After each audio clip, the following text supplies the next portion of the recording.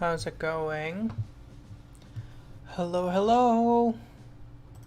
Whoever's in here, thank you very much for showing up. I see some new follows. Very exciting. Oops, the music kind of went down. I like the music. Last time I had some jazz, some sweet jazz playing in the background. This time I decided to go with some rock. I might eventually show up with some metal, some gent. What is up, Nox Realm? How's it going? What brings you here? I guess other than my Twitter and LinkedIn marketing and Discord. But that's pretty much it. I need to find new places to kind of talk about my live stream and everything.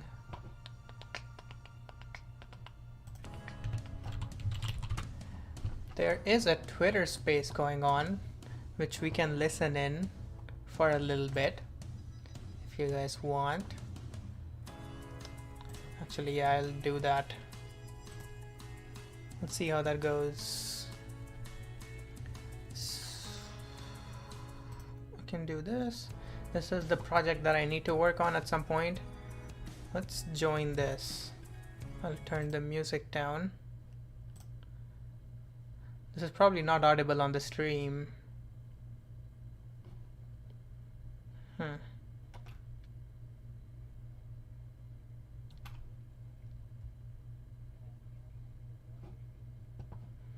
How do I make this music? Or sorry, the Twitter. Actually, it's kind of chaotic.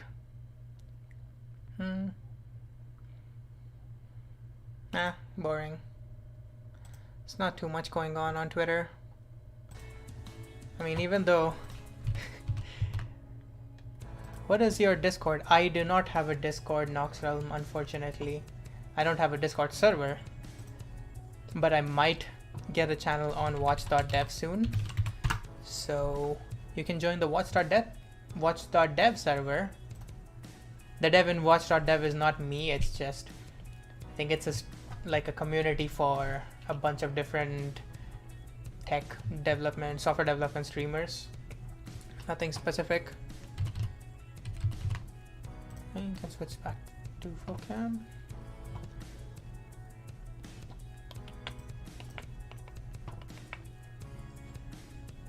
I mean, I might as well start working. So this is a project that uses the T3 stack. So it was built using Create T3 app. It uses gRPC, React, Next.js, everything, Prisma. Let's run this. And there are some issues with this that need to be fixed. This is called proto check.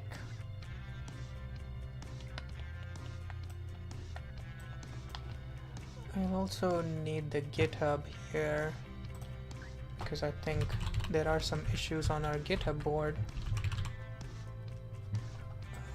Let's put this here for now.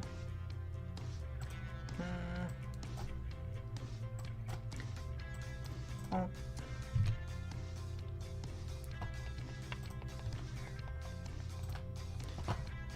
Make sure this is a little off screen. Perfect. This homepage looks terrible. So we're using Clerk for auth.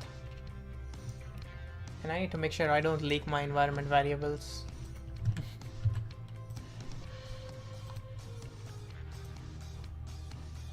Yeah, I don't... Everything should be in env, and as long as I don't open that, should be fine. But if I do, I'm kind of trusting chat, you guys, to let me know. I don't know code, to be honest. I'm just trying to expand my networking. Well, if you don't know code, what do you do?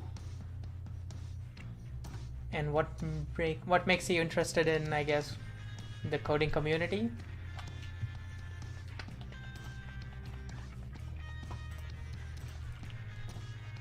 And if you don't do code, why not?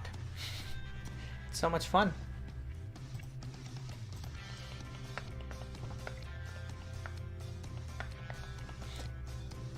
Okay, I should probably start trying to beatbox along with the song, because the music is playing as feedback, which means there is some lag between the music and between when the music is heard and between when my sound is heard. I'm probably doing a terrible job explaining it. Alright, so apparently just editing event information of an existing event and clicking submit will create a new event. Creates a new event, okay. Does not create new events, okay. So apparently creating new events is not working. Let's see why not.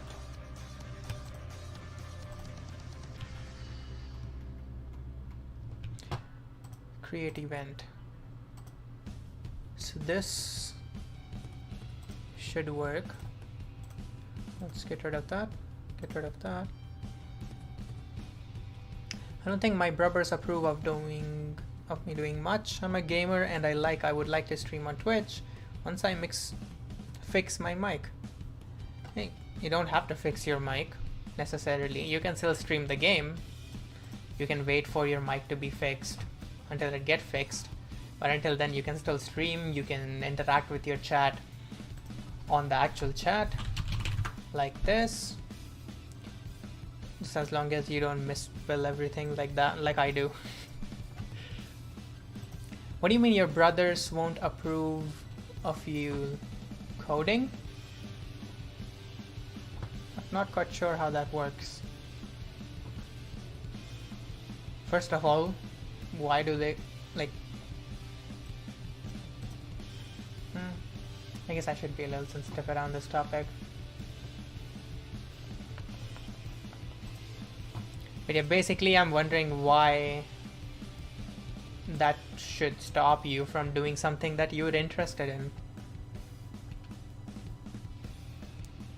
My brother didn't approve me of like ditching high school and doing coding, or like leaving my country to come to the US and study. Still did it.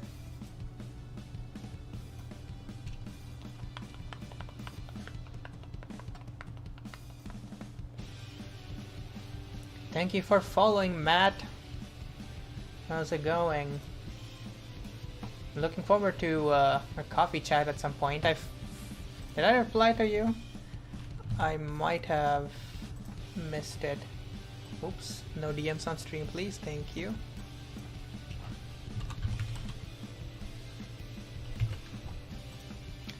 Oh, I forgot to respond to your last message, didn't I?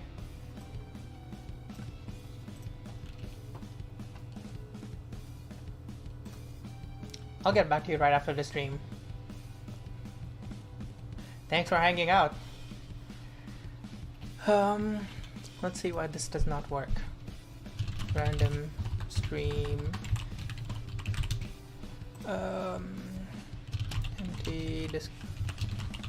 Empty description. I don't care what the start and end date are. Which, let me just select some random things. Okay. So the submit here should work. Let's pull up the console everywhere so that if something goes wrong we can see it.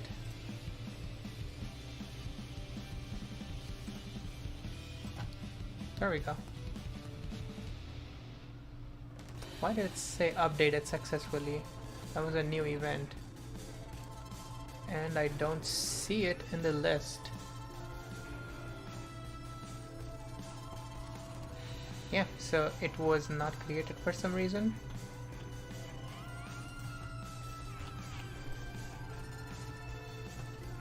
Is there an insert statement somewhere in here? I don't see it. But the fact that we got an event updated instead of event say or new event created, that is concerning. Let's see. Let's try to create another one. Random string. Let me just select something. Let me go to the event form. Oops. Oh my god. I am very much out of practice typing on a keyboard. Like ever since my last job, I haven't been doing as much programming as I would like to. So that kind of sucks. Form on submit, save event, props on save. Okay, so this is the form. This form right here. We're going to save the event, and we call the onSave hook that we get from the top. It's because the same form is used to create an the same form is used for creating an event and editing an existing event. I'm a cute puppy, I don't do stuff like that. I'm not a puppy, I'm a theoretical metaphysical student. Really? I would love to hear more about that. I am super interested in metaphysical stuff. I used to engage with metaphysical like YouTubers and content creators quite a bit before I started engaging with tech content creators. They're a lot of fun, and you can have like endless debates on everything because nothing makes sense and everything makes sense at the same time.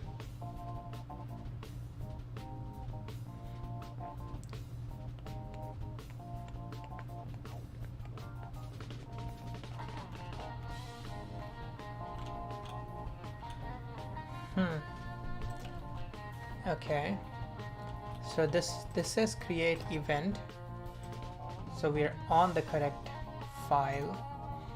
If I go to pages/app, what's this? Event/new,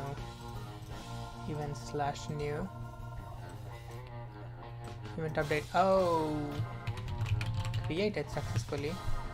All right, so that was that issue. Still doesn't solve the issue of why we didn't see it in the event list afterwards. So let's try to figure that out. Random stream, I selected a few things. It should be called random stream. Submit. Oh, there's a Zod error, which is completely skipped. That makes sense, because the mutation passes. Is there a try catch in here? It probably is. That's right.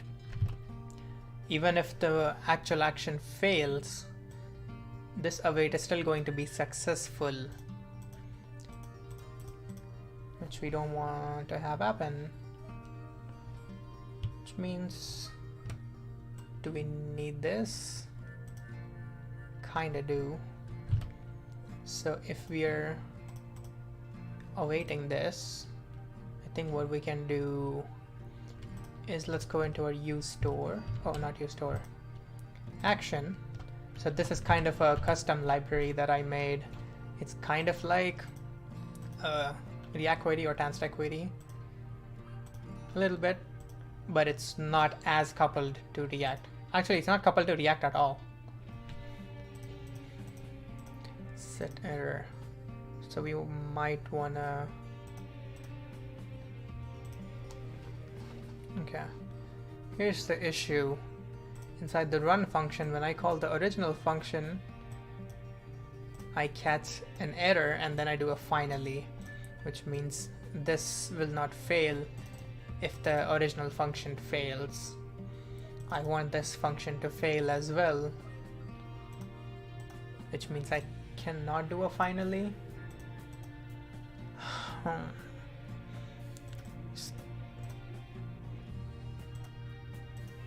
Callback. Am I using this callback anywhere? Let's see, where am I using this action? In a lot of places. Okay. Yeah, I am using this callback in some places. Probably shouldn't be. Yeah, this action doesn't really make a lot of sense anymore. It's not really the correct level of abstraction that I want. Why roll your own state management? So I was That's a very good question. I wanted to do a little bit of my own state management because I'm not a big fan of like React's patterns where everything re-renders and you have to put everything in like effects and memos. I kind of like RxJS and solid reactivity patterns where you have specific primitives, specific reactive stores where you put your information, and then you have other reactive stores like computed or side effects that individually subscribe, and like they don't run all the time. You don't have a dependency array. Instead, you just reactively listen to a specific data store. Bringing signals to React, I wish. It's pretty much not possible to do that.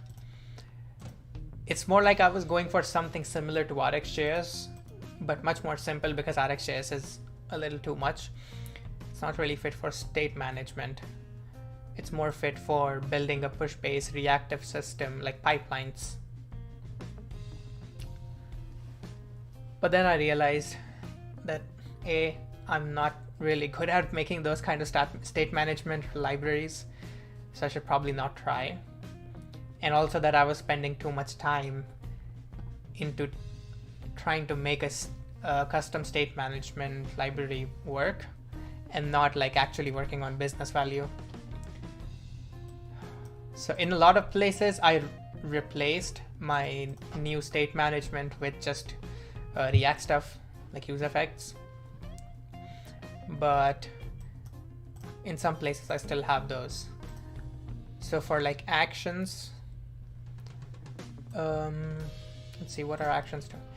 With actions, what's simply happening is that I have a function which is then wrapped into uStore, so I get all this all the nice stuff like loading states and everything, which I probably don't need to do.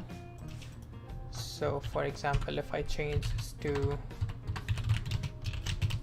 use mutation and use that instead, I feel that point, yeah. Ingest is a tool I've been digging into, which has replaced a lot of roll your own logic. Been guiding unnecessarily. Building unnecessary. What is ingest? This? Background jobs, crons, webhooks, reliable workflows. Yeah, this looks really interesting. I think I ran it. It has a purple link, which means I did check it out at some point. I need to look into this more. Not related to state management. Yeah, I suspected.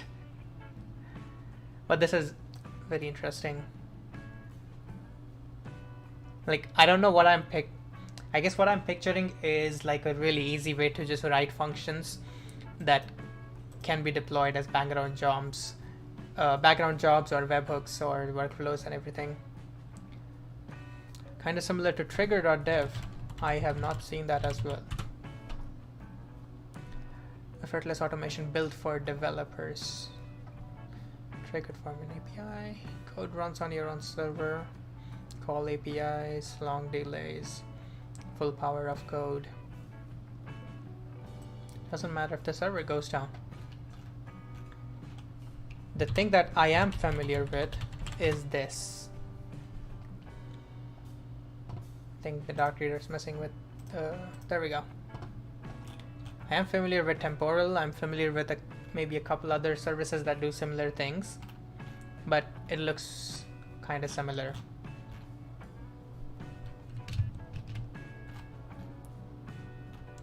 I'll need to check these out more seriously at some point.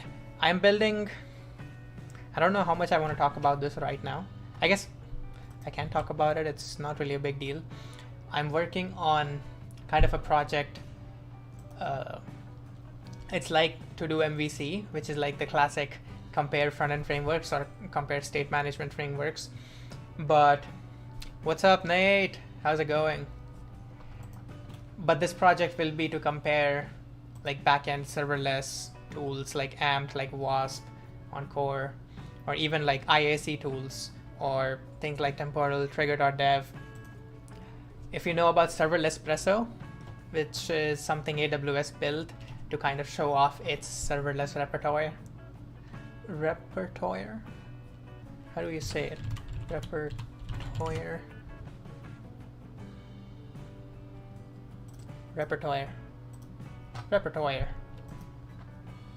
How do I?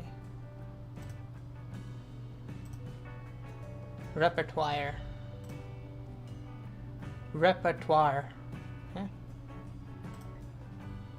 No, I don't want my mic. Repertoire, okay. There's serverless repertoire. That was the original purpose of Serverless Presso, but I think it can serve even more purposes, which is a pretty good comparison tool between all the different backend serverless tools. Your mic sounds great. What is going on? Great to see you talk without a fork. Yes. I'm not using the lav mic anymore. I am using this. Okay. Wait. Need to go full cam for this. I'm using this. It's a Rode something. I don't know what the name of this is. This was Theo's recommendation. It was a cheap upgrade. At some point I'll get a much better mic, much better lighting and everything. For now I just went for a cheap upgrade because I'm what's it called? Yeah, I don't have the money. I like the fork. The fork is for YouTube. The problem with the fork is that if I have something like this, I cannot code with just one hand. I use my left hand quite a bit.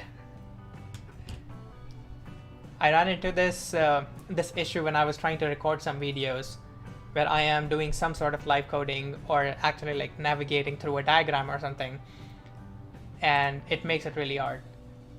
I think the fork stuff is good for like a little more higher production YouTube videos because I don't need to actively do something.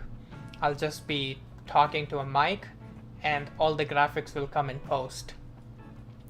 So I still have the fork. It's not going anywhere. But yeah, this event is not being created.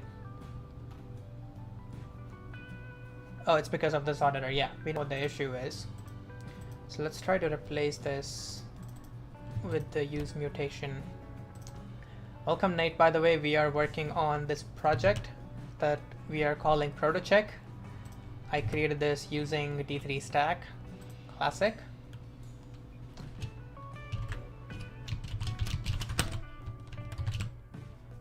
All right. I am using the version of TRPC, the native version of TRPC instead of the Next.js one here, because I wanted to do some custom validation. Should probably use like something like React Hook form for this, but save event. This should just give me all the is loading stuff.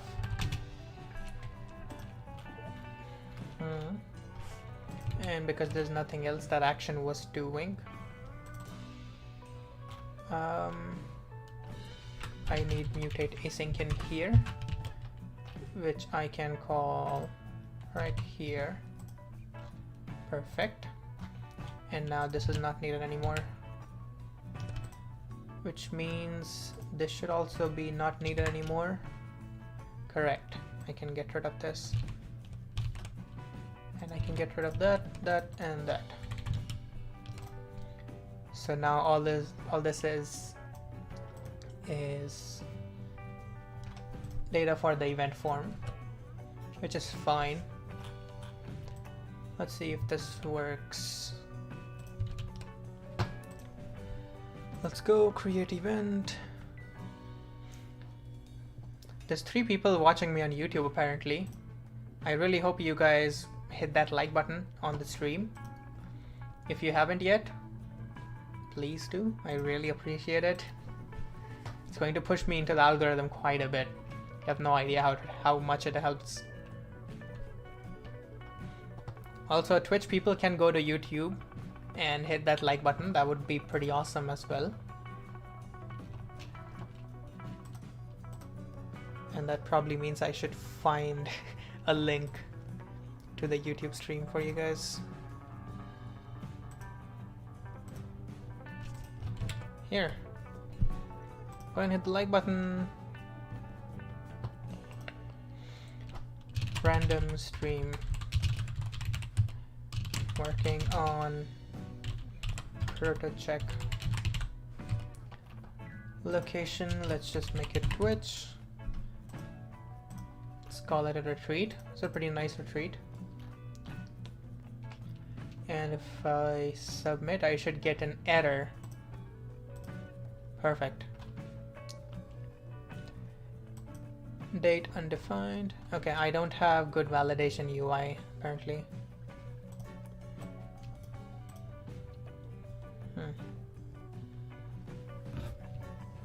Got a message. Did I? No, that was just a cloud thing.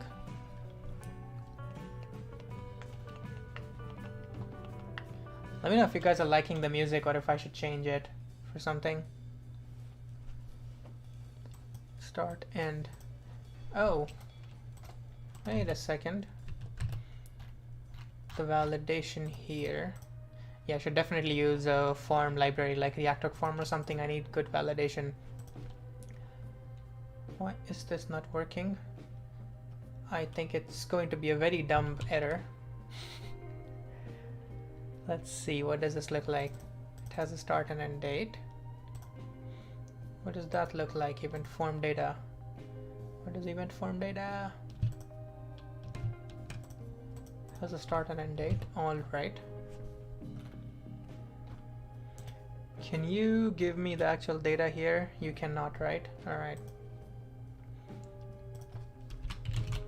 So let's just console.log event form. See what's wrong with this. Hot reloading. Still reloading. Thank you. And I'll submit. There we go. Huh, it does not have a start and end date by default for some reason.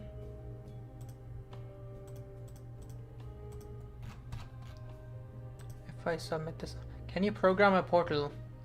What do you mean by a portal?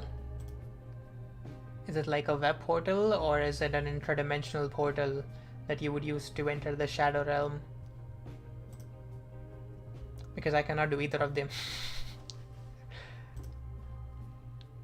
There we go. Okay, so that is a very interesting issue. The form is there, the input is there, but it didn't. It's not in the state. Console.log. I want to see the event form. Also, that reminds me I don't have to do this. I can just use that event form here. UI looks awesome. Thank you very much. This is not my work at all. Like, I implemented the UI, but this was designed in Figma by my partner, coworker, colleague. I mean, we're two people working on this project, so she's technically my partner, but she's not my like partner as in girlfriend. So colleague, teammate. I'll go with teammate. My teammate designed this on Figma, and this is like one of her first attempt at doing proper UI designing, UX designing. She's doing a banger job. What this app do? That is a very good question. Basically, it's a way for you to put all the information of an event you might be hosting, like let's say a retreat or a festival or a concert, and you can check all of these factors that apply to your event, and the app tells you what kind of like what policies, what standards you might need to adhere to, which means requesting some specific kind of support, making sure you have security personnel staffing, you have additional lighting, things like that. I get kind of sensitive over partner. Maybe. Yes, interdimensional. I don't really know how to do interdimensional portals. Unless you're just talking about a wormhole, which is when you tear into space and time so much. Thanks for hanging, Matt. See you soon. Yeah, I'll try my best to not forget to reply to you. Yeah, if you can, if you want to hang over this weekend, I'm free. We can do this weekend. Yeah, the interdimensional portal, I guess unless you're talking about like ripping a hole into space-time that's so big that you somehow like make a wormhole to a different side of space-time. Like a really massive black hole can probably do that. I have a degree in astronomy? I do not. I mean, unless you count reading like 2 or 3 random books or watching a bunch of random videos on YouTube. I wouldn't say it's a degree. I'm interested in astronomy. I definitely don't have a degree in it.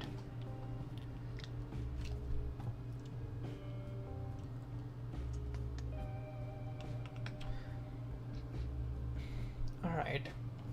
Let's see what's happening here. If I refresh. Interesting. So this has a default value, but it doesn't show up in this state. Like for the most part, it's not a problem because the default date is rarely what you want. But at least for testing purposes, I would love it if those default values also make it into the state. So this is what the value looks like. I think what we can do is do we want to do something like this? This is the default value, right?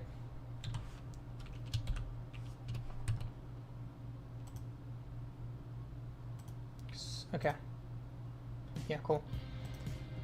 So I want to make this a day.js state, which means this goes in here.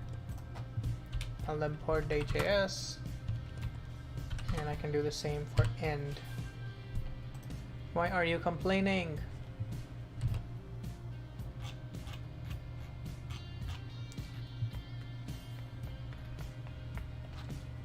Start and end date. It's fine for now. Oh, I guess so these don't need to be strings. These can just be new date.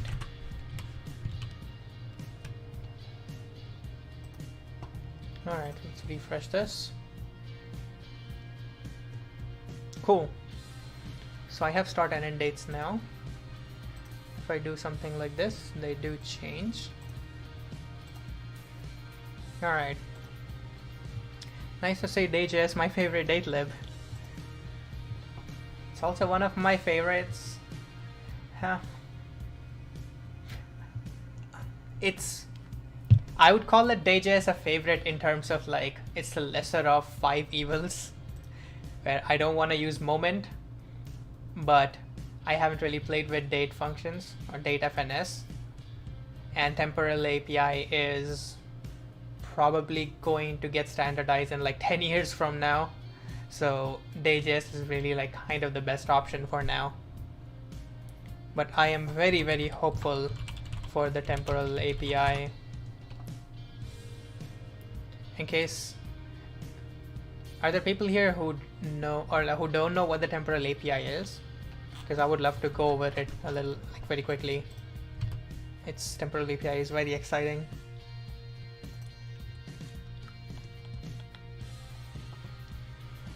Alright.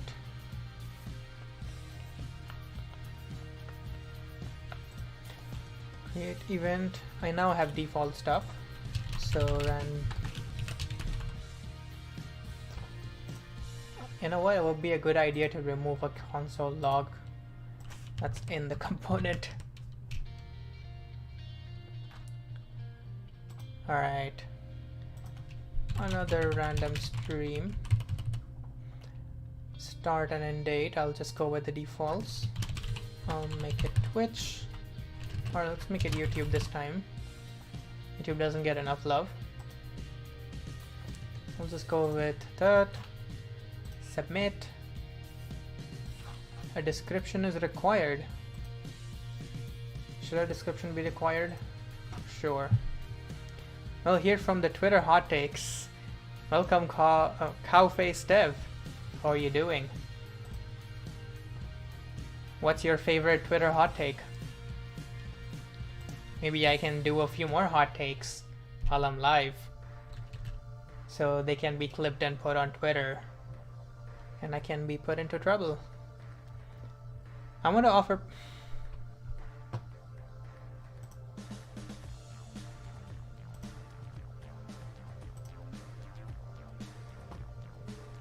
We got our first bot, yeah. That is an achievement. The name temporal sounds cool, like something interdimensional, and so I am excited for this API too. Yes, it is very interdimensional in the sense that the web standards are doing something very, very useful. Usually they live in a dimension where they don't care too much about what the community or what the developers are building. This is probably a very uncharitable interpretation of what the web standards team does, so there you go. My first hot take. The web standards team is shit. They're not, it's just very difficult to do web standards. Random description. Working. Okay, I think I noticed an issue there for a while, but it might have been just me pressing the page up button. Working on proto check data app. Let's go to submit this and even create it successfully. Now I do want the submit button to show that it's doing some work. So let's go back to create event for a second. Let me go to on submit and comment these out.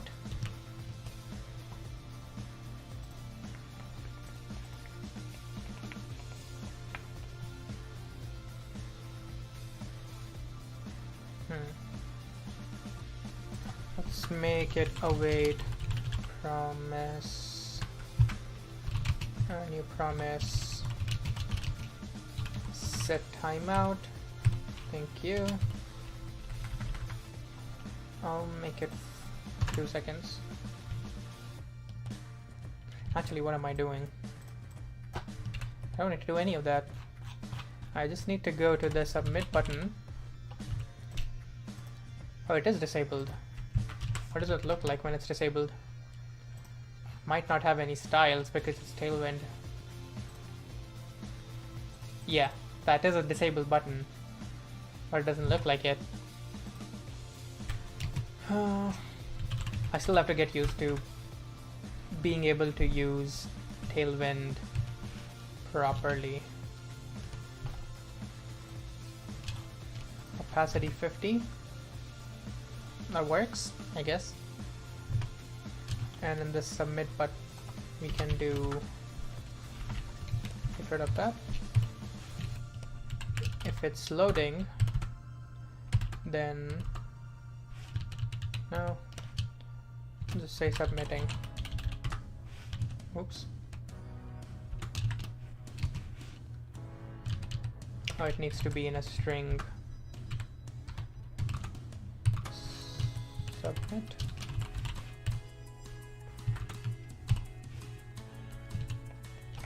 Yeah, I don't know why I complicated that so much with the multi-lines.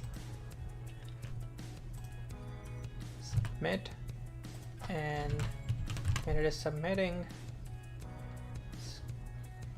You know what? I have a loading spinner. I should just use that. Why is it taking forever to auto reload?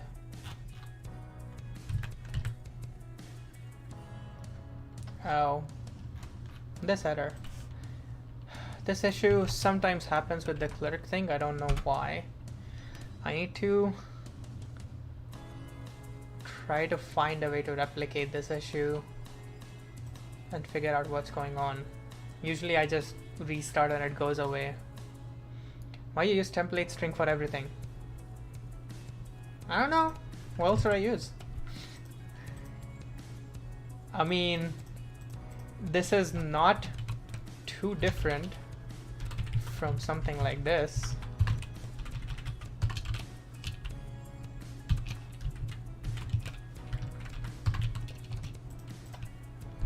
This is what you want me to use?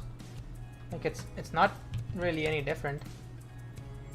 I guess this is better if I want to add any styles, if I want to make it into HTML.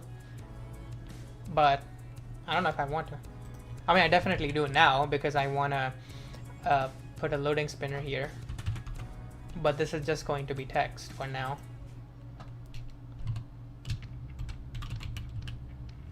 Loading status. Wait, that's not what I want. I want this loading. Let's import it from here. Let's see what it looks like. Great job, state management. Okay, it gets really big. Doesn't have the best colors.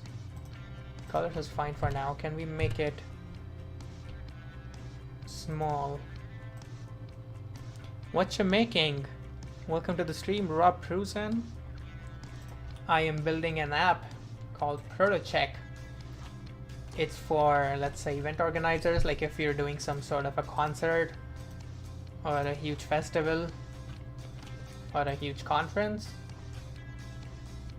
This app will theoretically save you a lot of time doing research on like security practices or risk management by automating all of that.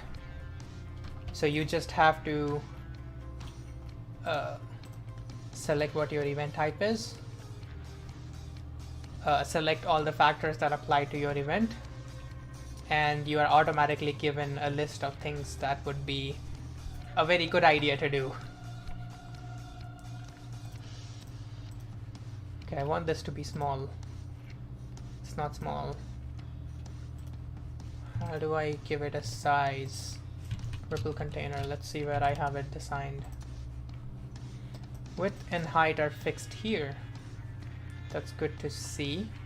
And the insides are just 100%, which means theoretically I can get rid of these two. And this should get either really big or really small. Yeah, it disappears. Perfect. Which means now I can go in here and give it a width. So let's say we give it width 10 and edge 10 for now.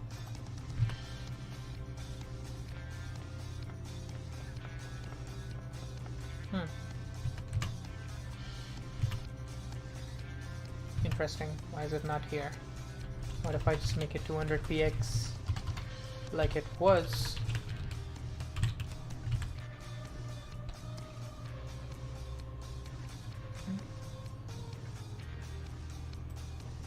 Okay. So it just needs to have a larger, needs to be big. If it's small, it might not be super noticeable apparently. Oh, it's just off on its location. Why?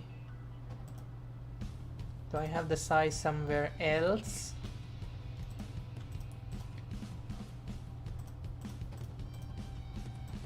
That's why. Probably. I don't want to mess with this too much. I think all I'm going to do for now, I can give it a scale, but that will not resize the button. So I'll just stick to submitting for now and add a loading spinner once we have a better loading spinner, a more flexible loading spinner. That looks better. Cool. So we can get rid of those. Perfect. Let's refresh and go through this. I want to automate this test in something like Cypress. Hello chat. How are you all doing? Let's make it a festival since we are here celebrating on a Friday night with nothing better to do.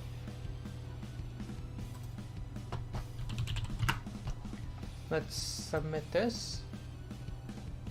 And it's expecting a location. Fair. I'm just quickly checking something off screen. Off stream.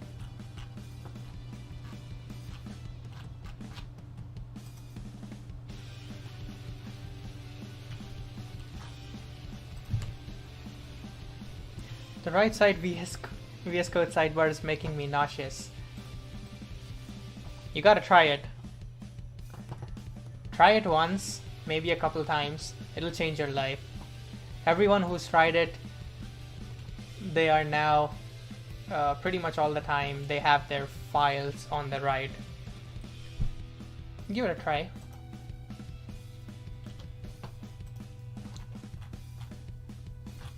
Alright, I have YouTube on the location. Submitting, and that works. It just takes a while to actually go to the next page. Never putting the files on the right side is zealot. I know. Is that a good word for heathen? Cannot imagine doing that. Alright, so events are being created now correctly. The issue that was put on GitHub should be fixed now. Let's make a commit. What do I have? Change that, and change that. So I'm just going to call it fixed issue number 8.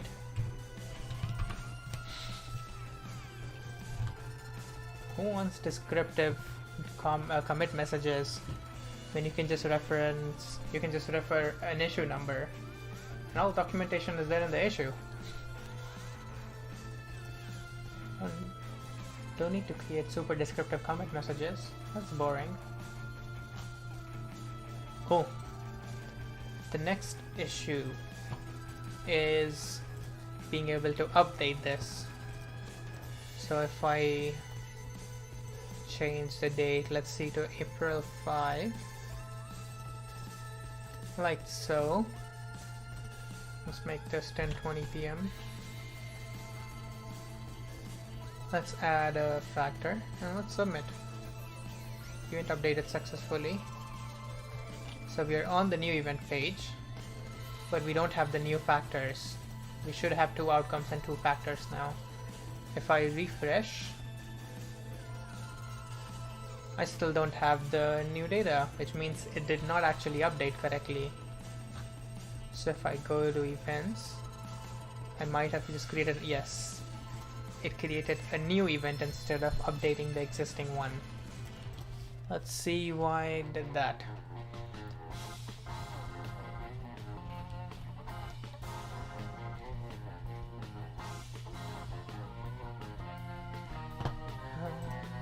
An idea.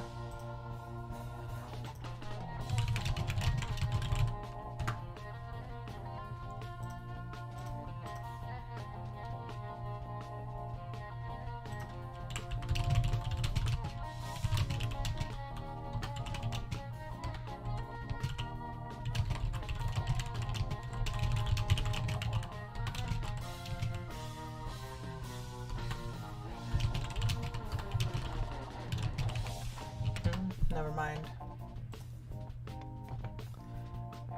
I am trying my best to understand. What are you trying to understand? Feel free to throw any questions so that I can try to explain more for any specific thing.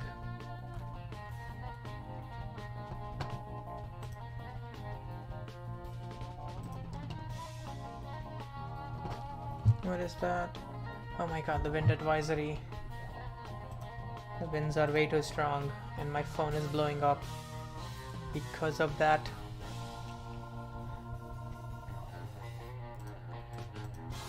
Alright, so we run this mutation both when we are creating a new event and we are editing an existing one. When we are editing an existing event, I am expecting the event form to have an ID. Oh, is this getting rid of the ID? That is possible. Let's console.log event and see if this validation is somehow just throwing the ID away. So let's edit. Let's make this kick and let's submit. Oh no, it has an ID. If it has an ID, and that seems like the same ID, so it should not. Alright, instead let's go to our procedure. Does this have an ID? It's possible that this validation here is throwing away the ID that we are expecting from the input. Actually, why does this not have an ID? Fuck. Console.log. Let's just get the whole event here.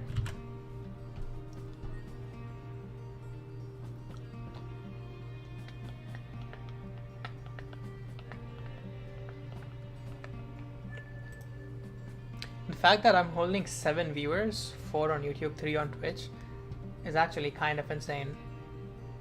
I don't think I usually don't expect, or most streamers probably don't expect like 5 viewers on their first 2 or 3 streams. So thanks a lot for hanging out here. If I do happen to get big at some point, you guys will be the OGs.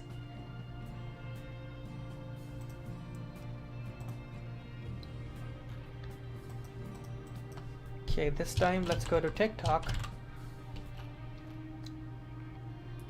and submit. Let's see what's happening here on this server. Yeah, it's getting rid of the ID. Come on, bro, I need the ID.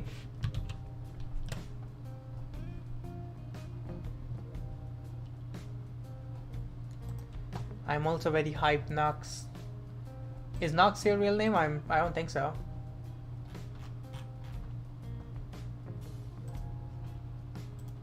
But I guess is Nox your preferred name? Should I just call you Nox? Or is there something else that you prefer?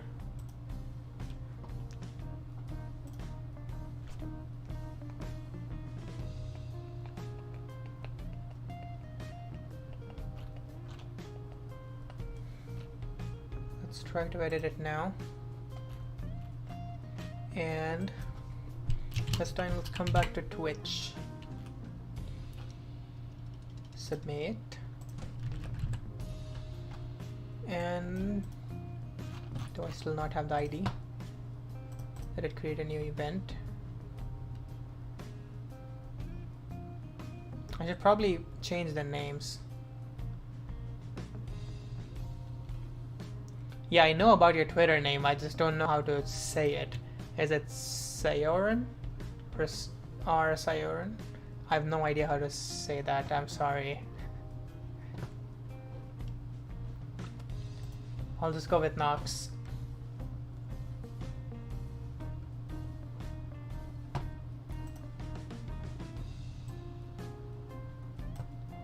I did recognize you from Twitter, by the way.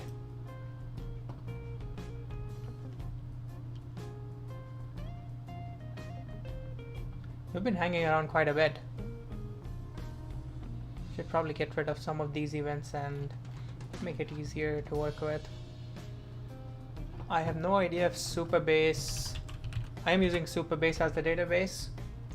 I know, I'm not using PlanetScale yet. I'll get there maybe soon. Or probably never. I like PlanetScale. I just at some point want the ability to self-host this app, because there might be some people who want to use this who are paranoid about like information security and want everything to be in their own like servers and everything, if they have any. Which is why I'm sticking to Supabase right now, because I can self-host just good old Postgres, but I'm not so much sure about PlanetScale. Categories, events. Actually, it's because the SQL database, it's going to take forever to try to delete, so I'm just going to not bother for now. At some point I'll just get rid of everything, because we have a presentation to do with this on Monday, which I'm super excited about. Create is working fine, and edit is still not working fine.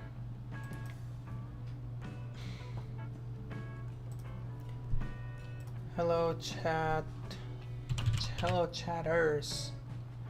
It should be on Twitch. Submit. Hello chat. Yeah, it did not change. This ID ends with 96. And if I see hello chatters anywhere, this is a new event. I did not get the ID. Why is that happening?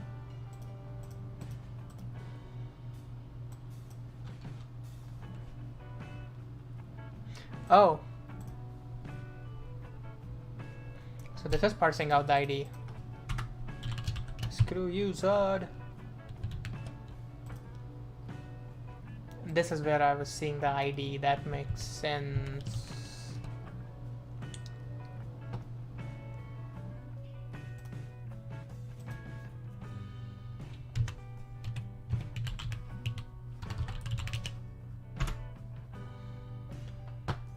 Oops.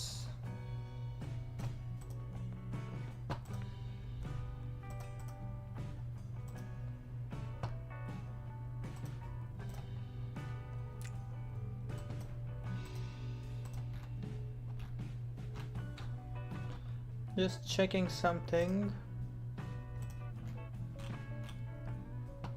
Oh, looks like Jacob is streaming. Pretty nice. Did you just log me out randomly?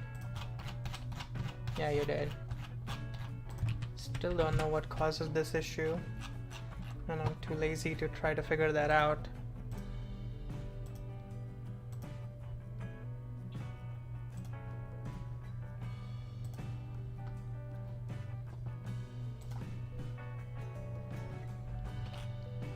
All right. Events. And I should have it fixed now. So if I edit this, I should not have a new event that's called hello chatters. Blah blah blah. Submit.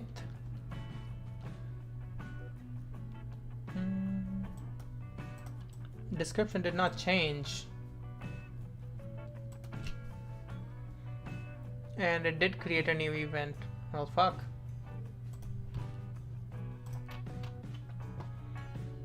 There's the ID there. It is the ID of the old event. And here on the back end, I also have the ID.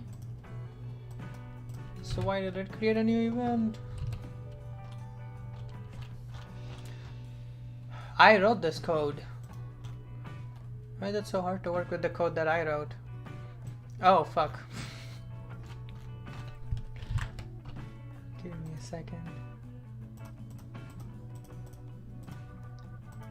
Wow.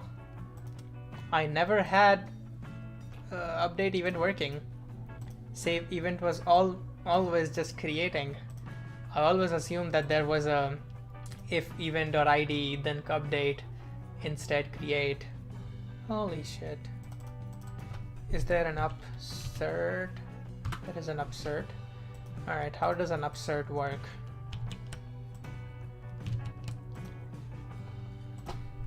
Prisma upsert.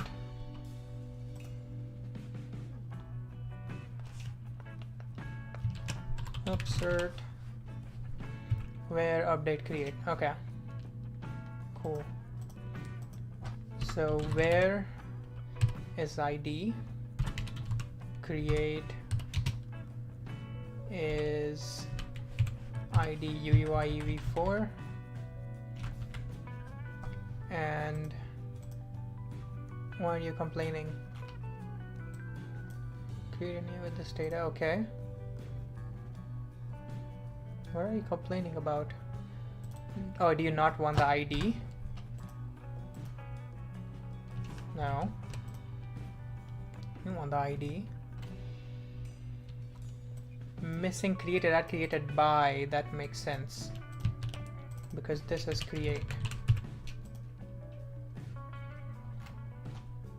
And you want an update. And in the update, I just have all of this, I guess. I don't need to update that, don't need to update that. Factors and outcomes. Yeah, I think that's it. I once sent you an email for an inquiry regarding code but never got an reply. What email did you send that to? I check my email pretty much every day.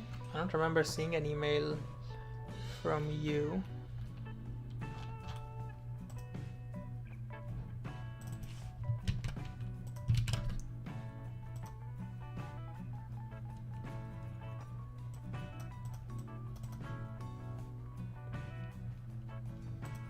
Oh, never mind, I see it. Yeah, I did see this email. Okay. I thought this email was sent to be my mistake. Like, this email has nothing about coding. It's like redistribute resources. I have no idea what that is. Are you sure you sent it to the right person?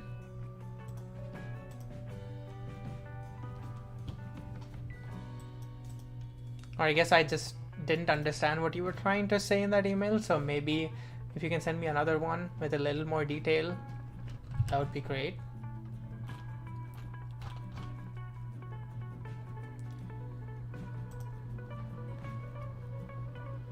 So we have our upsert working. We have both of these. Let's save and see if this works.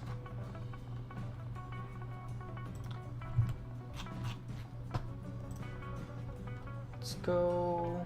Hello, chatters.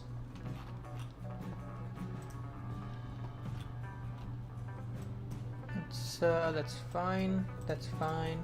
Let's add a couple more factors. Submit. Awesome. So something worked, but clearly there's some issues going on. Don't want the factors to appear multiple times. I would like to chat with you if you ever come to Miami. Well, I'm going to Miami in less than a month. I'll be in Miami for this conference here, React Miami, April 2021. So if you're at this conference, hit me up.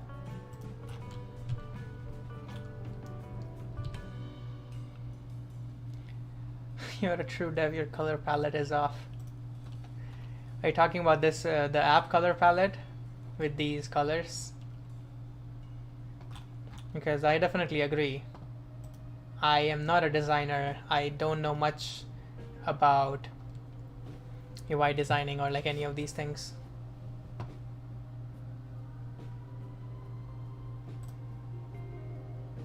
And the color palette that we do have, this gray, these three grayish colors, these were not created by me, which is why they look good. The red and green were chosen by me, which is why they don't look good. All of them? Oh no. Well, what do you suggest? We can use some UX experts on this.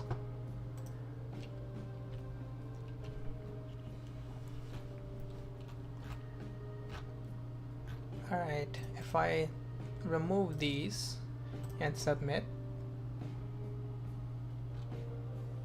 Wait, it went to created? What? Oh. When we go to create event, it retains all the data, which means we need to clear it every time we hit that page. So let's go to new. We have on save here. What I need to do is run a use effect.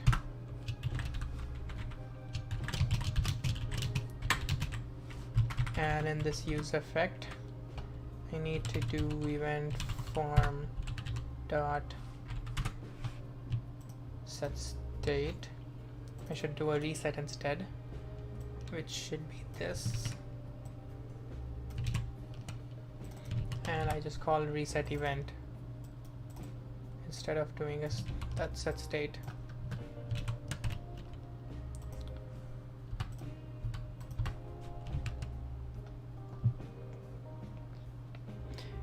It's just a way you make the layout. It's clear you don't know how to do UI. I'm also like that. I know how to make it simple and functional, but not pretty and modern. I would love to help, but I just don't know it as well. You're absolutely right. I don't know how to do UI, and most of this UI was designed. Actually, a lot of this was designed by me, but a very initial, like, primitive version with very different colors. Like this form, this is like me, but then my teammate did like a big UI overhaul. Like the basics form, those are still my designs, but the color palette, these panels, these colors and everything, that's all her. And I think that's probably why it doesn't look good, because she based it a lot off of what I built, what I designed. So yeah, we're both very new to UX, which is why it doesn't look the best. Yeah, thanks for catching that and letting me know. Like you definitely know more about UI than I do, a lot more, which is great. All right, what do we got? We have reset event, which means if I go somewhere else and come back here, it does not refresh, because I probably didn't save something.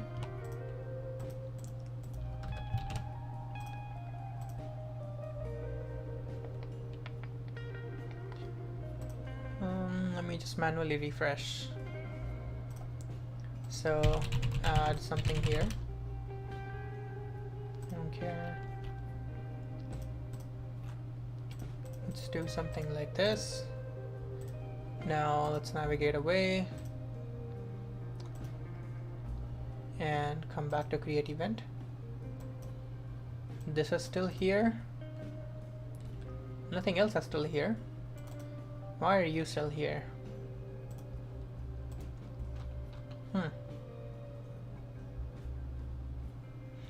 I have a first very clear pointer. The WYSIWYG is way off, making the rounding similar to the background. It's too bright, make it more gray. Yes, this is very off because I didn't feel like digging into how to customize the UI for this yet. We're using TinyMCE, Tiny Cloud. And it doesn't have the best documentation. It doesn't really have great documentation on how to customize the colors and everything. so I didn't bother with it. It's the same with the clerk stuff. I haven't customized the UI to look more like what we're trying to do yet.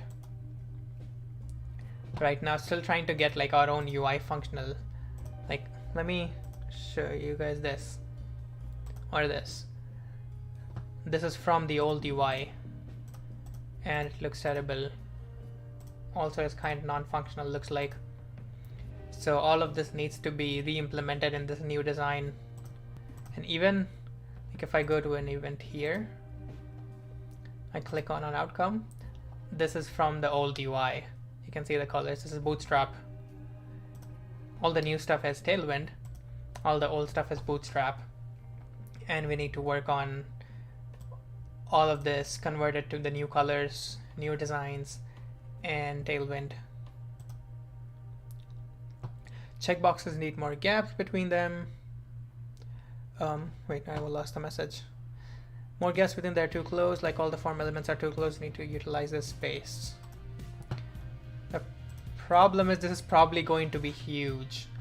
Like this is a very charitable and very simplified version of this. And this is in the long term, this won't even just be checkboxes. This will be a lot more complex, nested. The checkboxes is like, it's a very preliminary version, which is why we're not investing too much time into this, because we don't even know if there's going to be checkboxes for long. Place the labels create event to the top of the elements, not left of them. You mean this one? What do you mean left of them? Like, is it left aligned or? Not fully sure what you mean there.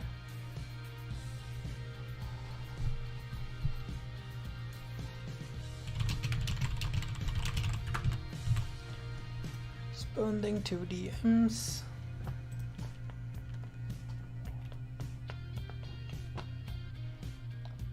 Oh, the music keeps it's playing on loop. That's nice. I really hope that Twitch WAD doesn't get muted because of this music. The one saying title description. Oh, these. Yeah, I get what you mean. Yeah. Yeah, I can put it on top here. This is like, again, a very primitive UI. This is not a super serious project or a product that we are building right now, which is why we are fine with a little bit of like weirdish UI, because this is going to evolve a lot over like the next year. The trolls on Twitter Algo repo are really funny. Yes. How's that going? Let's give it a watch. 137 issues. Wow. I was expecting like thousands of issues or something. What is happening? How are there so few issues and PRs here? God damn. Are they like actively deleting stuff?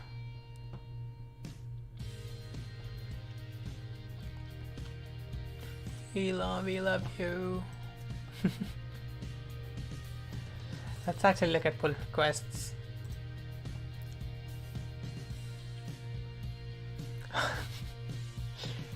Do I want to open this on stream?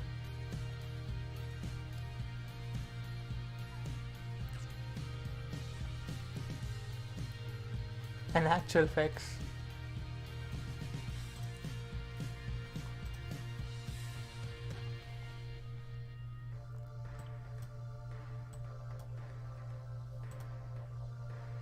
Wow. I don't think there's any way for us to figure out. Wait, contributor license agreement? Damn. What does a license agreement look like?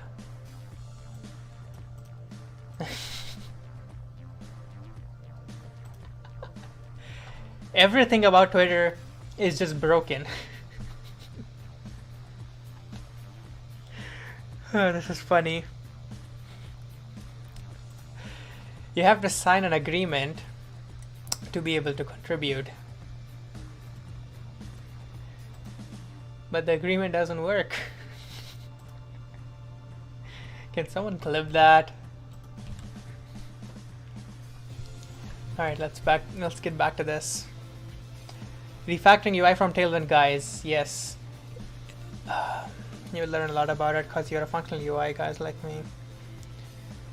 Yes. It's just a huge time investment. And I'm not sure I have enough time to like invest into something like a whole new book, a whole new course. At least until like I graduate from college. Once I get out of college, I hope that I have more time to do stuff.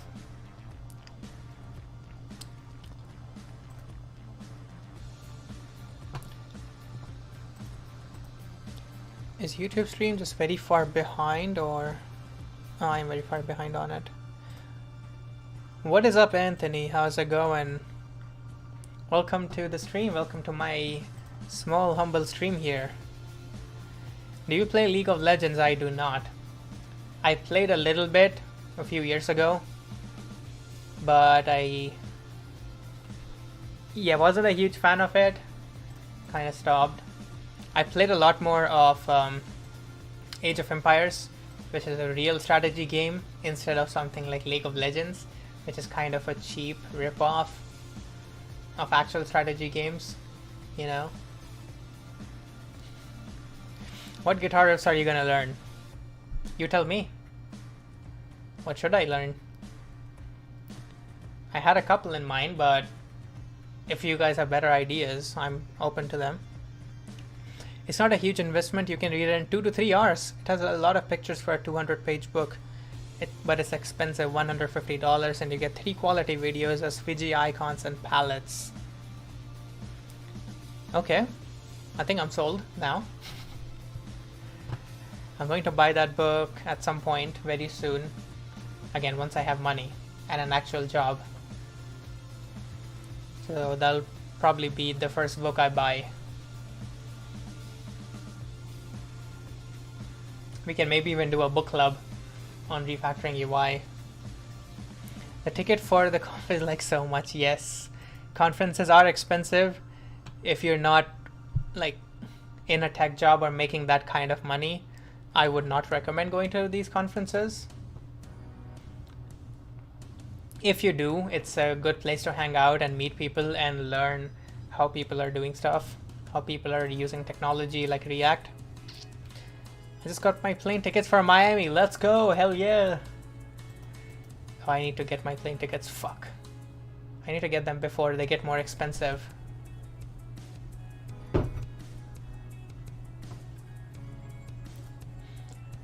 I should buy them like tonight, but I'm a little too lazy. That's about it, and chat with cool people.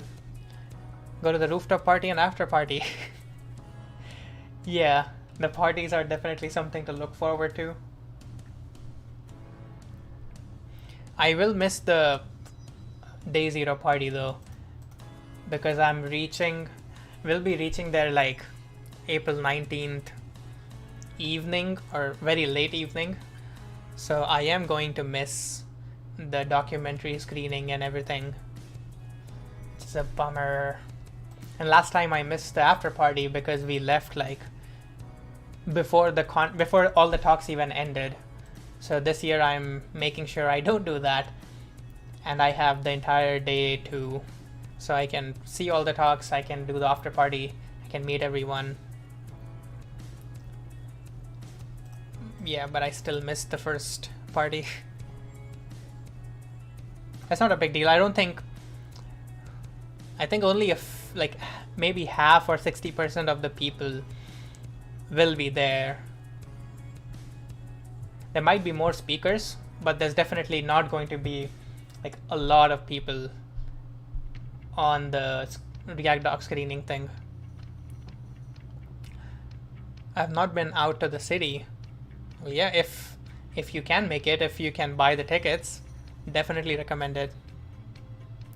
We should start a book club, definitely. I just bought Professional JavaScript for Developers, got it for $10 with shipping. Damn. Read like 30 pages so far and I feel like got like 10x value already. That is awesome. Books are kind of underrated, even by me.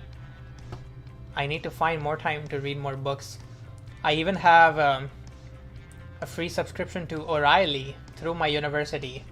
So I have free access to all these O'Reilly books for like, or I guess I've had free access to O'Reilly books for 5 years and I haven't used those.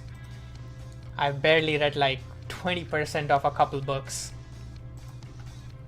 I need to spend so much more time reading books and learning something actually. I haven't read a book in years, lol. I'll know, right?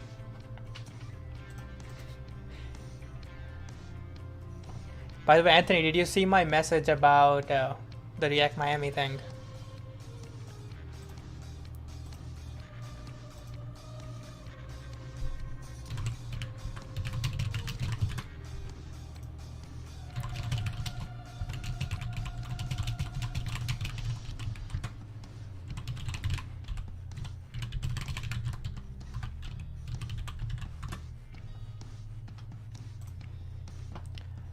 Can do whatever.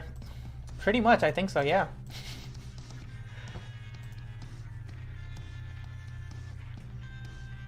Only buy from people that actually been there, done that. Yes, definitely agree to that. Not the theoretical guys. I read books by Taylor guys, the guys I mentioned work for Yahoo, etc. So when you say not the theoretical guys, who do you have in mind? Are there any specific books that you're thinking of or specific authors? We can chat this weekend and brainstorm ideas. Hell yeah. What is the conference about? It's about React that I'm using right here. And things around it like React Native, like TypeScript, whatever.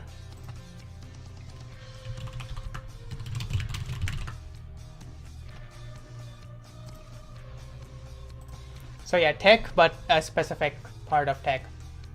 A specific part of tech that is web development, and then a specific part of web development that is React. Although it is inside a much bigger conference called Emerge, which is kind of like a startup incubator for whatever. Might need to meet up developers for my brother's tech projects. Sounds amazing. If you check out the speakers, you can see the companies represented, yes.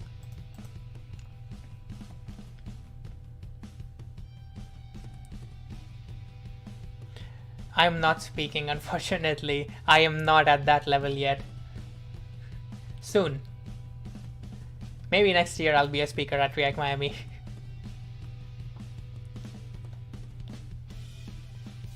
Theoretical guys like academics, that makes sense, yes. I am in a university right now and there are people teaching Java using NetBeans and like XML and HTML with like validation and stuff. It is so fucking outdated. JavaScript Jam and Edgeo are on sponsors list. Let's go. Let's go. Did I say let's go? I think I did.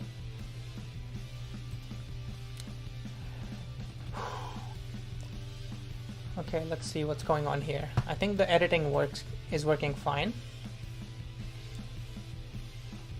We go to create event. Let's add some random stuff. Let's navigate away. Let's come back to create event. Again, this is still here, but nothing else is. The fuck is happening? Let's go to event form.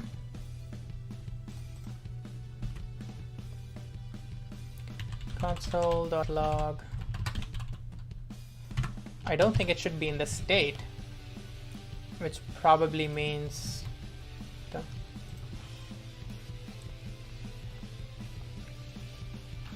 if it's not in the state, it probably means that this is an uncontrolled.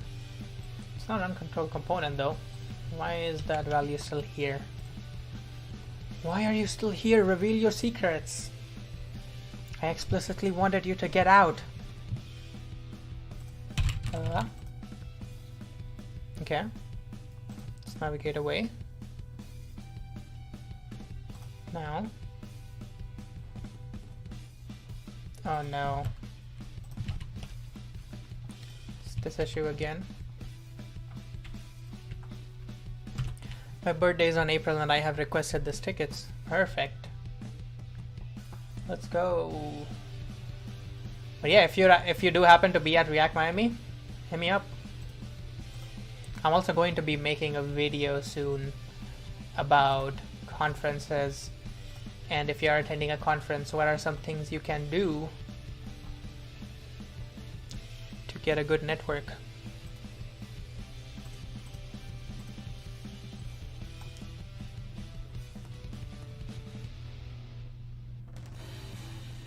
Okay.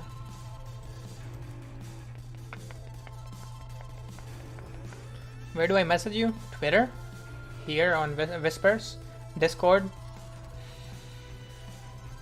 You can send an email. I kind of prefer the Twitter DMs, but yeah, email also works.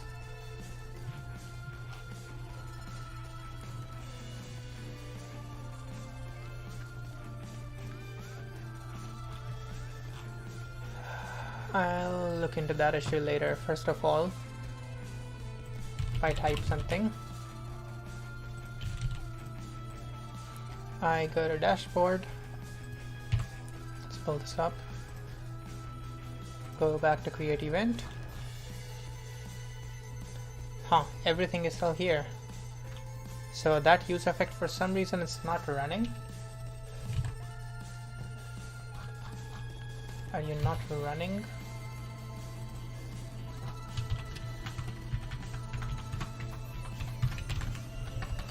Console.log resetting event. Oh no. The auto import is very useful, but sometimes if it cannot catch up, damn. I don't know if I should continue using the feedback or not. Anyways, let's give it a refresh. It's a good old refresh in the boots.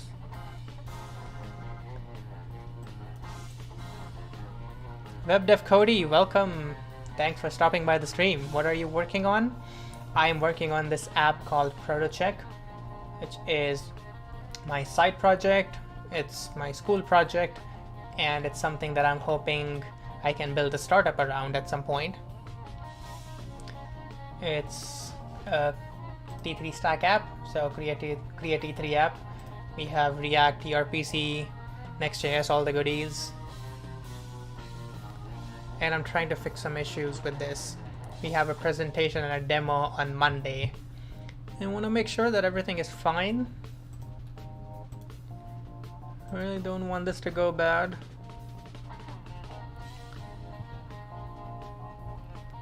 Yeah, thanks for stopping by.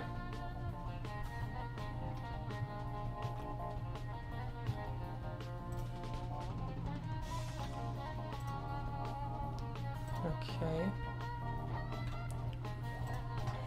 Follow chatters. And if I go to a different page, that's fine. If I go back to create event, I am expecting this to happen.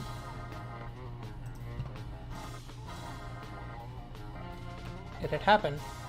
It did happen. And it did successfully reset. So my form state only has a date now. Which means my form state does not have a name, but my form has a name.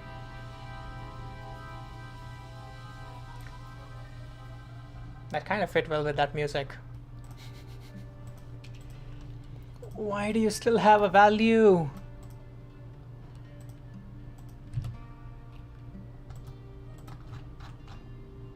It's somehow caching this.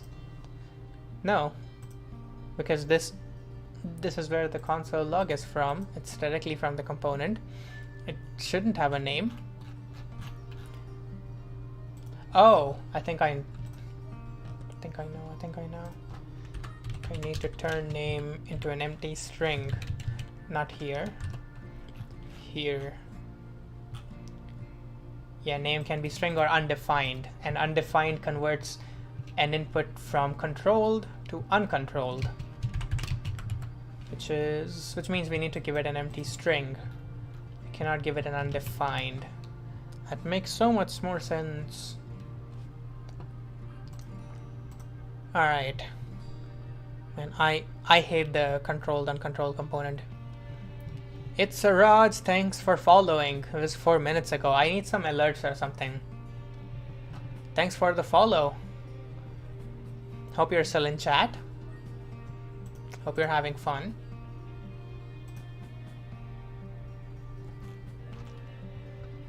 This is a Friday night, which is like the best time to do nerdy shit.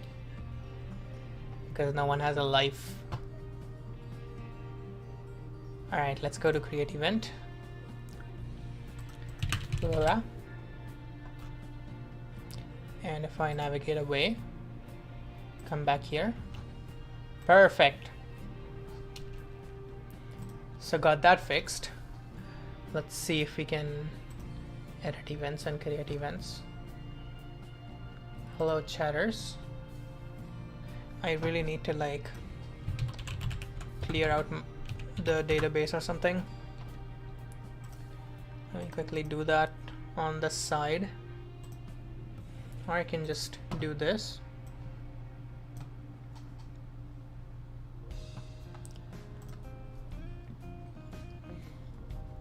All right, database events.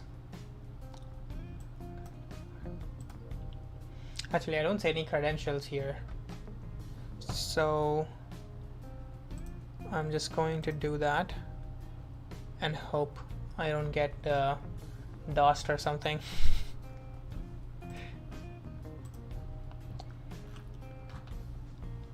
Okay, can I just do a control, this and delete 23 rows?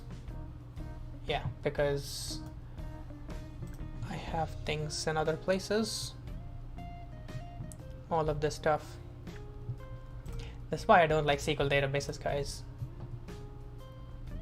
This is one of the very few. No, this is one of the many reasons why I don't like SQL. Let's delete. Wait, what is this? This is event types. No, I don't want to delete that. Event type ID. I don't want to delete that. I want to delete this. Oh no, not export. Delete. Perfect. Nothing here. Now can I delete these? No. Event factors, event ID, event factors. Okay. Oh yeah, event factors. I should delete that.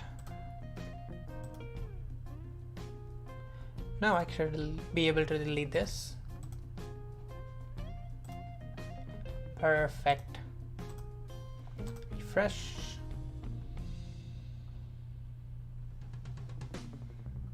Oh, there should probably be a photo 4.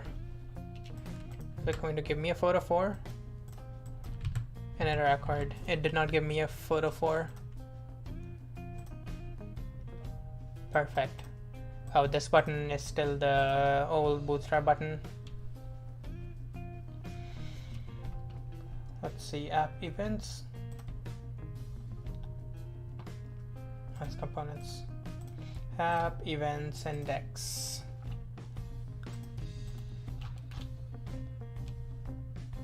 I don't see Bootstrap here.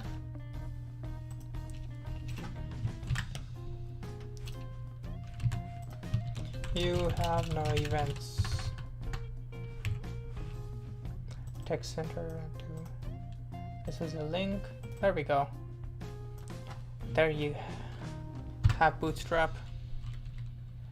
So I need to make this a regular button.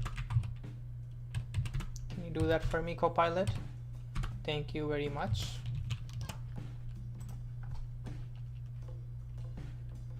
Come on, HMR, do your magic.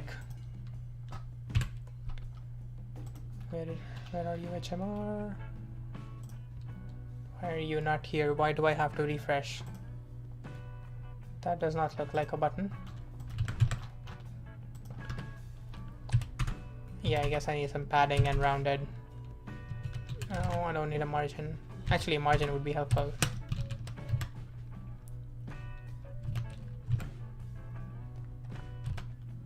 Okay. HMR is actually broken.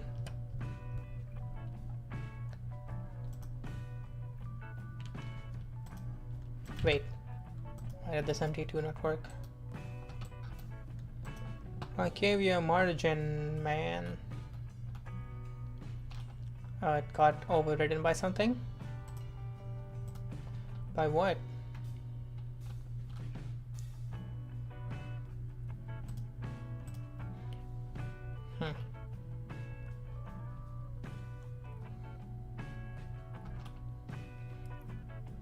Is it?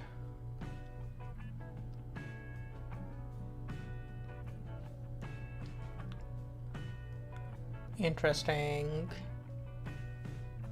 Is it because it's an A? It cannot have a margin? That would suck.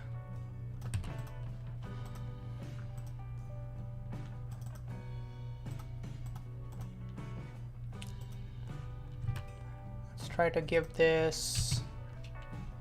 Actually, let's make it a flex box.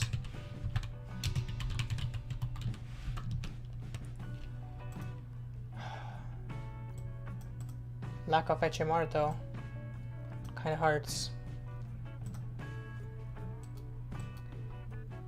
Because see, I don't think the flex applied. It did not. And if I refresh it, yeah, now the flex applied. Alright, no flex. Rid of that. Let's add a few more BRs. Is this how everyone does web dev? Right? You guys don't bother with like margins and stuff, right? You just throw in some BRs. You don't have to lie here. See, that works perfectly.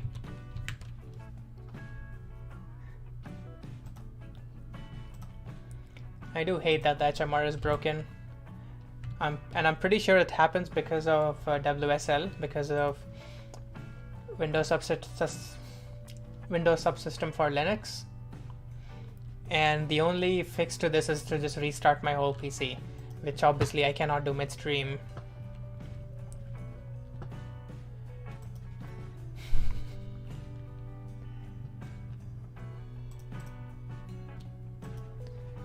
Jenk says yes. Is that how you say your name? Jenk? G-J-E-N-K. Genk? Jenk? Should be one of those. Alright. Let's create an event. Hello world. Random test description.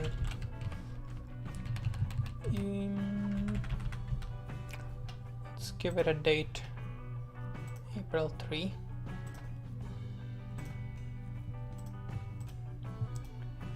Before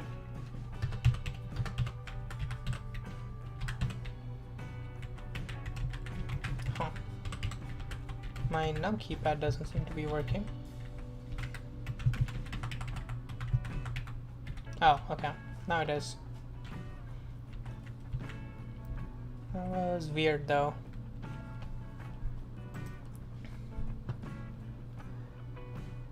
Java Pro Helper 9000, that's an amazing name. I'm more of an MT 10 rem type of guy instead of BR spam. We tried MT. It just wasn't working. If you can help me debug that, that would be amazing. Oh, I need to have a location. Teams. We're using Microsoft Teams, unfortunately.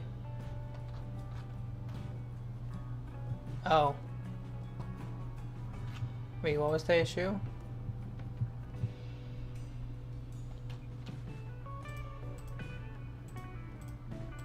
I have an event ID right here. Why are you complaining?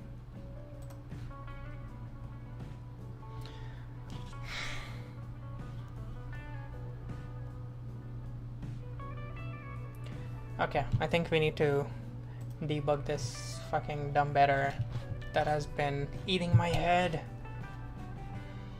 for I don't know how many days.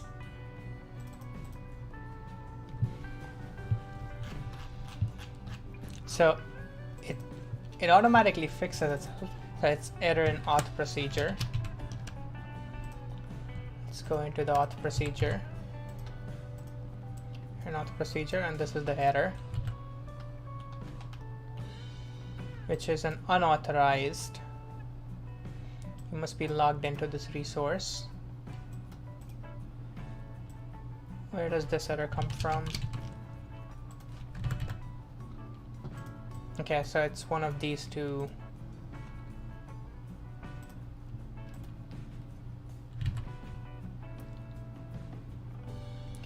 Must be logged into this resource. Authorized, which means the user ID is not there or the user is not there. Which means let's console log user ID. Let's also put the auth object in here, ctx.auth, and here I can console.log user, and by that I mean Copilot can, yeah, there we go, Copilot.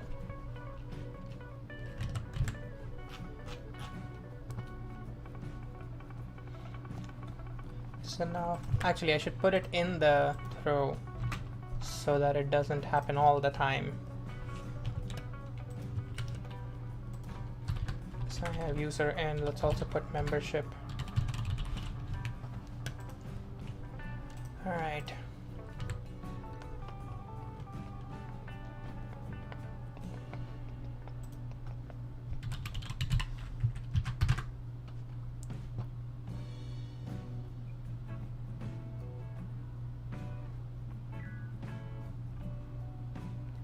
Just checking something off stream.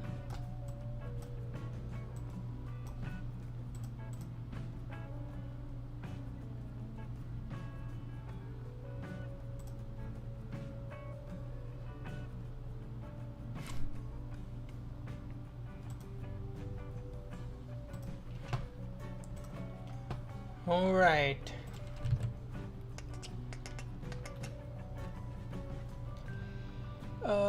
What did I want it to do? Okay, it is working now. Refresh. I should let that run maybe. How are you guys doing? Chat. Say something. All right, some timeouts happening again. There we go. These are the errors that we wanted to see. User ID null. Everything in the auth object seems to be null because the user ID is null. Why is the user ID null? No idea. Let's see. We're setting the user ID, or we're setting the auth right here, which means this create context inner, or at least this get auth maybe. Seems to be bugging out. So if user ID is null, it throws this error here. Now why is the user ID null? We know that's an issue. We can get rid of these console logs.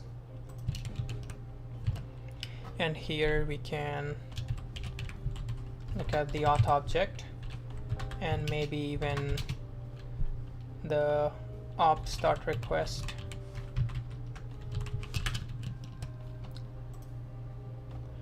So this should be trying to get the auth. This is just putting Prisma in here, which I probably shouldn't need to do. I can just do this and get rid of this function.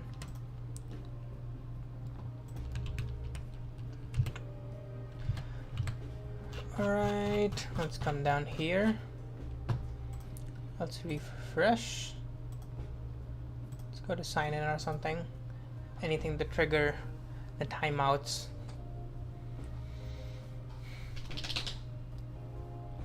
I should grab, okay, this is running. I should grab my guitar and keep it here. So whenever there's downtime, I can pick it up and start playing something. Alright, nothing happened. Let's go to /app. Let's go to /app/events. Because why not?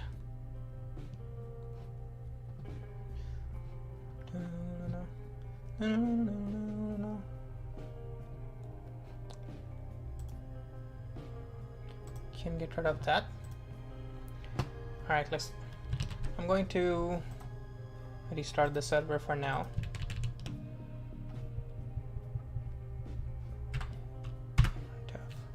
And while that's running, let me just grab the guitar.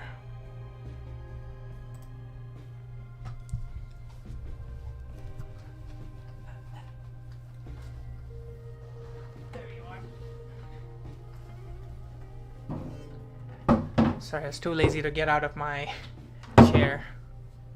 Oops, it's too loud.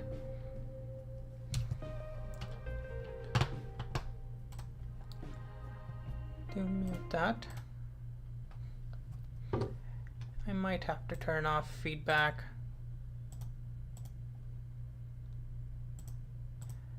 Like that. If this is too loud, let me know, because I have no idea. I just turned off the audio feedback.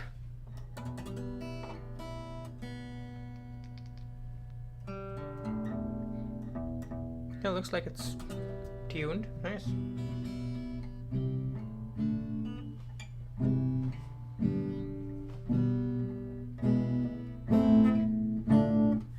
Alright. So I'll just keep it right here and use it whenever we have downtime. Let's go. Can come back here. What do we got? Create event. And we're getting the auth every time. I don't want it every time though. I'll just keep it there, that's fine.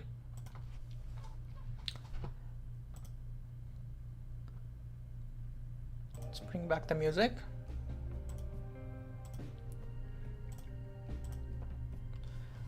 Just my chair.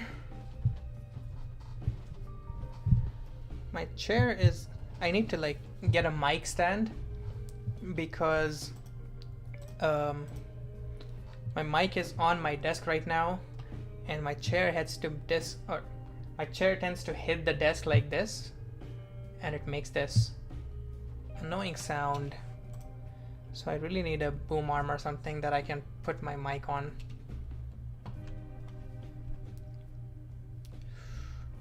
My wrist. Alright, what are we doing here?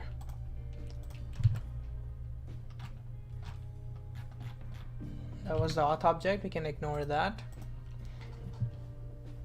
I wanna create an event. Hello world. Let's say, I don't know. What up, Nexel? Welcome to the stream. How you doing? We are using your creation here. This is an app that we built, or I guess I built, using Create T3 app. The UI is terrible because I am not good at UI and my colleague is definitely, actually my teammate is definitely much better at UI than I am. But unfortunately she based a lot of the UI on what I designed initially, so it looks bad. What is it? This is an app called ProtoCheck. I'm probably going to have like a video talking about what this is soon. We're giving a demo on Monday. I'm hoping I can record the demo and then put it up on YouTube. Basically, it's an app for like event organizers. Like if you're doing a festival, if you're doing a concert, you can come in here and describe what your event is. You can select these factors that apply to your event, and then the app will tell you what you need to do in terms of like good practices or security things or risk management, and like reports, getting permission. Like if I say I have changes as in estimated crowd size, I would need to modify my staffing, request ADL support. I would need to ensure that I'm monitoring the weather and making any changes to my plans if something goes wrong with the weather, things like that.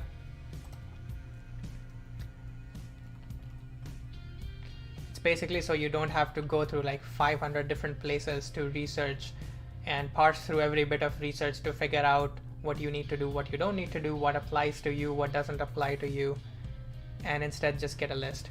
Looks like Bootstrap. Yes, because I did use Bootstrap for the initial version because I just wanted to get something out.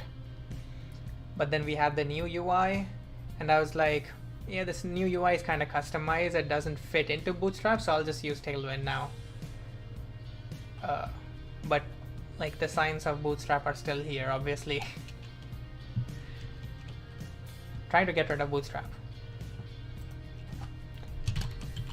Let's submit.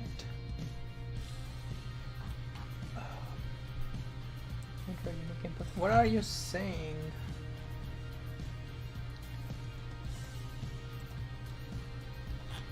I have everything here. At least I think so.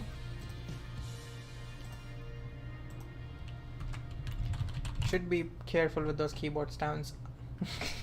Are you referring to that thing that can listen to like keyboard sounds and figure out what keystrokes you're pressing? Because I'm not even like typing anything sensitive here. I'm still running on Bootstrap 3. At least move to 5.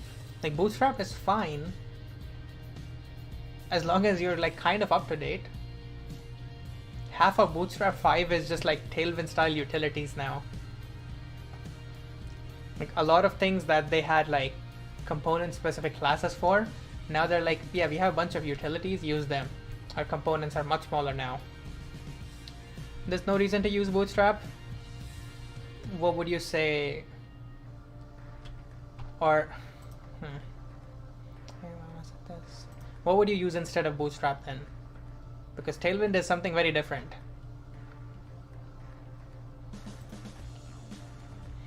Use a component library instead. Bootstrap is a component library. It's actually a combination of a component library and a utility library, like Tailwind. Yeah, maybe it's not the best component library out there, but it's probably the one that the most people know. It's kind of like React in that sense. Like you might not want to use React, you might want to use like Solid or Svelte, but unfortunately React is the one that the most people know about. No, Bootstrap is a complete component library. You do get functionality. Like for example, let me show you. Oh, I don't have any. But you can get like collapsing bars like this. You can get menus, you can get modals, you get a bunch of functionality. It is like, it's probably one of the first component libraries. All the other component libraries are just like ripping off what Bootstrap did first. Bootstrap is a style sheet and JavaScript. So this is Bootstrap 5. If I go to your docs, let's see some of their components, like accordion here. There you go. Like you, wait, let me turn off Dark Reader. Like you get this fully functioning component without even using React. You can use data stuff, or if you're using React, you can go for like React Bootstrap. But this is like the vanilla JS version. You get alerts. You can get like dismissible alerts, I think. Yeah, you can dismiss the alerts. It's copy paste just for the HTML. Like you don't have to write JavaScript and CSS by hand. Like you don't have to do state management and stuff. All you have to do is you put in this HTML and you have a fully functioning accordion. Like this is JavaScript, this is not the CSS. It's using JavaScript for this. Same thing for like a modal. Like if I launch time a modal, it did all of that. Yeah, you can do that with React Bootstrap.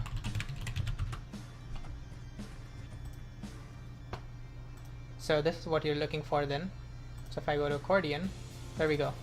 So this is an accordion component, just like you were asking for. With like header, body and everything, it applies the styles and it does all the functionality. Same thing with modal here. Launch a modal. There we go. And it's just this modal thing. Instead of better UI lift like Chakra or Mantine, why would you use React instead of better libraries like Svelte or Solid or Vue?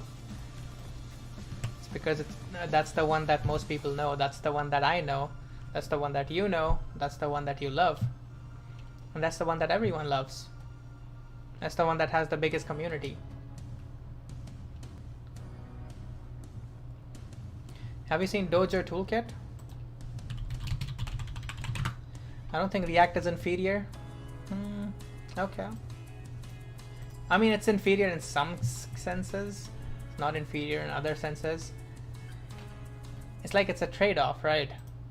Like you use React and you'll get access to all of its community. You'll get access to all of its innovation. But if that's not the thing you want, if what you want is better performance, if you want better syntax, then you would probably go for Svelte. I would definitely go for Svelte if I want those things. I won't stick to React. Like if it was up to me, I would do all my projects with Solid. But I cannot use Solid with the Next.js, unfortunately. MooTools is still not dead, it seems. Yeah, I mean, calling MooTools dead is like calling jQuery dead. Like sure, jQuery is much bigger than MooTools, but yeah, you can call MooTools dead in the sense that it's not needed anymore. Like there are no use cases today that might cause you to use MooTools. The fuck is MooTools? I know, right? What is MooTools? Bootstrap is the OG, yes. All the components library just rip off Bootstrap. And Bootstrap is still the one that's the oldest, that has the biggest community, that's also the most stable. So, and the most people know it. I'll take, sure.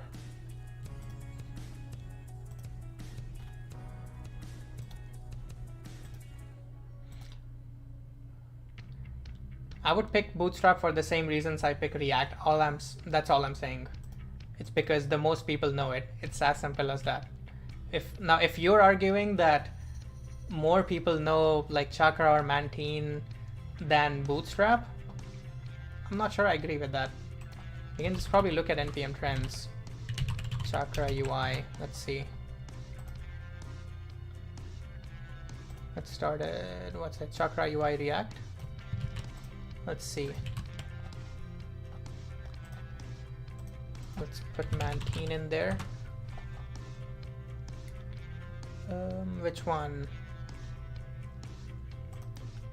How many different? Let's just go with Mantine Core and hope that most people have that.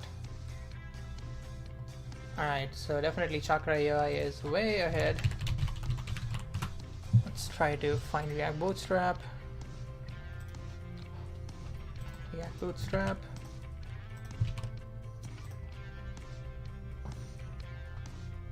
Case in point. React Bootstrap is just, once upon a time there was a foundation. Yes, there was. Let's just even do 2 years. Yeah, React Bootstrap has like always been so much bigger than the other libraries. And it's like, it's growing, it's not going down. Like React Bootstrap is not going down. Like if you look at 2 years. I don't see it going down at all. And this is a React Bootstrap. This is not even just Bootstrap. Yeah, see, Bootstrap is like leagues ahead of everything. On GitHub, you can see how big a Chakra is. GitHub stars. Yeah, GitHub stars is a better metric of like hype, of kind of like popularity with the new people, or not just with the new people, but like popularity in general. Now add this to MUI. NPM trends is a better, like obviously it's a better metric for usage, like how many people are using it. You can give Bootstrap like a legacy status, as in that, yeah, sure, a lot of people are using it, but it's like legacy projects and everything. Sure. Actually, we wanted to add MUI to this. MUI. Let's see where MUI is.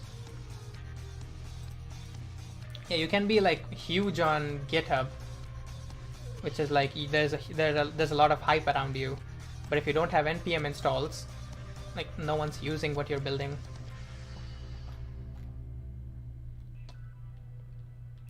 You don't need to defend Bootstrap. It survived longer than 90% of the abandonware in this JS ecosystem. Yeah, I am. If anything, I'm still very surprised that Bootstrap is being actively worked on, not just like maintained as a legacy status, but like they're actually working on it constantly, and they've been working on Bootstrap for I don't know how many years. They have more experience doing this than anyone else. MUI material, is that the one? MUI slash, we have base. I'll go with material since that's what I saw on the homepage. Oh, they did not have it. Okay, let's go with base.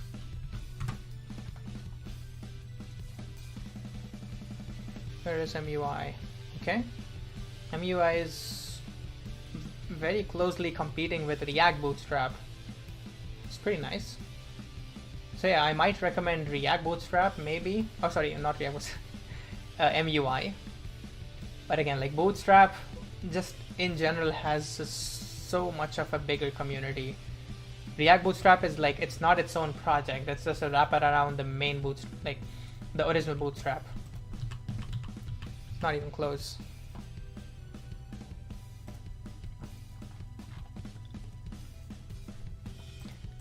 Again, I agree with you that Chakra and Mantine, like if I could use them on the project, I would.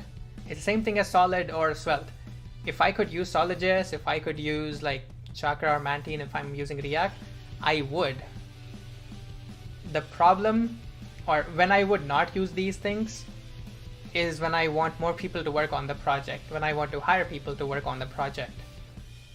Because it's so much easier for me to hire and find people who know Bootstrap compared to people who know Chakra. And that's why we use React. Because it's so much easier to find people who know React compared to people who know Svelte or even Solid, even Vue maybe. Vue is still much easier to find candidates for.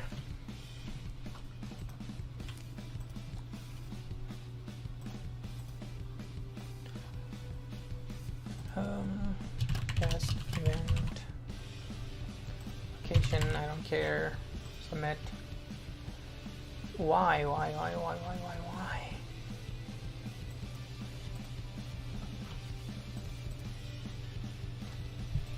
What's your issue? Event where unique input needs at least one argument. Available args are listed in green.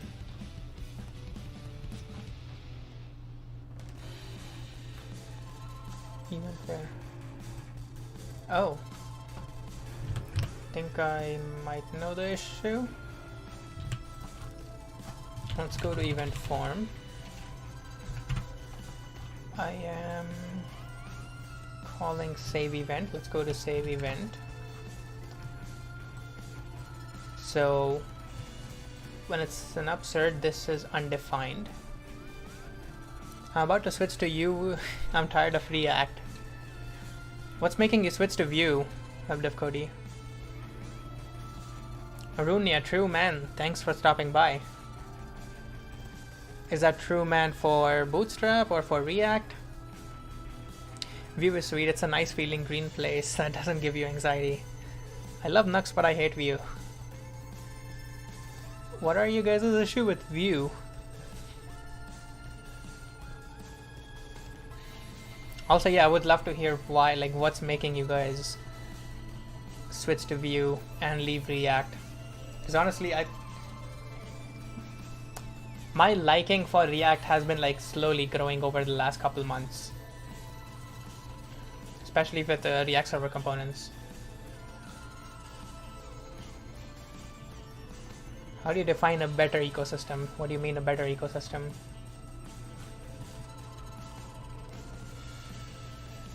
Community smaller, less libraries, less blogs, less tutorials. Is that a good thing? Why is that a good thing? I've used Vue with Next a lot. I find it super slow compared to my productivity with Next and React. Interesting. I thought Next was supposed to have like a better, more cohesive developer experience. Like I hear praises about Next. So this is interesting to hear that it was super slow compared to Next. People don't switch from React because the community and training resources are so huge. Yeah, that's a bad thing. Yeah, that's what I was thinking. But then Nexel is saying better quality, everything, better tooling. So we have a smaller community, but we have a better community.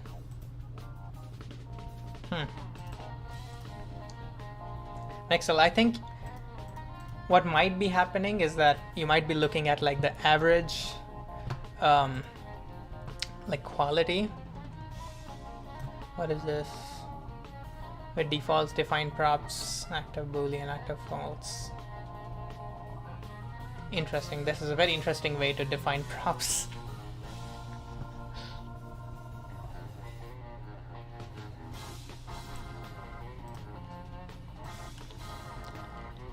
I just hope Vue had a bit more personality.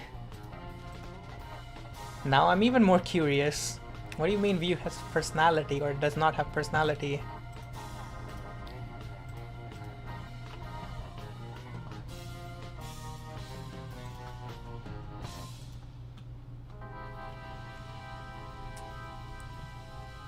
Haven't worked with Vue 3, but Vue 2 was nice when I used it.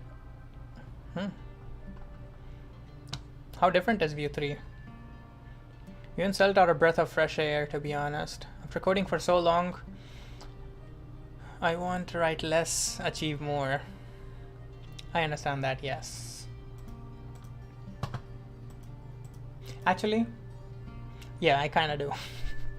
You get to use Vite instead of Next. All the libs Vue uses and stuff are so good.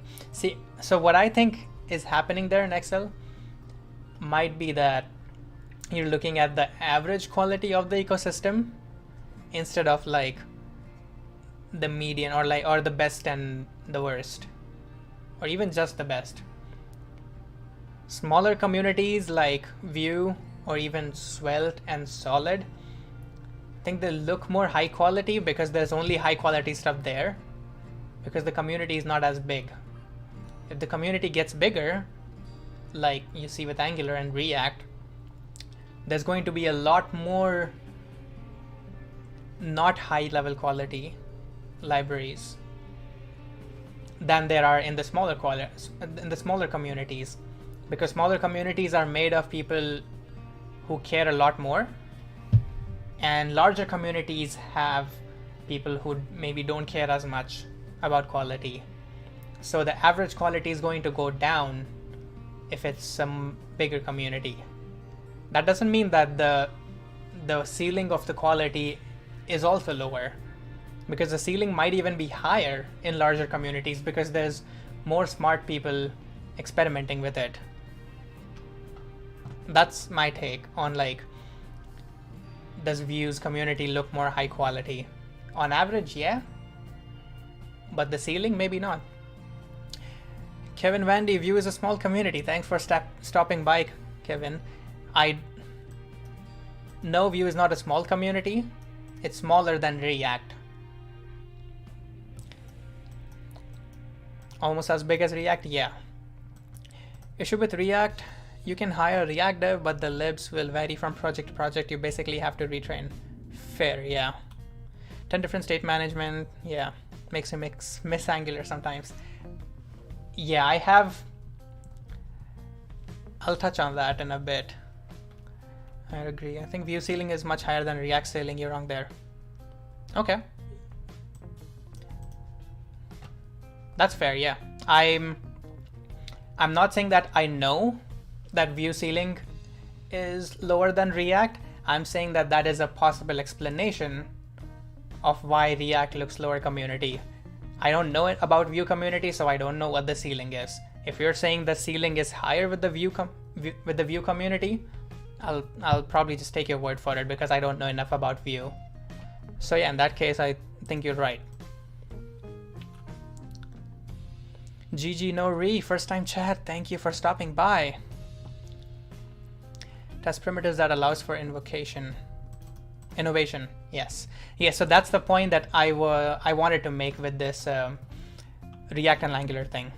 I also liked Angular for the longest time.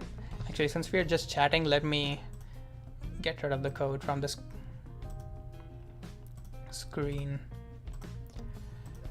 Let's see.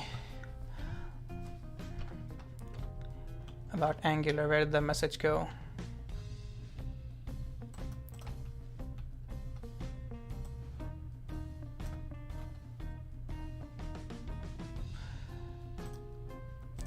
Let's do this instead, yeah. I can get rid of the player. Alright, let's see. Vue has smarter people. Again, yeah, the best I can do is take your word for it. But because I don't know much about the Vue community, what people are involved. I know there are very smart people like Anthony Fu, but then we also have smart people.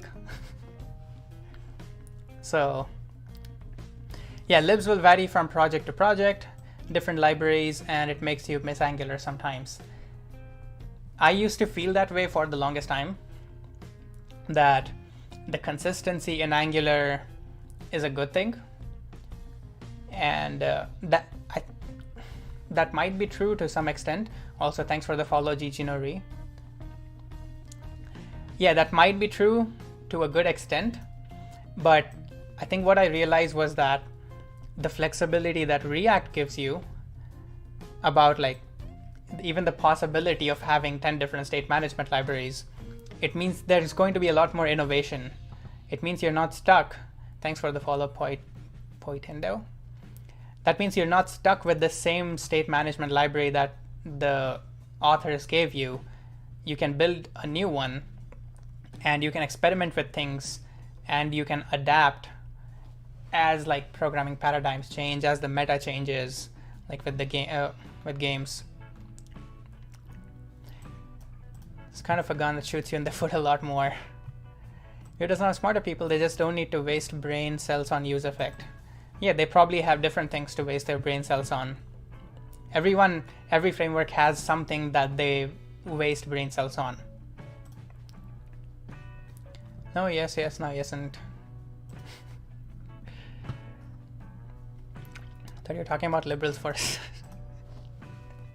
You've seen different state management libraries for different use cases. Exactly. Everyone has different use cases, and which is why there are different libraries, because different libraries serve different use cases. And what that flexibility allows the community is to build things like Create E3 app. Like you cannot build something like Create E3 app with Angular because they have so many opinions, because they don't let you make the opinions. Something like React lets you make those opinions so that you can come up with the best set of toolkit, the best framework that suits your use case, that suits a lot of use cases. So honestly, Create E3 app is the one thing that like changed, that made me change my mind on Angular. I used to think that like the consistency with Angular is great. Every project looks the same. But then think about, what if every project just uses T3 stack? You get all the same benefits, and you are using a stack that is a lot more adaptable, that is a lot more flexible, a lot more modular, that innovates faster than Angular does. Yeah, but if you really want that like consistency on everything, like every project should look the exact same, then yeah, just use Angular then.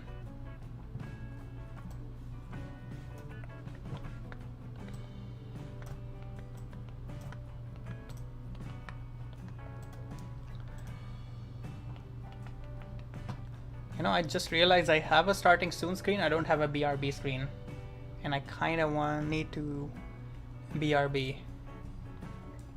If I just put up the starting soon sign for like a few minutes, if someone hops into chat, can you let them know that the stream has started? It's just supposed to be a BRB screen. Actually, how quickly can I make one? Let me hit up my buddy Canva and quickly whip up a BRB screen. I think that's going to be faster than trying to explain. Starting soon since 2 hours and 21 minutes.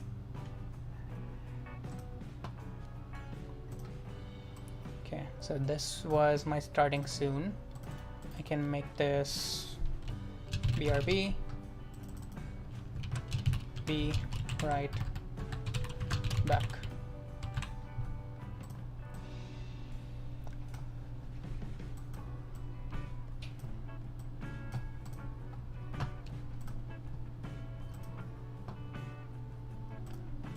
Before is fine.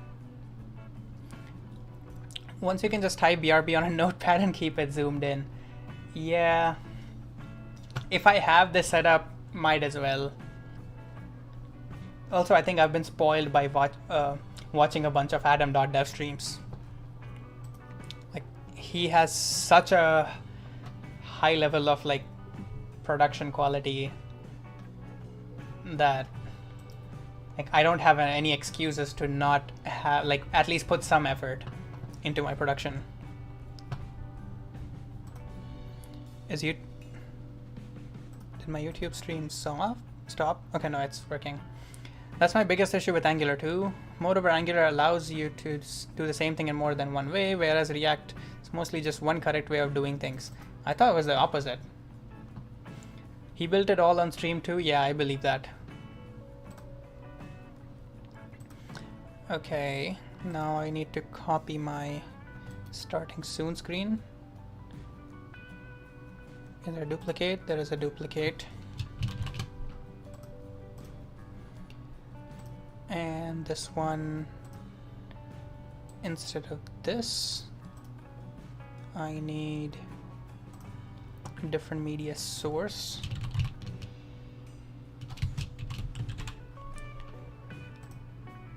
This should be right here.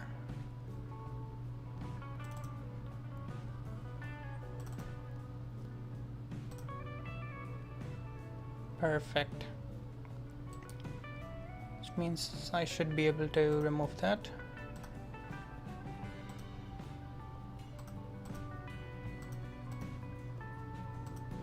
Is it not? There we go. It's gonna get ProRes soon then? What is ProRes? Crypto boy? I don't think I know what ProRes is.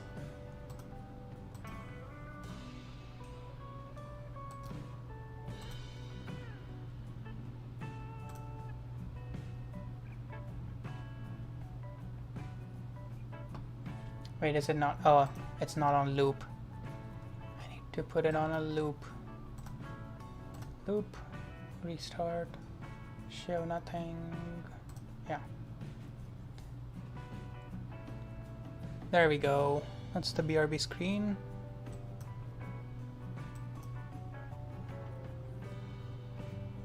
Alright, now I don't need to actually BRB right now, which means I was just preparing that for later. It's an Apple thing. If it's an Apple thing, I'm probably not getting it. Multi-stream time editing. Oh, interesting. See, Apple just gave up on Final Cut Pro. So, yeah. I don't know how to feel about Apple having their own, like... Wait, is Final Cut Pro from Apple, or is it like some other developer? Yeah, it is an Apple app, yeah. And they just gave up on this. So I don't know how much I trust Apple with like production software anymore. It looks pretty exciting though. I think for now I'll stick to OBS. There's so much potential in OBS that, like, if you're just reaching out for things like ProRes pretty quickly, you're probably not taking advantage of OBS. Yeah, I use Resolve for editing. Yeah, I'm not on a Mac. This is a Windows. Let's see here. This is a Windows, and I use DaVinci on this. Like, Google gave up on Angular 1. Yeah, we can say that. It gave up on the syntax of Angular 1.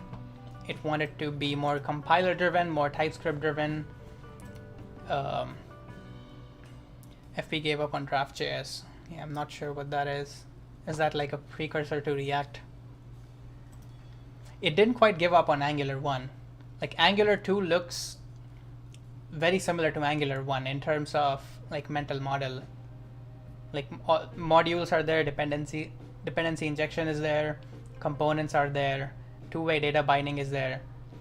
Like, all the good things about Angular 1 are still there on Angular 2. It's just the syntax and workflow that changed. Honestly, like, going from React class components to React hooks was a much bigger change than Angular 1 to Angular 2. Because you'd have to like change the way you think about your UI, about your application. With Angular, that didn't happen.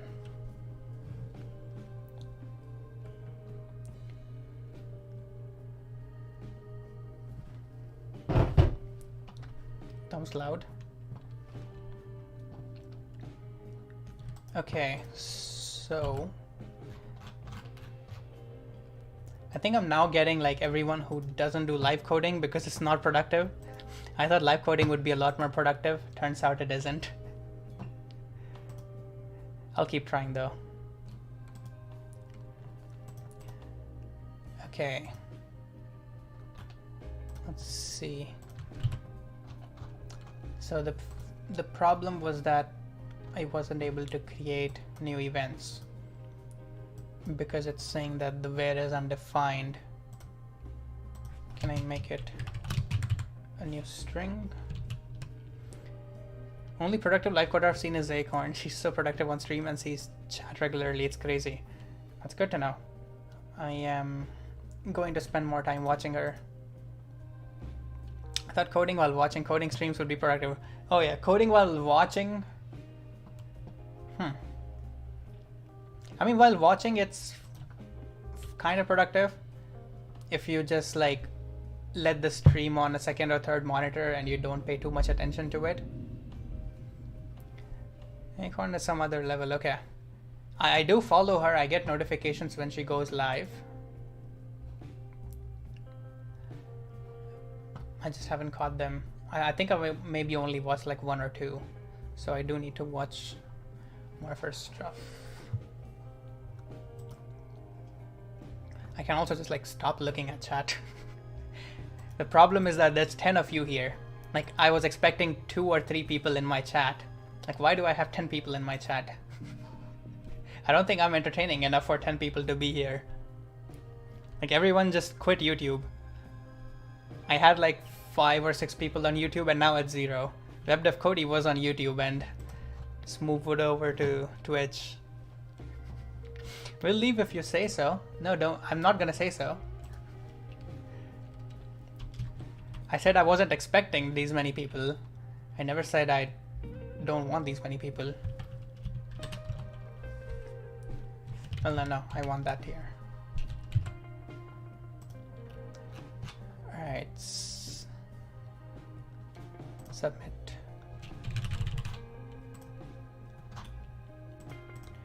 Alright, so this is not from the backend. This is happening right here. This is the part that's failing. I'd say you're entertaining enough for like 8 chat members. 10 is a bit of a stretch. Damn, that's a savage. Are you saying there are 2 people in this chat who are not being entertained? By the way, we just shot up to 11. So, what font is this? I believe this is JetBrains Mono. Yeah, JetBrains Mono. Also, I just realized that this might be too small for the stream. Make it bigger. Slightly. I don't want, like, the primary purpose is still me working. Am I in the presence of the web dev Cody? Yes, I think so. I mean, he was just chatting a bunch about Angular and Vue. So, Clipwheel says, sorry, I ruined the 0. Hey, 1 is so much better than 0. Didn't ruin anything. Let's turn this into a safe parse. Let's get result. Let's say if result dot success. Is it a boolean? It is.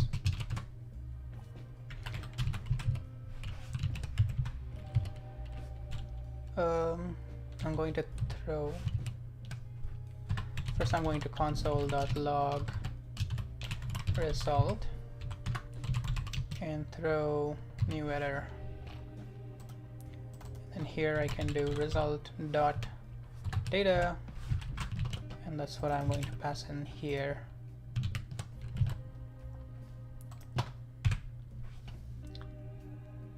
I'm here too. Yes, Nox is also here. A bunch of people are here. I appreciate everyone for showing up. If you haven't followed me yet already somehow, please do so.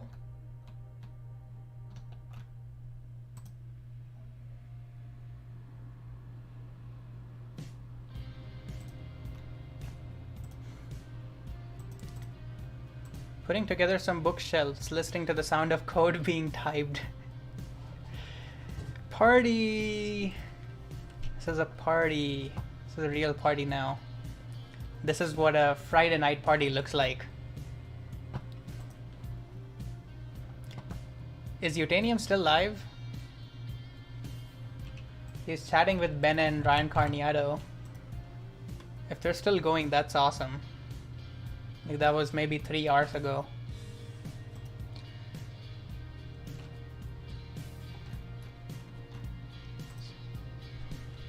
Okay. Reveal your secrets. Add issue. Issues. There we go. Received undefined expected string on description. Oh, fucking hell. What about the second issue? Location. Okay. Fill those out. Submit. It worked. Cool. Is that... Wow, is the AJC web dev? Yes. The AJC web dev.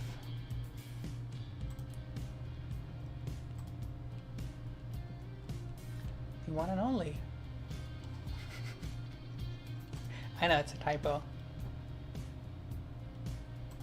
It's funnier if it's not a typo. Okay, so creation works.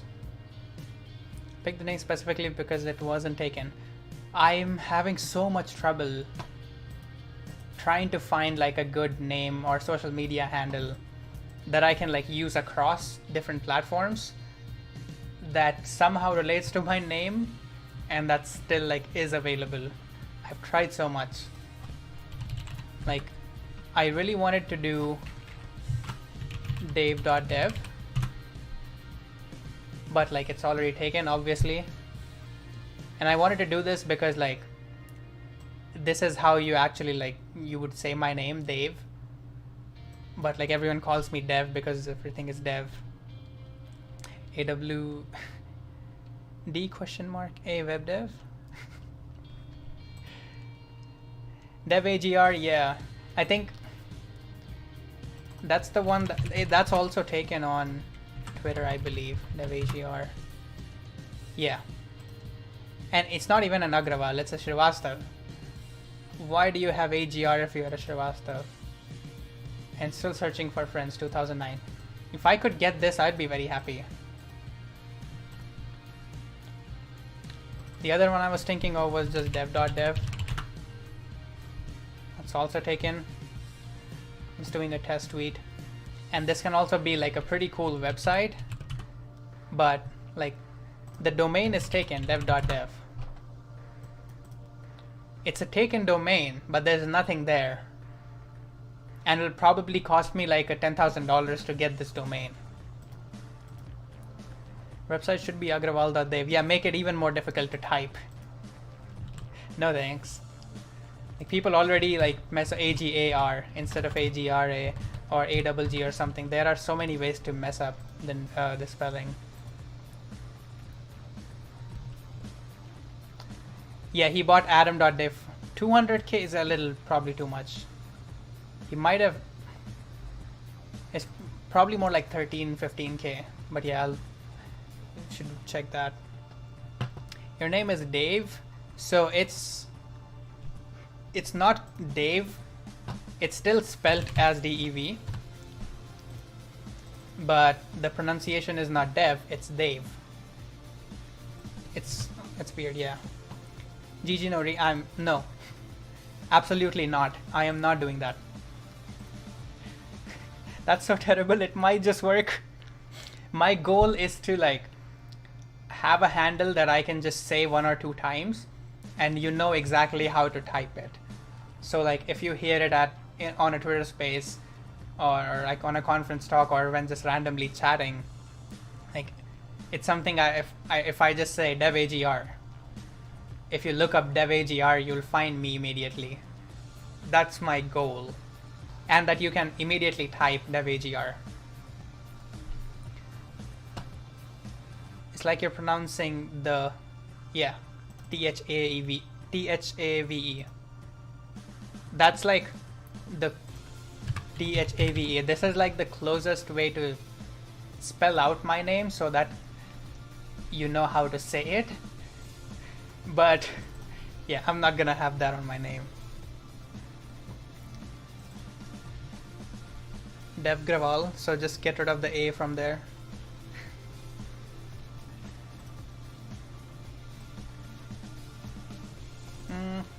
Yeah, still not very easy to like just give someone and they can type it.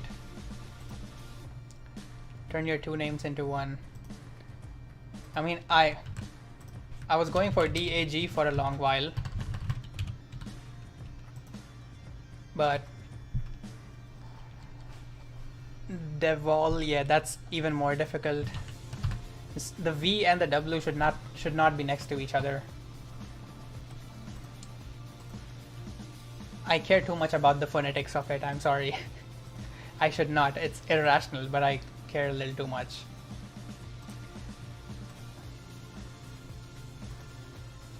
And we have the issue again, I think. Yeah, there we go. So this is the issue that has been eating my head for like weeks. Yeah, I probably should not have console logged the entire request object.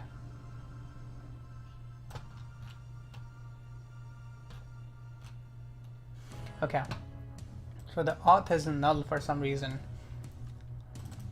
Like at some point there's some sort of a timeout and clerk just stops giving me any auth information from the request.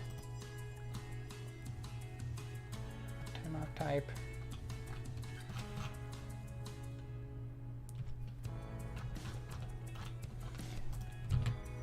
It's using the request cookies and stuff, and the request object all seems to be there. Like, I don't think, does clerk time out the cookies by any chance? Yeah, the cookie is still there. Can I like base64 parse it? See if that works. JWT parse cookie. Isn't there like an app where you paste the JWT and there we go. Localhost, clerk, arg ID, user ID. Okay.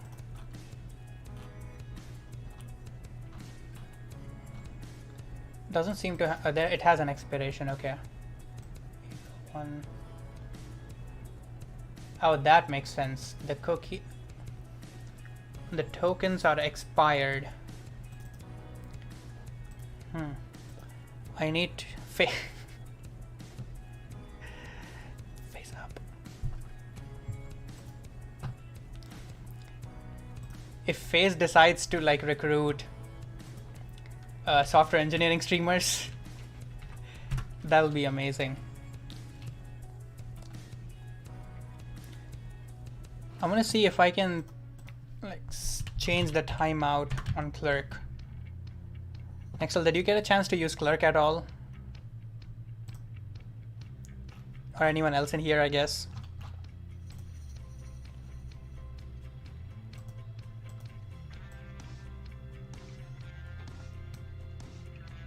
It probably shouldn't be me asking the question, but now I'm hoping that clerk doesn't leak. Actually, I don't want to take that risk. I'll just go here and see sessions. There we go, session lifetime. So that, let me see where the API keys are so that I don't leak them.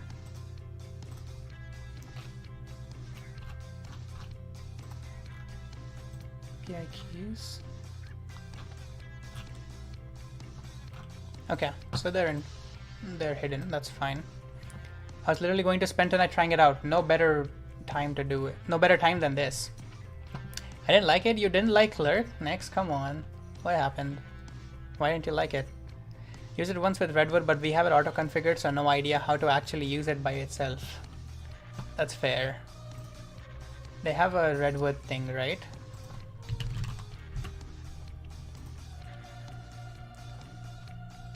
It increases complexity. How does it increase complexity? What kind of complexity does it increase? So this is the one that you're talking about. Yeah.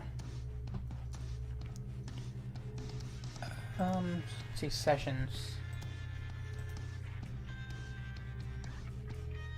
That's premium. I can only sell that. That's in 10 years. Can I not change this? I mean, even if it's 7 days, that's fine. 7 days. It switched to clerk.com. They did. I just have like my browser history remembers clerk.dev, and that automatically redirects, so not really an issue for me.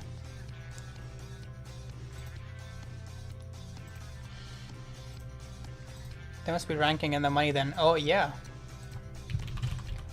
I mean, if you see their website, it's the first, like it's on right on top, right there.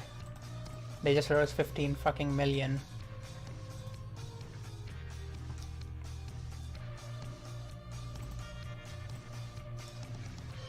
What is this?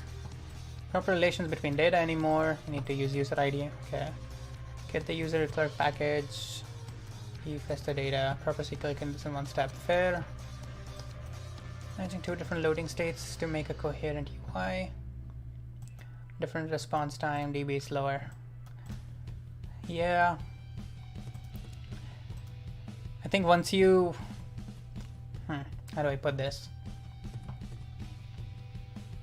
Once you start creating apps that are not like fully monolithic and everything in just one SQL schema, everything in one application, like there's no cohesion or like decoupling between parts of your application, I think that's when you'll start to like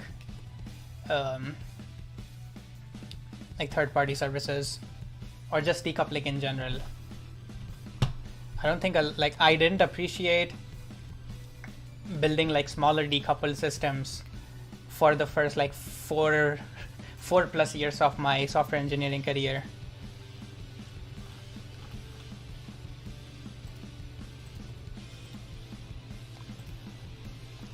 So this is 7 days. This is definitely not the issue. It's not the sessions. JWT, I don't think there's much there. This is just for templates. Sessions, I was just there. Users, not in there. Okay. I'll have to look through the documentation at some point. Yeah, Nexel just wrote out a whole gist to answer that. I mean, you could have also just put something in Discord and add me, so I can just read that. But that was also good. Led by Madonna. Wait, who's Madonna? I'm just kidding. No, I actually don't know who Madonna is.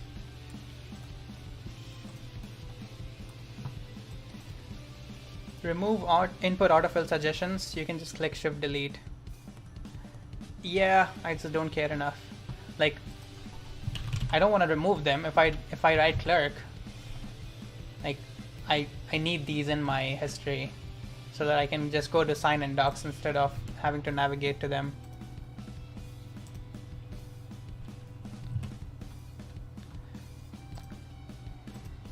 Singer Madonna. Yeah, I know the singer Madonna. I just have no idea like what Madonna sounds like. Like I've heard the word Madonna. I've never seen who this person is or heard this person. This could be turned into a good blog post. Yeah. Make a blog post around that. What do you mean by complexity? Everyone means different things by complexity. You have to do this. Yeah. You'll end up doing a lot of this in any kind of a complex application. There's a thing called like API composition, UI composition, whatever. Whenever you have like some sort of a UI that gets data from different places, you have to have code like this always, so that you can get data from multiple places, you can compose them together, and you can put that in the UI or like in the API response.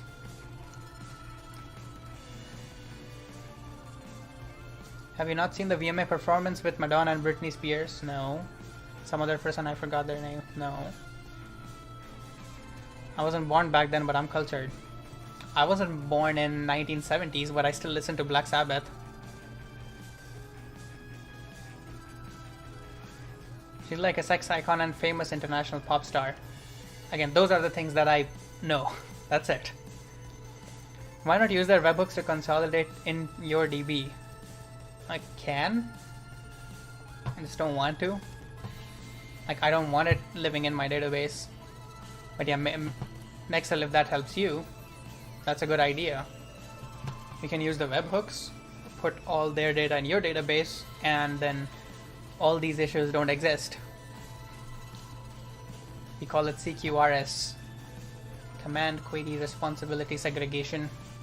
Or it's like one version of CQRS. It's the more complex version of CQRS.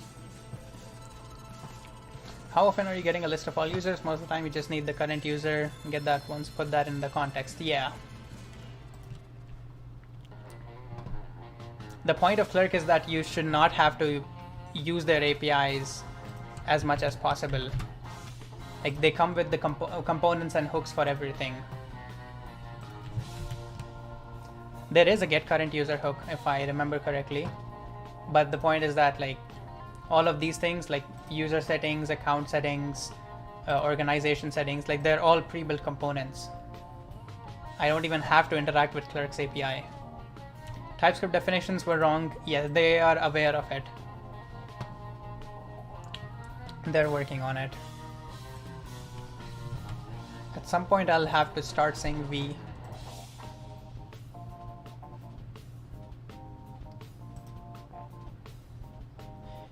Shreya Singh says, hey, what up, Shreya? Long time no see. How long ago did you send that message? Anyways, thanks for hanging out. Thanks for stopping by.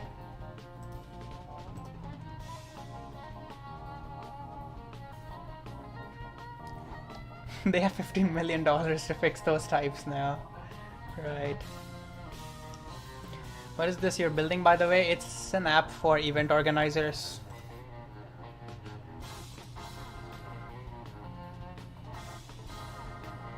Yeah, thanks for the link, Nexel.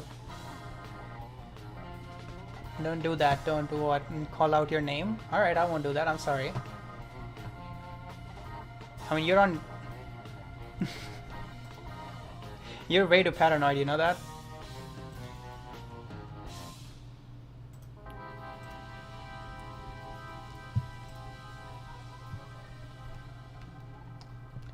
Only the paranoid survive.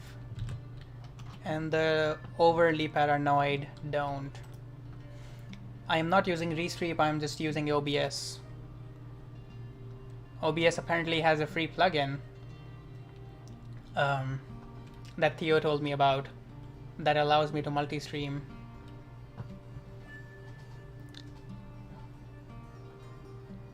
And stupidly lucky. See, I don't know if that's a thing. I don't really believe in luck. What's the inspiration behind this app? A guy from our public safety department said, or he built a version of this app. And then he was like, I don't know React. I don't have time to build an app. And then he hired me to build this app.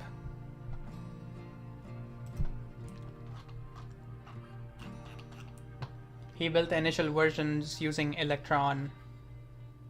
And I don't think there was even a front-end framework involved. He might have used a little bit of React. Probably didn't. No, he didn't. But he used Electron. It was like a desktop app. And this is pretty much like ripped off of his initial version of the app. Lucky is just the space of probability distributions landing in your favor. That is a definition I can get behind. The harder you work, the luckier you get. Yeah. So what that means is that every time you talk about luck, you just substitute the word luck with the word hard work. And yeah.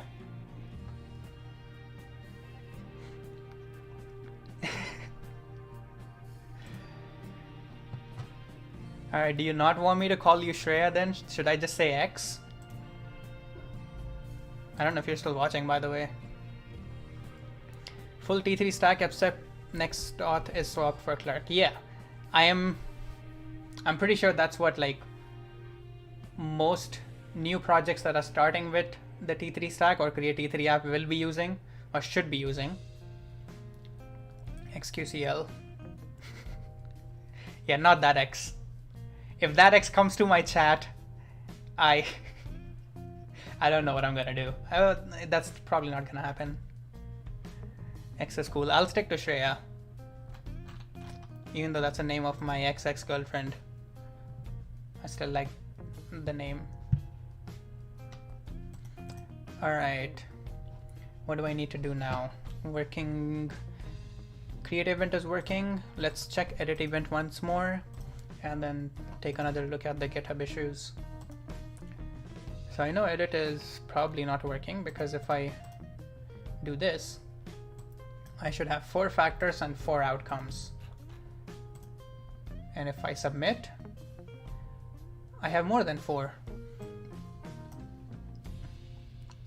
So it looks like instead of replacing, why don't you have 7 TV emotes? I don't have 7 TV. I should get 7 TVA. I'll get it after the stream. All right, so when I'm updating, it seems that it's just adding instead of replacing the whole thing. So let's go to the procedure. We have upsert here.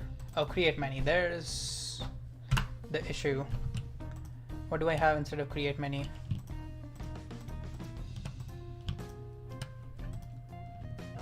TypeScript, come on. Don't die on me like that. I rely on you for everything. Come on, TypeScript. You know how much I need you. Don't disappear on me like that. Okay, so yeah, TypeScript is just not on my side.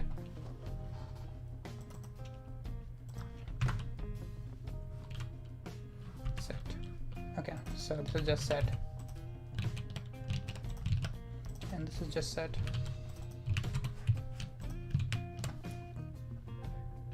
Oh. See, this is... Oh, there we go. Thank you, TypeScript, for finally coordinating with me.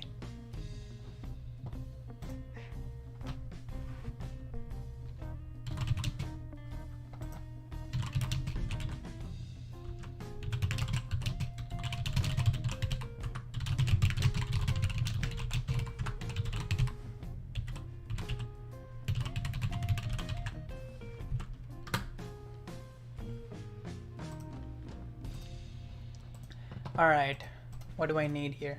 What is the problem with set? Oh, it just wants an enumerable, so it doesn't have the data, which means I can do this. I cannot do this.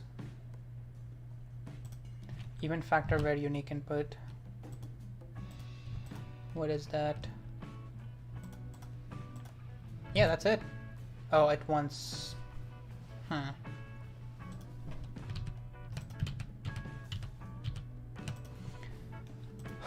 Alright, so set doesn't work.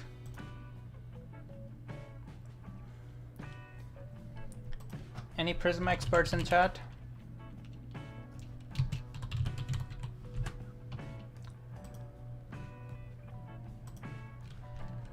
So when I'm updating, if I do a nested update, multiple records, create records, where is a nested update?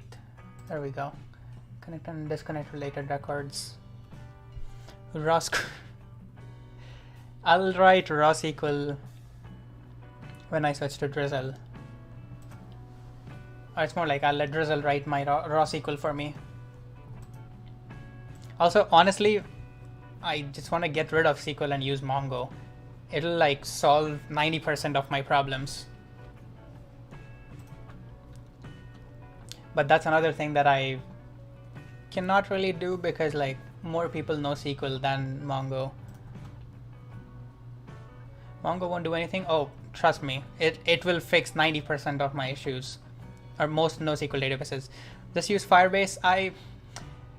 The only reason that I'm on Supabase right now and Postgres is because I want the ability to self-host this at some point. Like some of our clients may be like super paranoid working with super sensitive data and want this on their own, like servers.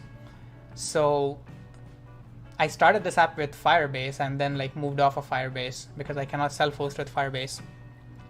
Use Prisma with Mongo and then worst of all worlds, yes. Prisma with Mongo is just something else. I don't get the point of Prisma with Mongo, to be honest. But yeah, Mongo legit would fix like 90% of my issues. Like, I'm literally dealing with joins right now, which don't exist in Mongo. Firebase is memed a lot. Oh yeah, Firebase is amazing. I would go with Firebase if I can. Honestly, like at this point, their SDK is decent. It's not as type safe as I would want it to be, but it's not that hard to make it type safe. And the features that Firebase has, no one else does. Like even beyond their Their SDK is Java. They have SDKs in Node.js, Java, and a bunch of different languages. They wanted to write Java and TypeScript. Yes, Google did. They were kind of successful with it for a while, for like writing Java in JavaScript. But they also like basically rewrote a lot of their JavaScript SDK because they realized that the way you would write a Java SDK is not the way you would write a JavaScript SDK. So they went through a huge overhaul to make it a lot more tree shakeable. Yeah, I agree that they don't have the best SDK. You use a Slowdash and an SDK. Yeah, it's not the best SDK, but it's definitely like in terms of the features that you get. Like if you just go to firebase.com, the free tier is pretty decent. They're not super expensive. And at this point, if they like raise prices, they're going to be crucified. So I don't think they're going to raise prices again. But like they have Firestore, they have Auth. Sure, Clerk is better. But they have like all sorts of monitoring. They have a bunch of different configuration. They have like Canary A/B testing, feature flags, everything just built in with analytics. Their extensions are pretty good. Hosting, real-time database, yeah, like all. So this is the stuff that other tools have. Like Superbase has some of this, Convex has some of this, and like the other backend as a service, AppWrite and everything. They have some of these tools. They have none of this, which is like in my eyes what makes Firebase like it puts Firebase like ahead of most other tools is these two areas. And obviously the fact that they have all of this. Like Superbase doesn't have cloud functions. It has edge functions, which is not quite the same. Their authentication is meh. Hosting, yeah. Cloud storage, they have cloud storage. They have decent real time. Yeah. And like extensions is a whole different thing. Like you can just get lost in all the extensions that you can pretty easily like put into your Firebase application, because like it directly it can look at the data and everything.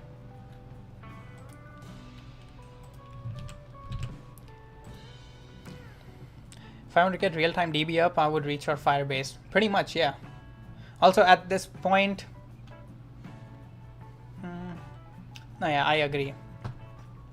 Everyone's trying to recreate Firebase. You get a lot of that kind of stuff with Edge.io. Yeah, Edge.io, sorry. I'm still not fully sure what Edge.io does. Edge deployment, right? Yeah. She created Redis-based Firebase on Redis. That's very cool. Oh, real-time Acorn. Okay, yeah. Firebase on Redis. Again, like you would replace the dev tools. You wouldn't replace the operation tools, and the operational tools are like what make a lot more sense to me. Edge.io is a lot like Cloudflare, similar space of features. Yeah, Redis is awesome. Favorite text to work with. Yeah, I am at this point where dev tools don't excite me as much as operational tools do, because it's like, unless like it has some new architectural, what do I want to say? Unless a dev tool like brings a whole new architecture, like islands or server components, I really like the dev tool. If they don't bring a like new architecture or paradigm shift with them, I'm like, meh. I can build an internal version of this if I want.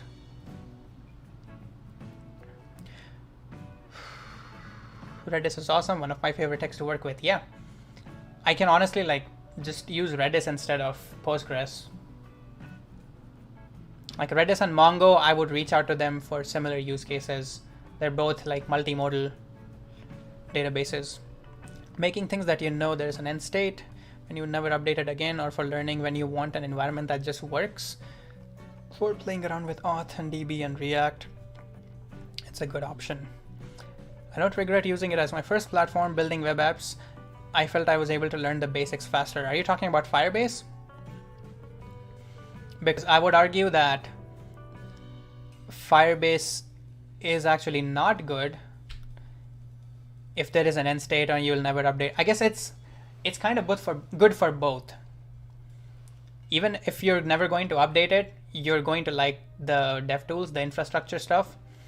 But if you have an end date, if you're going to use it for a long time, or if you're going to have users for a long time, then the operational tools that Firebase gives you come in real handy. Redis has geospatial. Yes, Redis has everything. See you in Excel. I've only ever worked with Firebase. Yeah, sure, you should. Damn, my English. This feedback makes it hard to talk. You should try some more stuff than Firebase. You should try Create V3 app, honestly.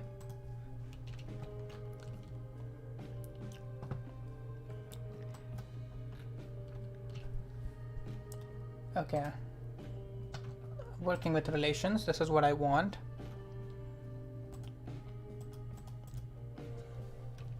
Wait, why? Let me actually check out the schema, not that schema. The schema. So I have events.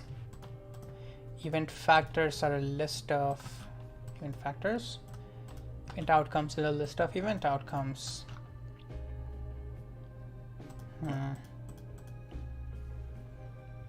These have an event ID. So there's no join table here. This is the join table, if anything.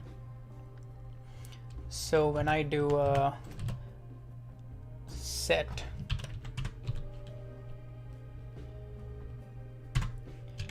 it should just want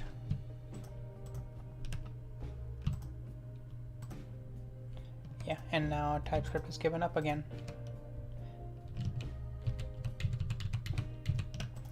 Let's put set here. D3 comes with Prisma by default. I bet more people are gonna start. Okay. Oh, you were answering the question. I would not say it's bad for more advanced stuff. I was just talking about my experiences using it. Completely fair. Not using Drizzle for this project. Drizzle is in beta. It's not production ready. Right?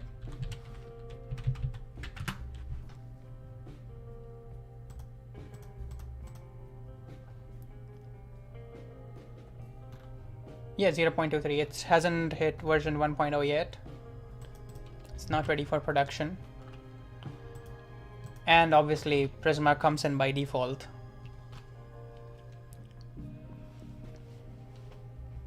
That English lag is effect of my presence. I wish it was. How do you find this, by the way? Were you randomly scrolling on YouTube and found me live? Or are you following me on Twitter by any chance?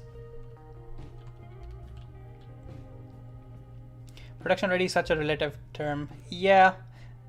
I very specifically am talking about the 1.0. Like obviously I should be able to use Drizzle like in a production app. Shouldn't be that big of an issue. But it's just the 1.0 version that will make it a lot more confident for me to be able to use it. Can't remember the last time I used an ORM. What do you just like handwrite SQL? What do you use if you don't use an ORM?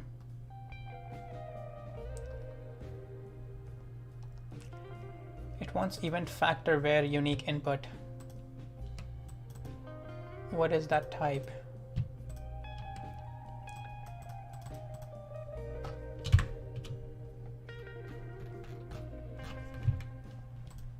I mean, it's just an ID. Do you want an ID? That works, but it shouldn't.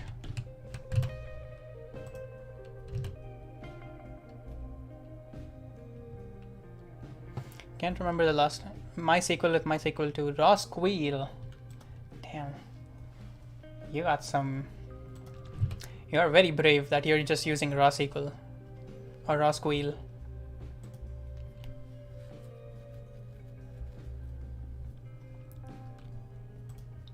very brave. Like, no type safety.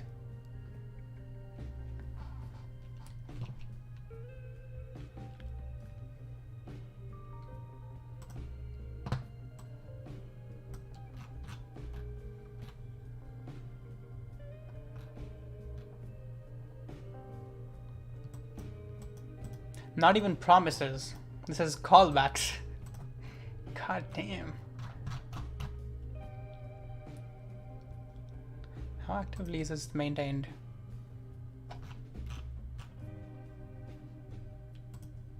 Okay, looks like issues are being created recently, but there's still like 300 open. I have all the types in my heart. Real types were the friends we made along the way.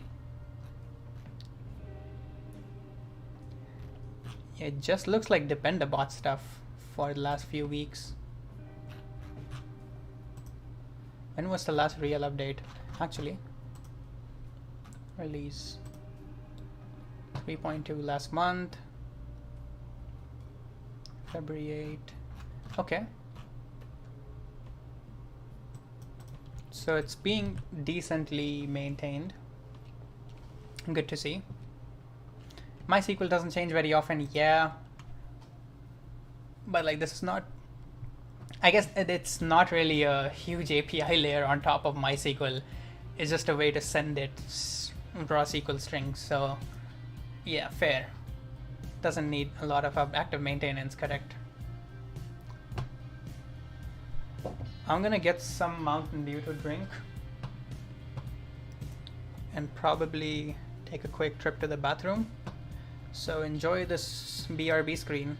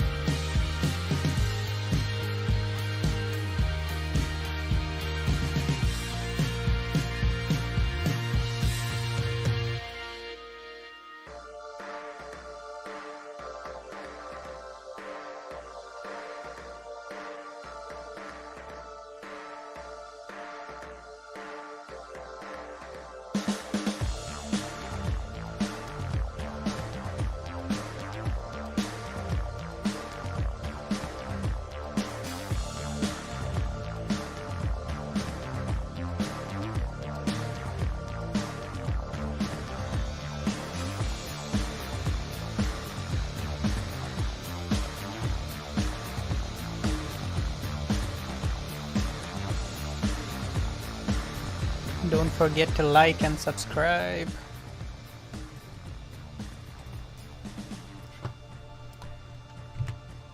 Some great discussion on databases, I see.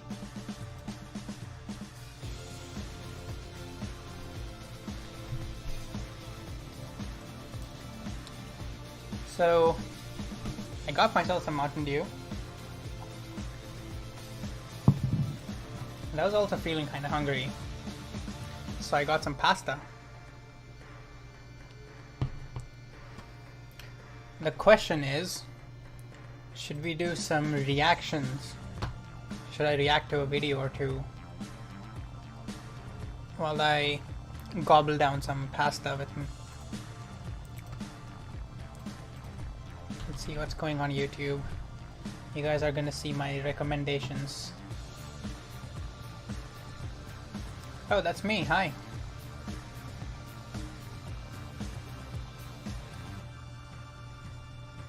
Oh wait, I am not sharing my screen. Let's watch hot tub streams. Streams, not screens. Welcome to my YouTube recommendations.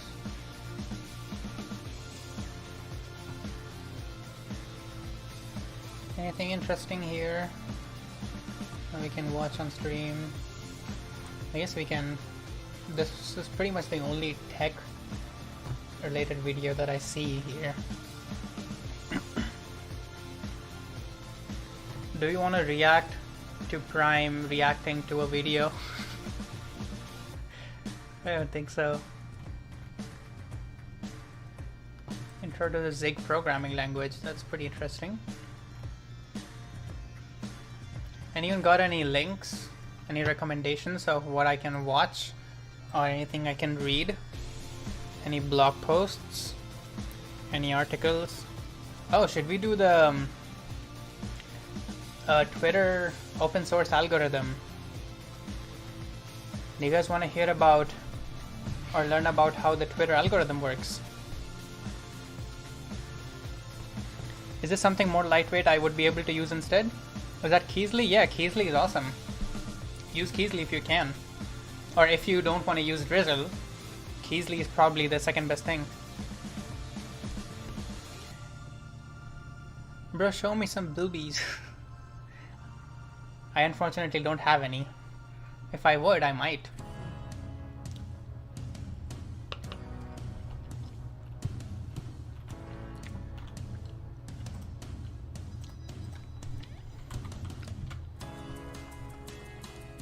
Leisure telling us to bomb GPU clusters? Who is that?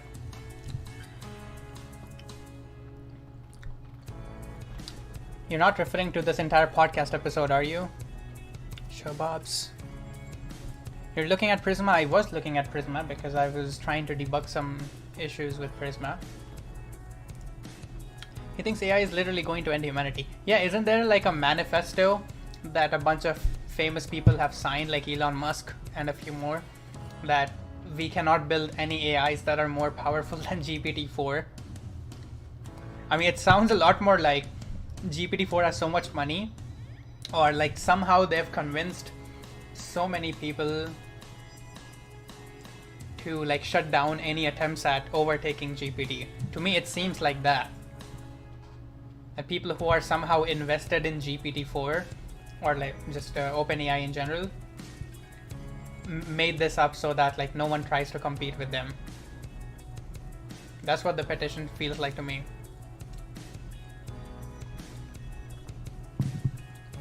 I'm a Prisma noob. If you can do Prisma sometime, that would be cool. I've been literally doing Prisma for the last 3 hours. You mean the English AI? I'm not sure what you mean, Nox. What you're talking about. Eliezer was on the forefront of this topic. He's been saying this for like 2 decades. Everyone thought he was crazy until like 3 months ago. I still don't think, or like I still think he's crazy. It's a language model. It's not artificial general intelligence. I don't think it has the capability to kill anything.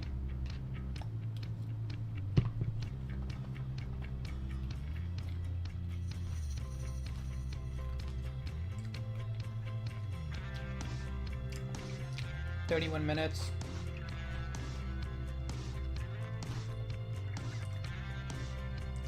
It's even longer. Disagreement if it's all Sam Altman, okay.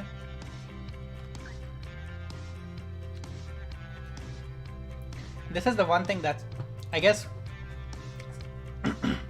Sam Altman being like the CEO of OpenAI is probably in a weird position. On one hand, there's this thing going on that basically eliminates all competition for you. But on the other hand, it actively discourages people from like innovating in the AI space.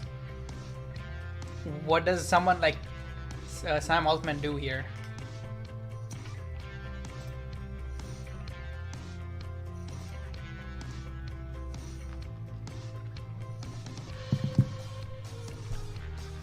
Honestly, yeah, let's look at some OpenAI stuff. I'm very interested.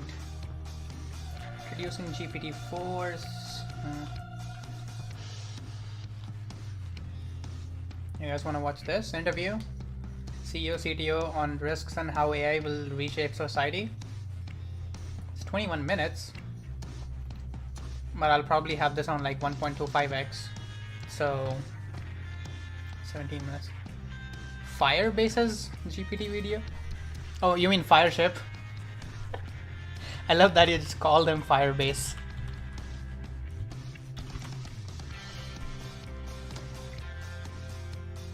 Icon Pancakes, what's up? Thanks for stopping by. So funny seeing Malcolm suddenly pop up everywhere. I didn't know he was the CEO of OpenAI. I've been looking into startup stuff. Yeah. I don't know what made him like come out of the woodworks into the public. But yeah, thanks for stopping by.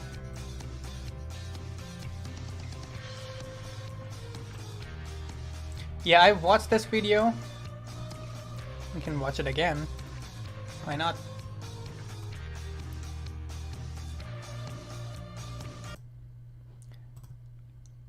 Yeah, you guys probably cannot hear it. Desktop audio. That probably still doesn't work.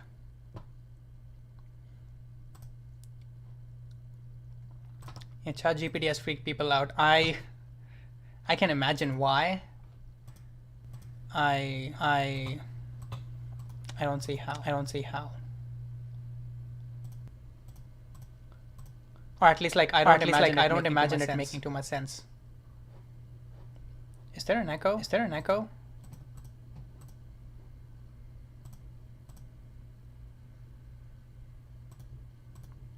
What about now?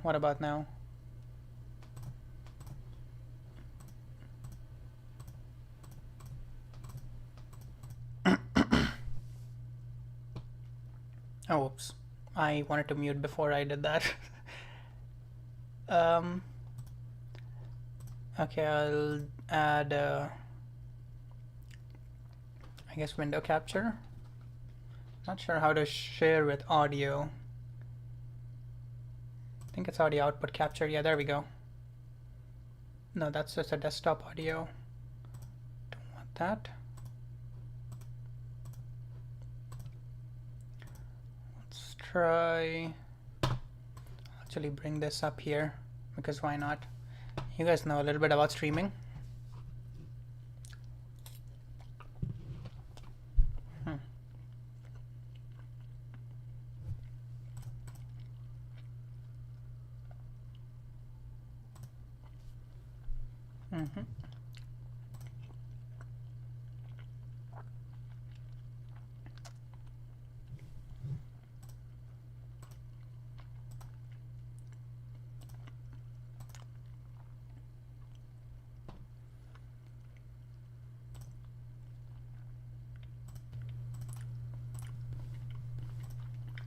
So the device.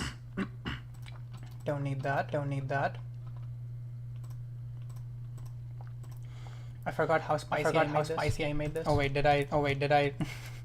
I removed the display capture. Guess I need audio input capture. No, I don't need that. No, I don't need that. Can't really explain ChatGPT. Yeah. It's a nice smart language processing. It's a very nice land smart language processing.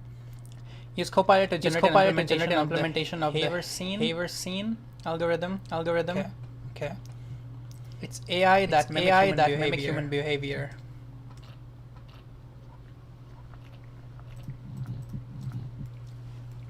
Oh, still have audio doubling.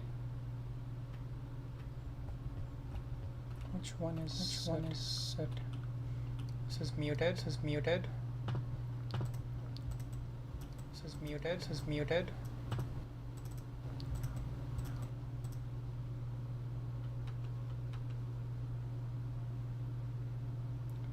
Oh, there we go. Should be better. Yep, no audio doubling now. I have too many things in here. Echo's now gone. Sorry about that. I need to get better at managing my OBS. I don't know where a lot of these things are coming from. Audio output capture. I don't think I need this. That's the music. It's okay. I can get rid of that actually.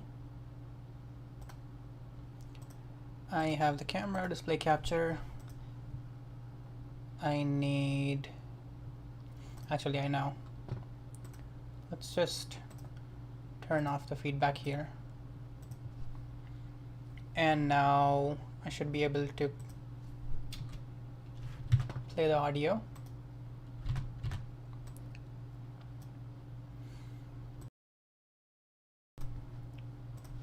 It is March 29th, 2023, and you are watching the Code Report. It is March 29th, 2023, and you are watching the Code Report. Now.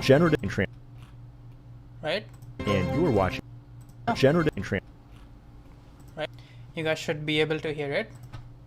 pre-trained transformers are transforming the world as their name implies, and people are afraid. OpenAI recently released a paper listing out all the occupations that will be affected by large language models, and they concluded that up to 49% of workers could have at least half of their jobs by large language models, and they concluded that up to 49% out all the occupations that will be affected by. All right.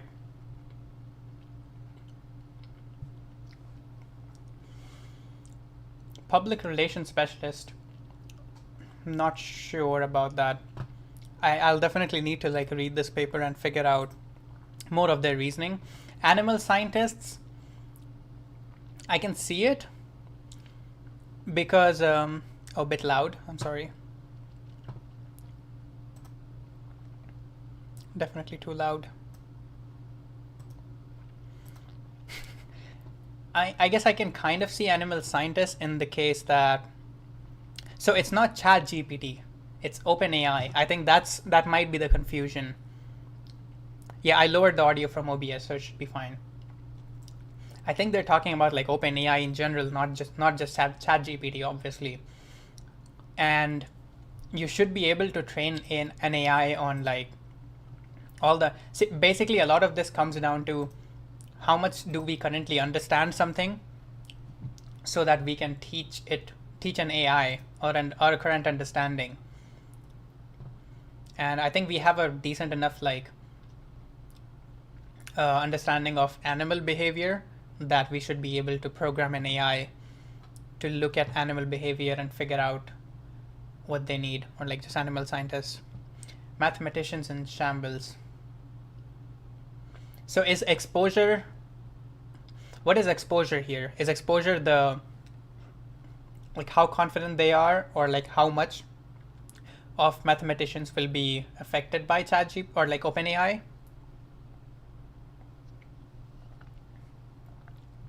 Part of your job, okay. So it means 100% of mathematicians' job can be replaced by OpenAI. Makes sense.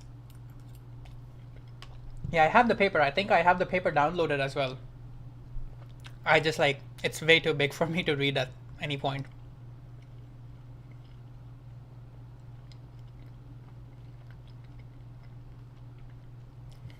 Mm-hmm.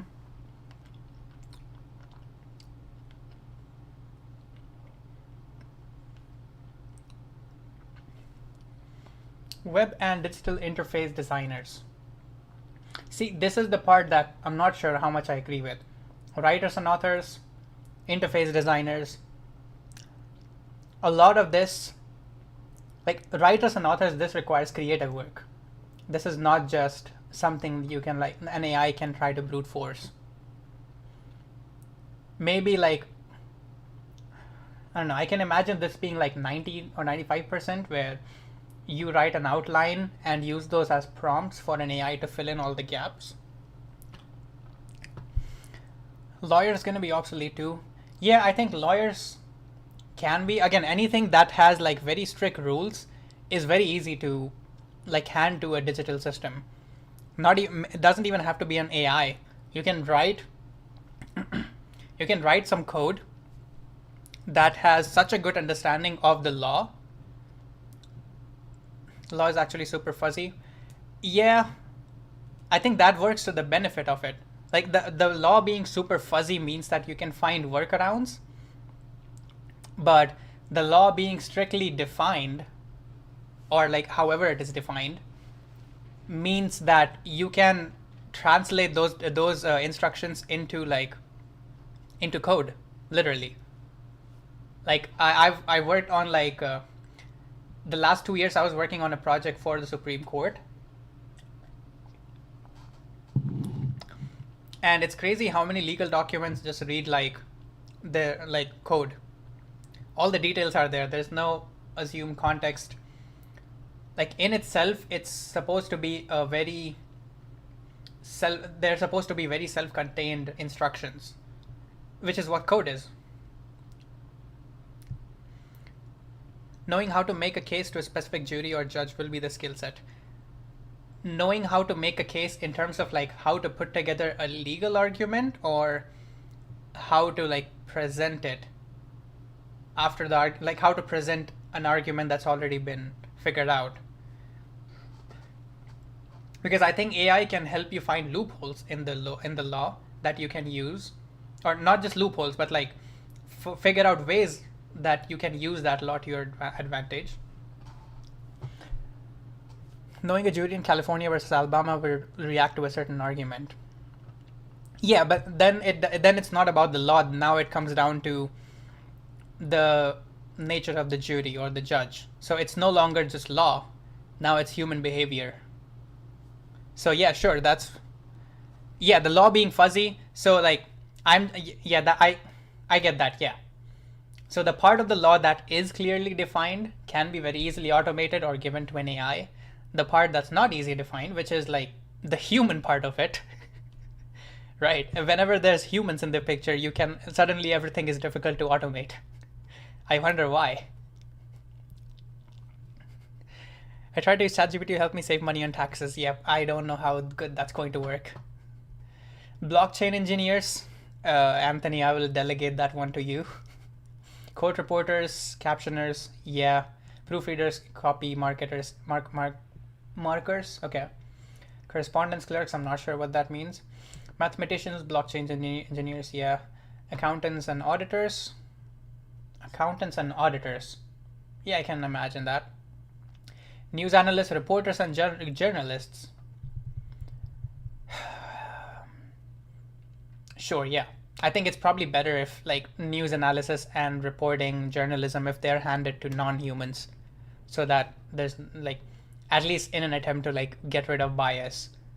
But that's like provided an AI is free of bias, which is probably not. Clinical data managers, clinical change policy analysts, okay.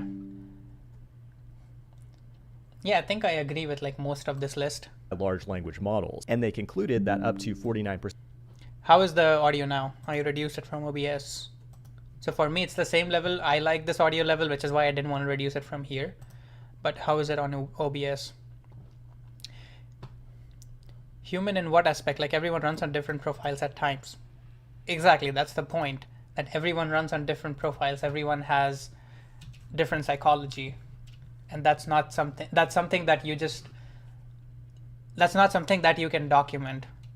percent of workers could have at least half of their job functions enhanced by AI. That doesn't sound too bad, but the logical next step is that this technology infiltrates the Boston Dynamics laboratory. Then before you know it, we're fighting off an army of robot dogs with snake heads holding machine guns. And that's why over 1,000 people just signed a petition asking all AI labs to immediately pause training for AI systems more powerful than GPT-4, at least until we can be confident that it's not going to kill everybody. It's been signed by prominent people like Steve Wozniak of Apple, Victoria Krakovna of DeepMind, and Elon Musk, who once tried to take over OpenAI in 2018 but was rejected. But what if, just maybe, AI is overhyped? In today's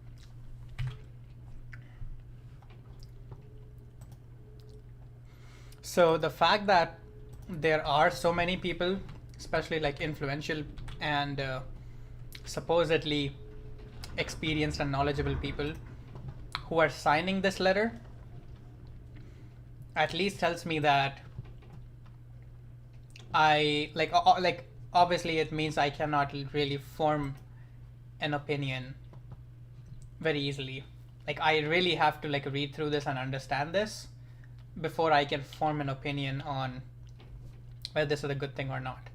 Like for now, on the surface, it's like, yeah, obviously, at least until we can be I don't think this kind of AI should be able to take over the world. But yeah, these people have information that I don't. And it's not just like in terms of they understand it. It's probably also in terms of like they've seen some behind the doors testing that I haven't. Be confident that it's not going to kill everybody. It's been signed by prominent people like Steve Wozniak of Apple, Victoria Krakovna of DeepMind, and Elon Musk, who once tried to take over OpenAI in 2018 but was rejected. But what if, just maybe, AI is overhyped? In today's video, we'll jump off the hype train. Yeah, Anthony, that's exactly what I mean. And look at 5 reasons why AI actually kind of sucks. First of all, it's forcing many people to question whether or not they should get a degree in computer science. Because what's the point if AI can write and debug its own code, or build an app based on a design on a napkin? That's a good point, but almost every other degree, like history, math, gender studies, and business, will also be affected just as much.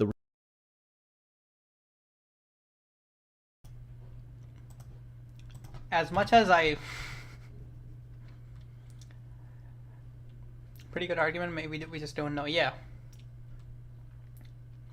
You don't have to retract your messages, Shreya. Just because I don't sometimes address them doesn't mean I didn't read them. Yeah, you know, mathematicians is a difficult... Like, I'm not sure how an AI will do I just honestly don't really know what mathematicians do on a daily basis, so I cannot really say if an AI can replace them or not. They can probably definitely replace mathematicians in terms of like trying to come up with models, trying to test models, trying to see what how to make like mathematical predictions for real world events. Other than that, I'm not sure. Professor for AI class was convinced we would get there within the next few decades. We have no idea what the next few decades are going to be like. I don't think a pause makes sense. Yeah, same. AI arguments are more about more philosophical than mathematical. Definitely, yeah. You think about what the Platonic ideal of intelligence would be. AI can do math.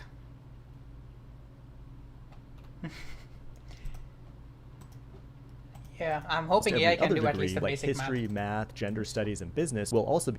Oh yeah, so about the computer science degree,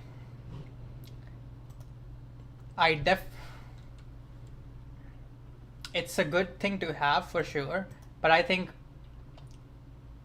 I mean, pretty much every college education curriculum will have to go through an overhaul in the face of like things like ChatGPT. But I think computer science is a curriculum that will need to change so much more than like most other like curriculums, I think. be affected just as At least I much. The hope so. reality is that most people don't use what they learn in their degree in their actual field of work. You need real experience to develop a skill, and ChatGPT is making the system look even more ridiculous because now almost any assignment or quiz can be solved instantaneously, and 89% of students are already working smarter. Personally, if I were in a computer science degree right now, I would continue down that path.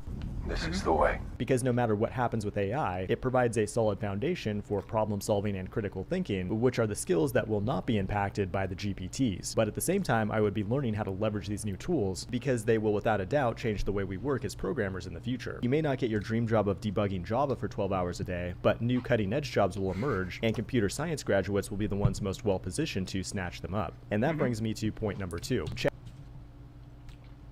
think I pretty much agree with all of that. ChatGPT actually isn't that great of a programmer. When it comes to things like LeetCode questions that have already been solved, it feels like a miracle tool that can get the job done faster than any human ever could. However, it becomes far less impressive when you try to use it exclusively to build a complex system, like your dream application. I recently tried to build a moderately complex .NET application, but it began to fail when multiple moving parts were introduced. That's because large language models mostly just regurgitate information from the internet in clever ways. If the information has never been regurgitated before, it'll struggle. What does scare me a little bit though is the idea of AI executing its own code, which can be done with the new ChatGPT plugin. If the requirements for a problem are well defined, it won't just generate one solution that might be correct, it can generate tens of thousands of solutions and test all of them to figure out which one is. This is the one that I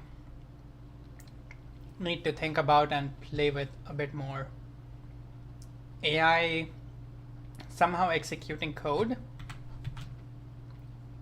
It'll struggle. What does scare me a little bit though is the idea of AI executing its own code, which can be done with the new ChatGPT plugin. If the requirements for a problem are well defined, it won't just generate one solution that might be correct, it can generate tens of thousands of solutions and test all of them to figure out which one is optimal. It doesn't innovate right now. It just uses what we already know.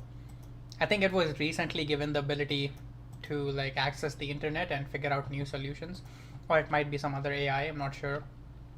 But yeah, this part that the AI can run a piece of arbitrary code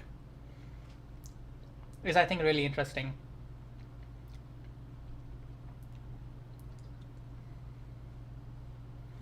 Use it to generate academic paper ideas. Yeah. I mean, it's how you define innovation. But if AI can run code, that means that suddenly you can do some amazing like test-driven development with AI. Like you can, because that's the whole premise of test-driven development, right? You write some tests and then you spend like a majority of your time trying to like make your code work, like constantly refactoring it to make sure it still works.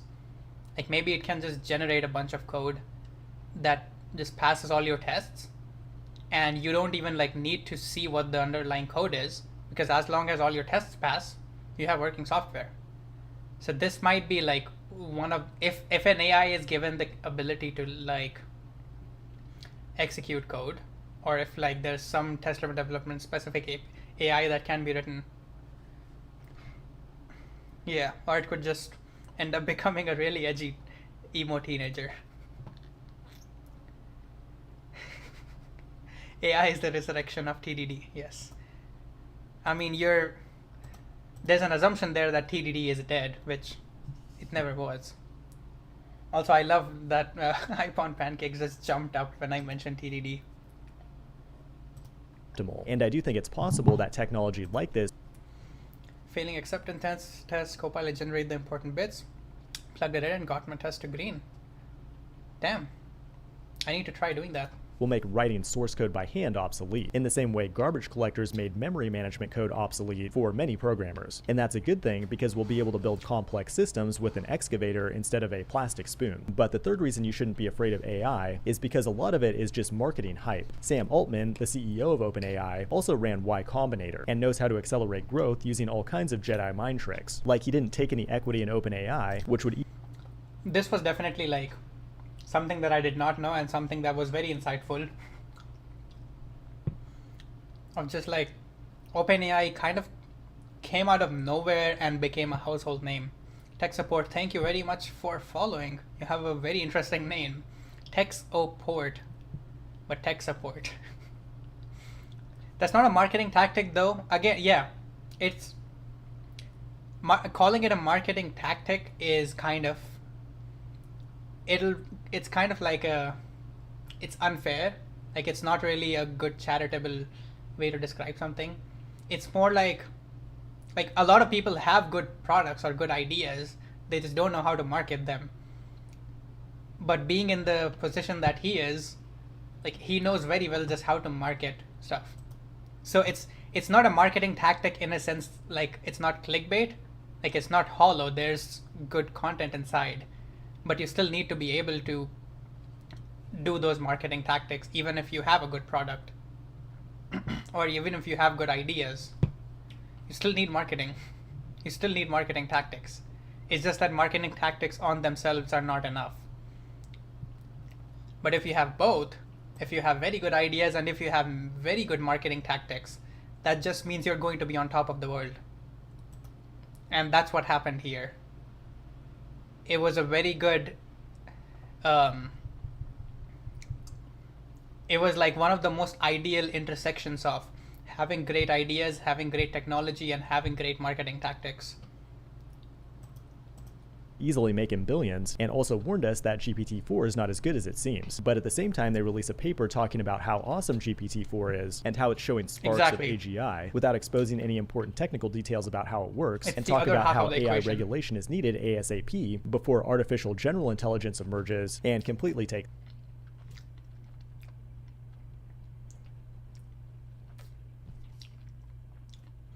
This sentence has probably been uttered for the last decade or 2 decades. Over. Altman has also attended Bilderberg, which conspiracy theorists speculate. Every time there is some small innovation in artificial intelligence, everyone goes like, oh, AGI is coming, AGI is here.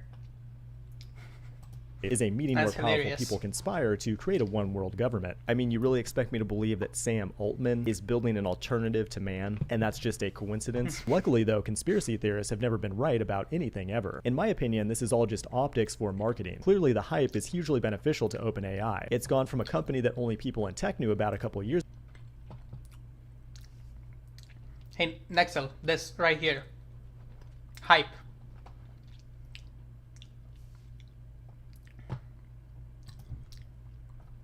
I really feel like it's all hype. I don't think we understand intelligence well enough to be able to make an artificial version of it. I don't think AI is just hype. Again, that's not what I'm saying. I'm saying the fact that everyone keeps saying artificial general intelligence or AGI is here. That's the hype part. I'm not denying that AI is not revolutionary. I'm saying AGI is not here. It's not coming anytime soon. I think there's something different about GPT. In comparison, it's very narrow tools that only play chess or go to StarCraft. It's clearly more general. Yeah, you can make very specific tools that are AI driven. Stockfish is AI driven, but it's not AGI. Look at podcasts with OpenAI engineers. Okay, so I guess I'm going to revert back to my opinion that I just don't know enough about these to have a strong opinion. And until like there is... Yeah, I'll look at those podcasts. Years ago to a household name today, with over 5% of the workforce using ChatGPT on a daily basis. They've already become the Coca-Cola of AI without doing any traditional marketing. Just because OpenAI doesn't advertise doesn't mean they're not trying to hype this thing to the moon. There is clearly a coordinated... First, AI that can do more than one thing. Is that really true? Is it doing more than one thing? Or is it just doing the one thing that gives the illusion of more than one thing? Because I think ChatGPT is still just doing one thing. It's chatting. It's having a conversation. It's just that having a conversation gives it the illusion that it's doing multiple things.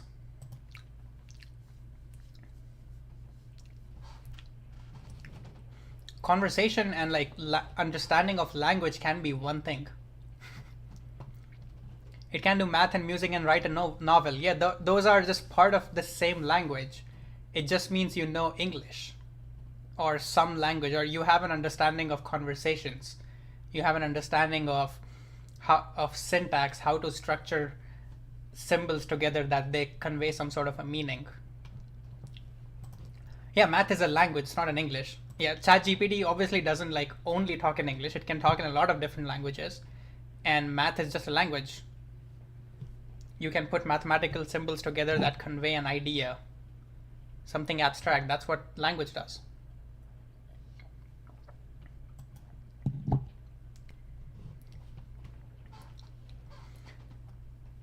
No, it can do one thing, that's understanding language. Like Stockfish does one thing, which is understanding chess. ChatGPT does one thing, which is understanding language. How is that different from us? It's because we understand all of those things. We don't just understand one thing. We have understanding of all of those things, and we can mix them together. We can relate them to one another. For example, like we won't. ChatGPT doesn't have the same level of like ChatGPT cannot play chess like Stockfish does, because it doesn't have the understanding of chess. It has the understanding of language. If you somehow combine them, if you have an AI that has an understanding of both language and chess, then we are suddenly much closer to an AGI.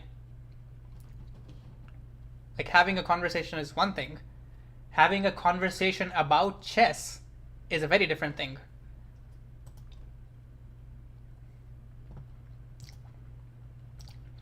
It can play chess. I mean, yeah, I guess I don't really have a good way to explain what I'm trying to. Product release schedule with their biggest. Yeah, it's not good at it because I think like it only has an understanding of how to talk about chess or to talk about playing chess, but not actually playing chess or having a full understanding of how the game of chess works. It can guess, like if you're asking it to play chess, it can figure out how to talk to you about playing chess using its like language models, or like using its understanding of language and having like all the data. It can figure out what a chess conversation looks like and use that knowledge to like talk to you about chess. But it won't actually know what chess is. What's the purpose of chess? What's the object? What are the objectives?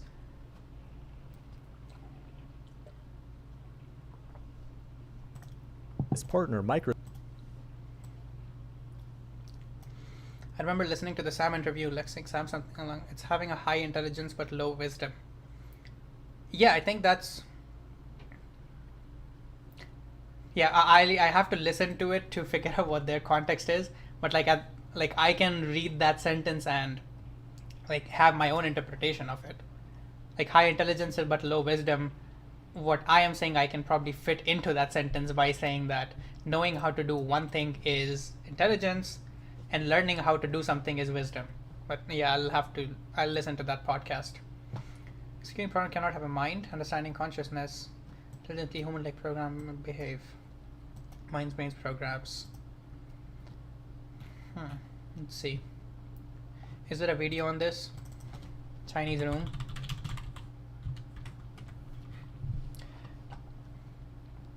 Math is different than arithmetic. Maybe the idiot who wrote the paper doesn't know, like. Yeah. Neural net is like a human or some shit, not lie. I mean, yeah. Humans are just neural networks. Just incomprehensibly large neural networks. That's all we are.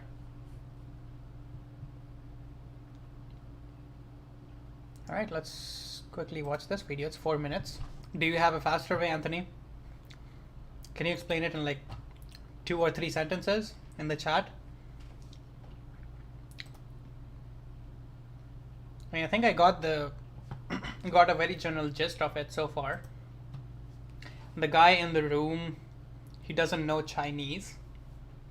So he has some sort of an instruction booklet that let's say this booklet has like every conversation that happened in Chinese in the history, and all you have to do is find the exact same conversation or the closest conversation that you can find that has the prompt that you just received, and you just take that response and you give back that response. Is that what the idea is? Because if that's what the idea is, that's basically what ChatGPT is doing. Yeah, and that's the kind of that's the kind of understanding of a language that I can assume, or that I'm hoping that ChatGPT or these language learning models have. So like if you were communicating about chess, all the person inside has to do is to find a conversation about chess, use that. That's how ChatGPT explains it. Yeah. So yeah, you can just use this to like find conversation about chess and pretend. So okay, I think I found out an even better way to explain this. All right, let me read this first. Tech support. First of all, thanks for stopping by, and thanks for the first time chat being your explainer on something. Language does play a big role in how knowledge is encoded in our brains, so GPT could be a lot similar to us than we think. I fully agree so far. We probably don't do backdrop in our brains and still an order of magnitude more efficient. Mostly full-grown modern human does spend a lot of energy to get to adulthood. Yeah. We have known forever that sufficiently large neural nets could do just about anything. Yeah, fair. Because that's all our brains are. Our brains are just like hyper complex neural nets. But imagine this. Imagine I have a date, let's say tomorrow or maybe day after tomorrow, whenever. And let's say that the person I'm going on a date with is interested in, let's say, baseball, right? I don't know anything about baseball. What would I do? I would probably watch a bunch of like baseball games. I would watch analysts, commentators. I'll try to figure out what kind of words they use, how they like structure their sentences when they talk about baseball. I'll try to like figure out some key terms, some key like phrases that they use in baseball, and then in the conversation I would try to use these words to like kind of pretend that I understand baseball, where I actually don't. On the other hand, if I had been watching, like if I had known about baseball for like let's say even like 2 years, I would have a better understanding of baseball. I would be able to relate to what she's saying about baseball, have a proper conversation about it. Yeah, cricket is another example. Like cricket I know quite a bit about already, so I don't want to use that. But yeah, I guess baseball is kind of the same thing as like. Now I wouldn't say it's a cheap copy. I think there are two very different games. The box-shaped robots are so cool. Yeah, but that's basically what I think. Like that language. That's the same concept that was conveyed here in Chinese room, and that's the same way how I think ChatGPT works. It pretends that it knows about a topic because like it can use a huge data set of conversations that have existed about that topic and then use that in its own conversation. That doesn't imply an understanding of the concept, it implies an understanding of how to have conversations. Characterized by a hue that is typically associated with objects such as ripe strawberries, fire trucks, stop signs. It has wavelength, and our perception of red is created when light within this wavelength enters our eyes and stimulates photoreceptors, which then send signals to the brain to the interpret. Yeah. I'm assuming there's like more messages that complete this essay, Anthony. Research anything and have a conversation about baseball where my date tells me about it. Yeah, okay. Fair. Again, it's something I would do personally. Not everyone else has to do it. I would probably do it. That's how ChatGPT explains the color red. Okay, that makes sense. Yeah, I don't see any problems with that explanation. Remember docking scene in the Interstellar robots? The robot keeps telling the guy you cannot do it, but he fucking does it.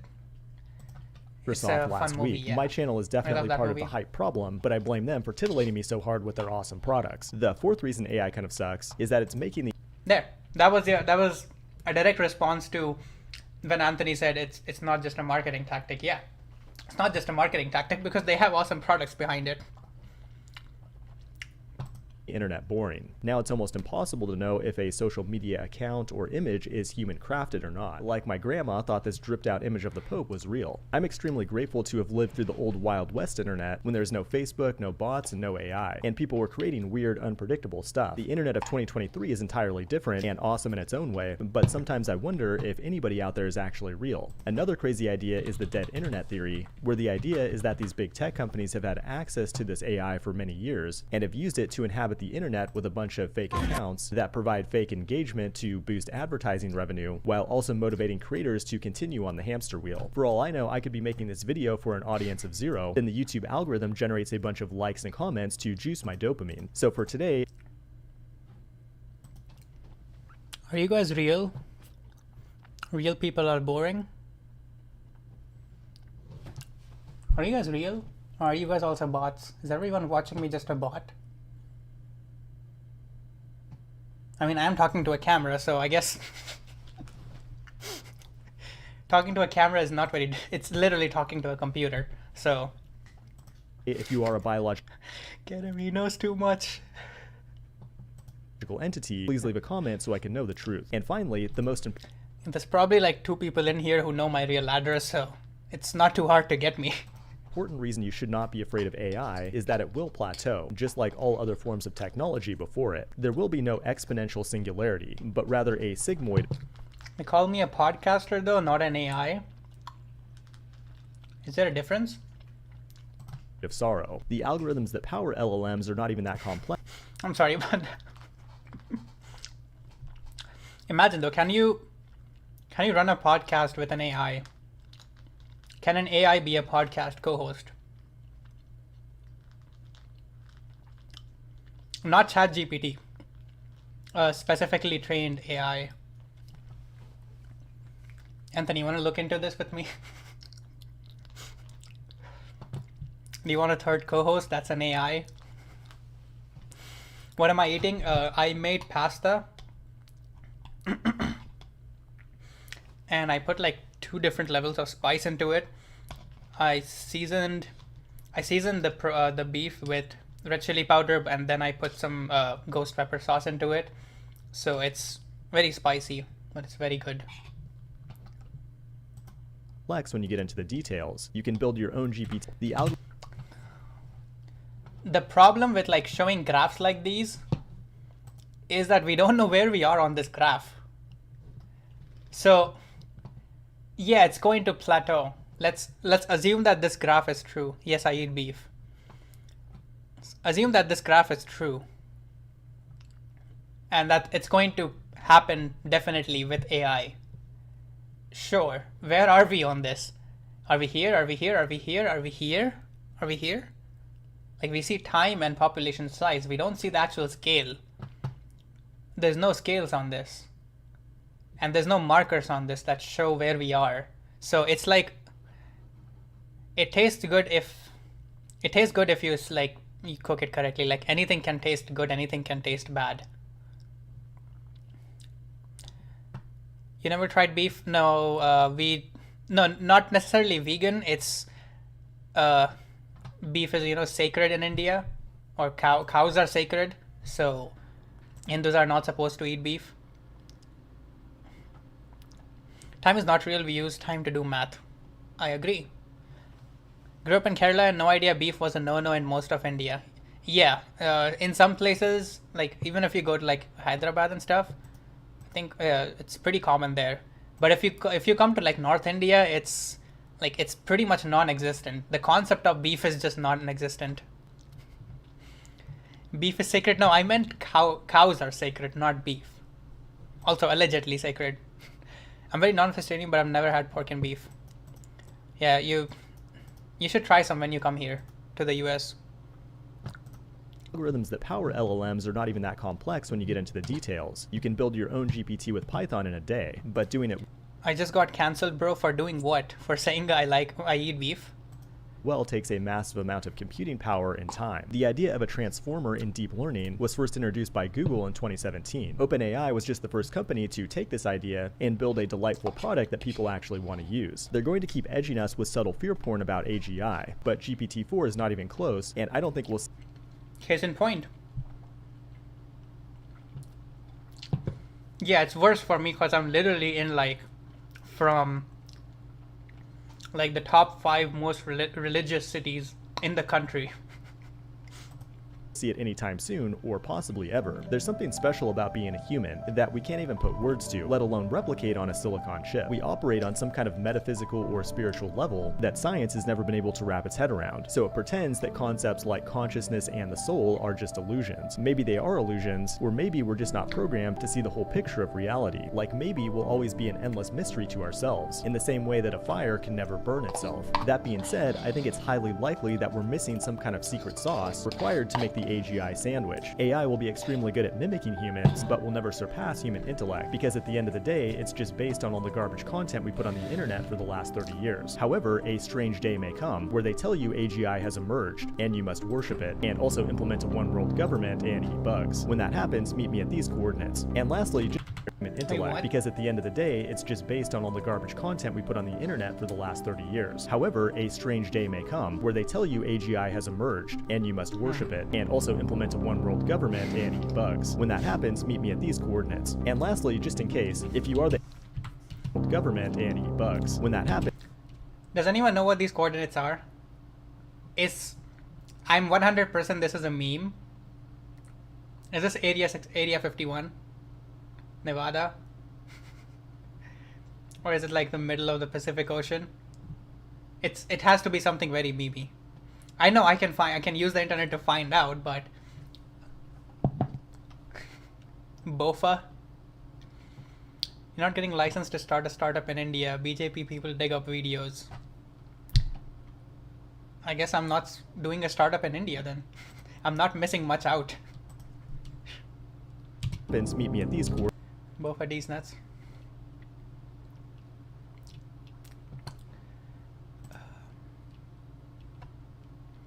Just gonna time you out here. Cool.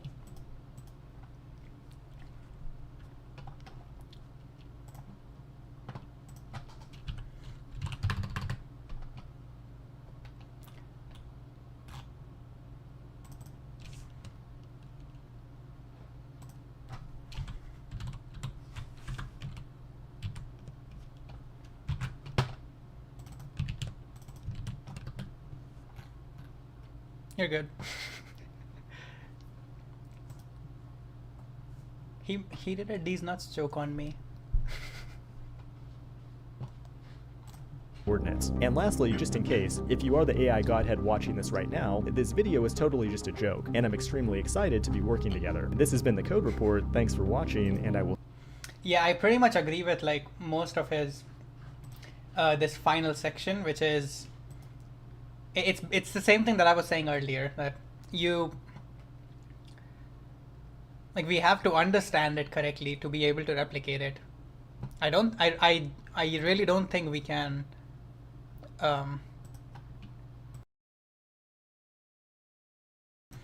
yeah, I genuinely don't think we can see something, or we can build an AGI unless we understand what general intelligence is. And we can say that it is a giant neural network, sure, but it needs to be programmed and connected in a specific way. If we have made sensors for all human senses, we have made also artificial intelligence, we have essentially made an artificial human. Once we give it a body, we'll successfully made ourselves. That is agreed.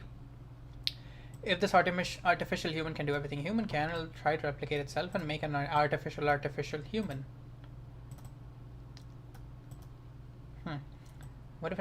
What if we were an artificial human species? Question is, where did your creators go? Then are we in a simulation? Are we in an experiment where they're smarter than us and had their AI experiments in their isolated environment, or did we kill them? No, none of that.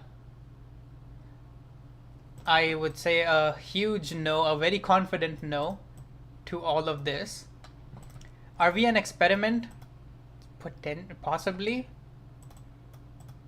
Also, most likely a no. Are we in a simulation? Also, most likely a no. Because most of these questions are kind of unfounded. Also, were they smarter than us? Fuck no. If we had some sort of like creators or someone who created us, they are definitely not smarter than us because they did a terrible job. Like if we were to design a human body, they wouldn't, like, there's no way we would, like, we wouldn't do the design like we have been designed. Do you know how many design flaws we have? My fucking pants. I don't know what panspermia is. Should I look it up?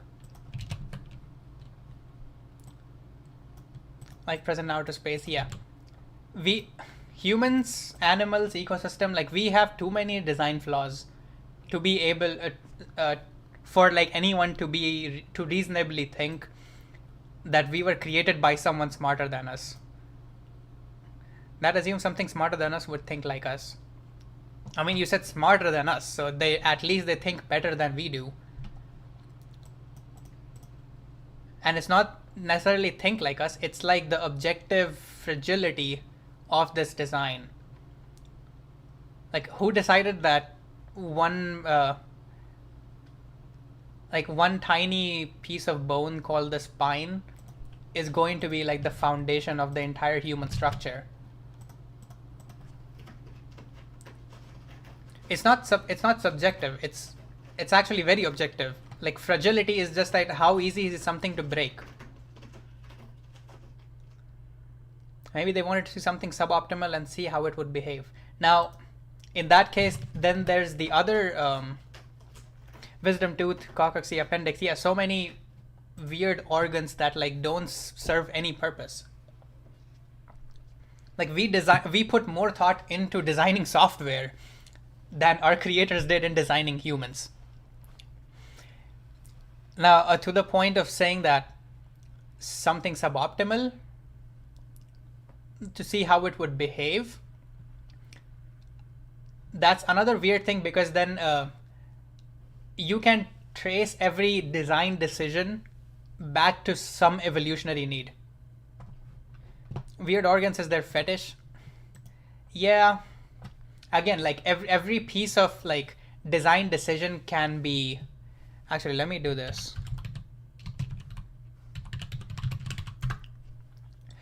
Yeah. Like if it's a design decision, you can ask like a when and why, and you can see like, okay, someone made this design decision. At some point it wasn't there, and then it was. But that's not how evolution works. Like evolution, we know that it's how decisions or how these design decisions are made. It's not someone making them, it's literally random. Like someone would randomly make 5,000 decisions and one of them would stick, and the other 4,999 would die out. That is not just like that. It's not someone doing design. That's not how design works.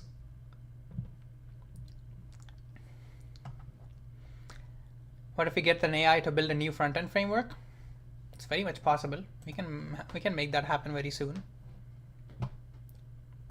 We're all just Sims. What are the flaws? You're assuming you are higher in intelligence than the one that has created you, and that is impossible, as the creation cannot ever equal in intellect to the creator. Exactly. That is my point. That if there is some sort of, like, if we were created, that means the creator has to be smarter than us. But we have evidence that they're not. They made terrible design decisions if there is a creator, which necessarily means that there is no creator. And we did, like, every design decision was just evolution doing its weird thing. Because like the creator cannot be that dumb that it gave us a spine, or it put like our sewage system and our pleasure system right next to each other.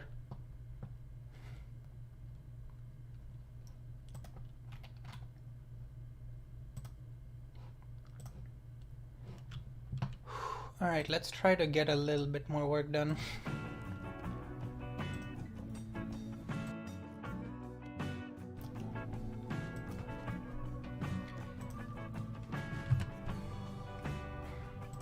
Did you guys enjoy that tangent?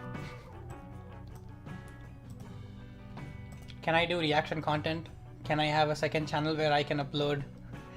I guess, how long was that? Like, how long did we talk about AI? You need to do more psychedelics.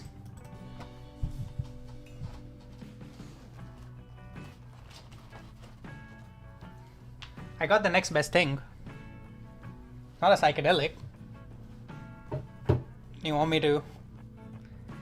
Don't spare us? Spare you from what? From the coding or the AI? You know what it is, Nexel. We have a whole thread in Theo's Discord where we talk about it. Like, ultimately, AI is the ability to create realities out of thin air. Should react to DNSL. Not sure what that is. My React content. Wait, was that not good? What did I do bad? How did I do? Should I do something differently? Talk to me, talk to me, talk to me.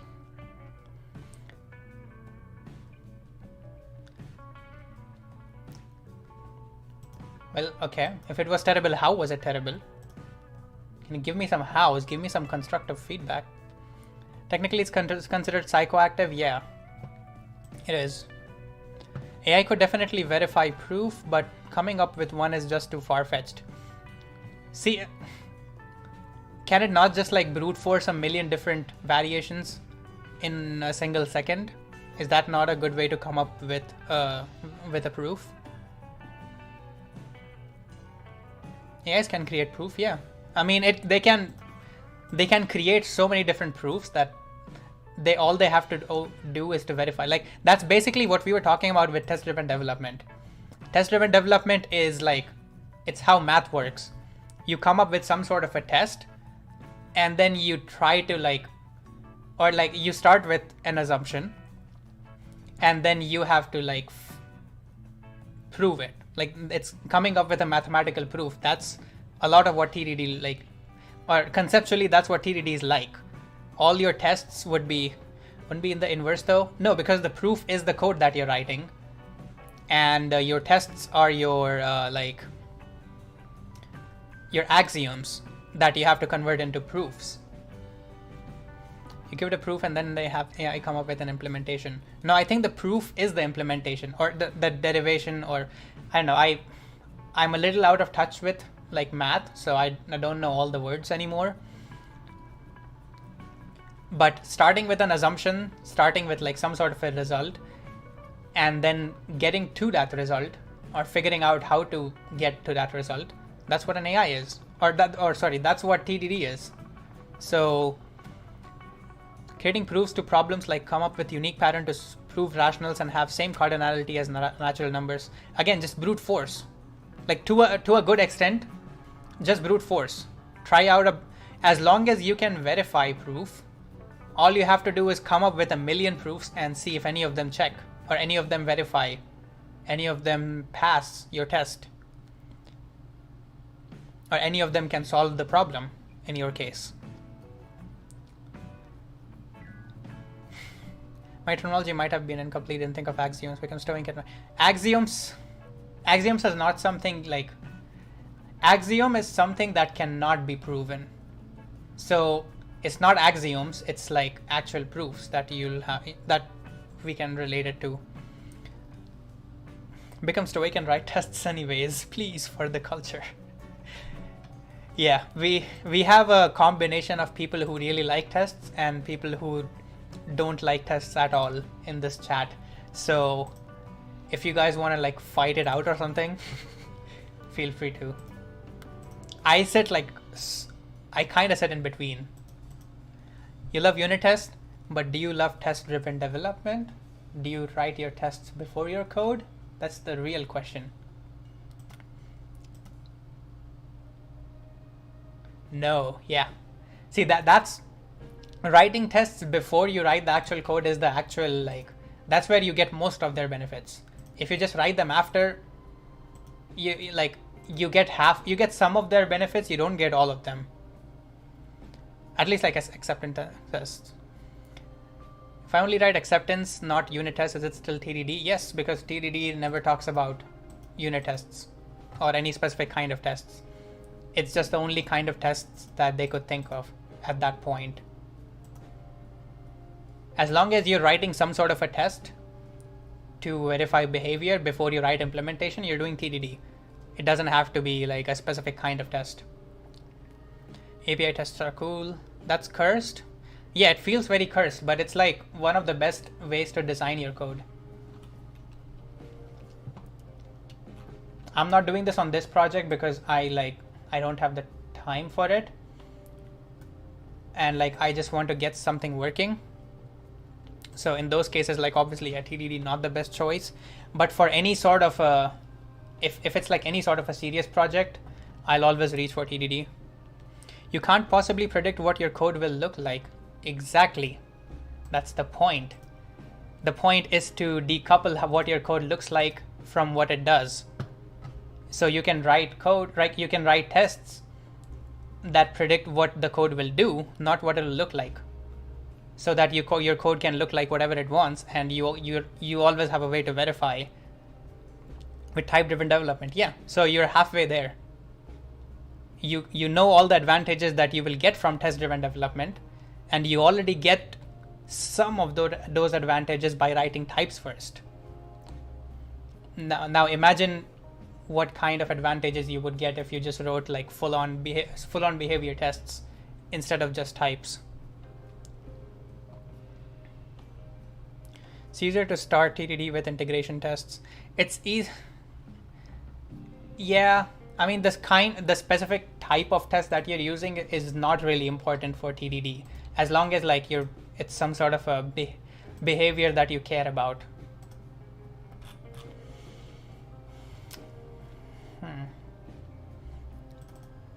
Set definitely doesn't work here. Have to go back to Prisma here. I like writing code fast. Yeah, if your job is to like get a feature out as fast as possible, then yeah, test-driven development is not something you should use. If your job is to like is to write like good, maintainable, well-tested, well-designed code, meaning like it's any sort of a serious software project, then the benefits of TDD are literally like basically undeniable. They will help you so much. I wish I was doing TDD when I was working on serious projects. Argument is slow down to go faster later. Same argument as writing types. I disagree. Actually, no. Yeah, I agree. You slow down a little bit to always be faster later. So it's one of those curves where like you can have like you can start at a higher level but like plateau really quickly, or you can start slightly slow but then you'll always be much better in terms of productivity. Yeah, so if you're just in that range where you only want just to pump out fast code and you don't care too much about like the long-term maintenance of your software, then yeah, you don't need to do TDD. But in the long term, it will always save you time and effort.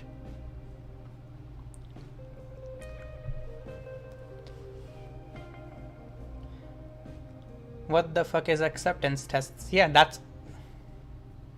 By the way, my headphones are probably about to die soon, which means I can probably just turn off my headphones. It's fine. I'm not doing like a lot of like reaction content anymore.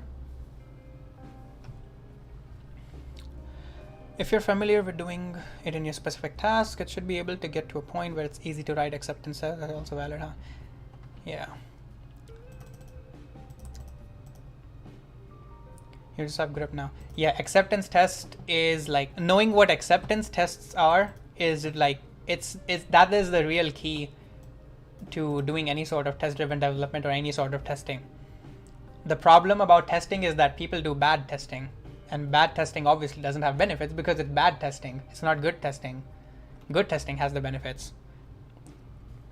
And if you're doing bad testing thinking that you're doing good testing, you'll have a very skewed perception of what testing is, and you won't like it, and then you'll stop doing it, and then you'll talk about how doing testing is bad, even though you were just doing bad testing.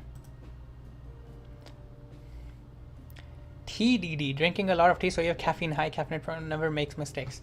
That is a very good point. I just drank some Mountain Dew. I think I got my caffeine fill from Mountain Dew.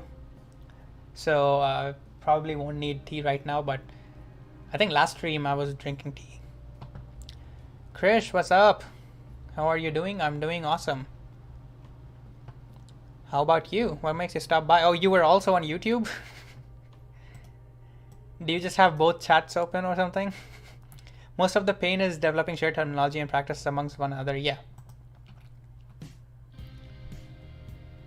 I still think the biggest misconception around testing is that people don't know what acceptance testing is, which is why they don't like it. Didn't realize there was a Twitch, lol. Yeah. This is where the party's at.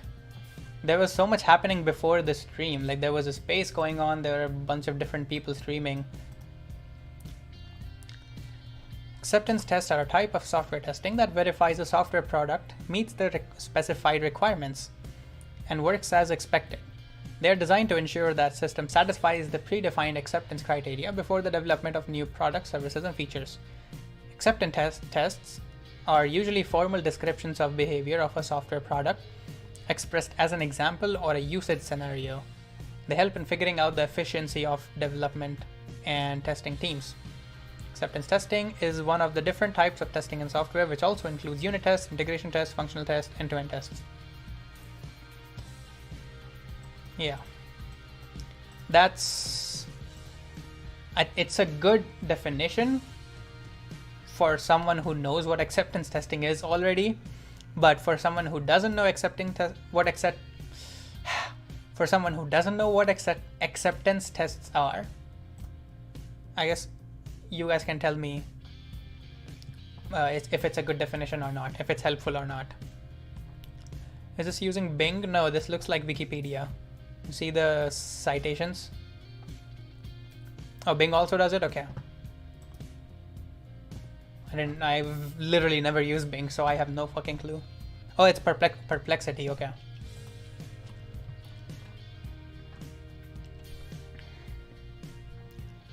Working with relations was somewhere in here.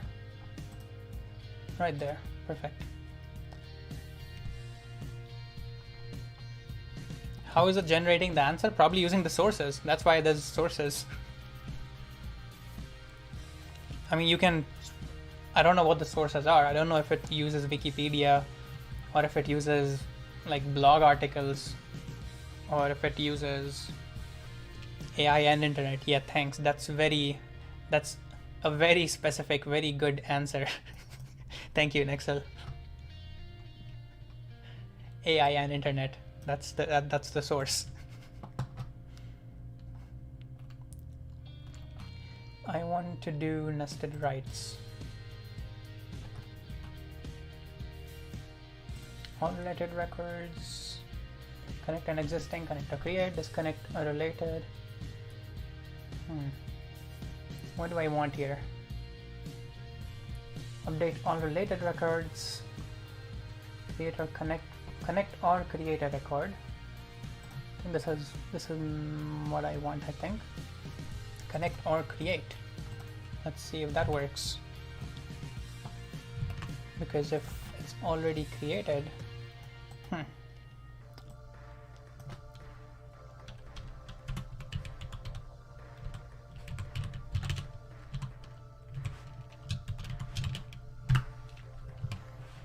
does it want data or do I just give it the whole thing? Looks like it doesn't want data.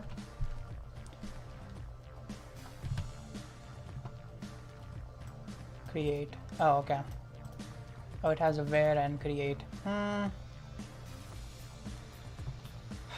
Why is working with SQL so hard? I guess...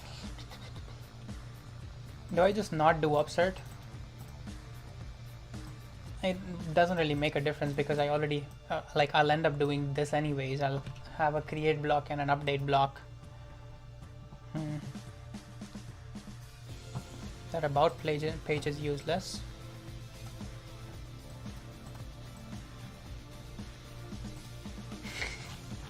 Yeah, it's about the company, it's not about the product. That's why it's useless, because you're hoping to find something about the product on a page that's about the company.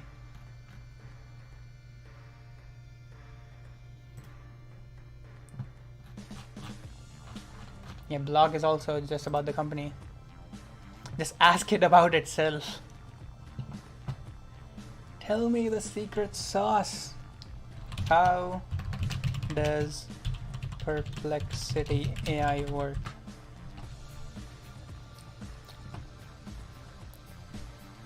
It uses its own search engine combined with OpenAI to provide answers to users' questions. There you go.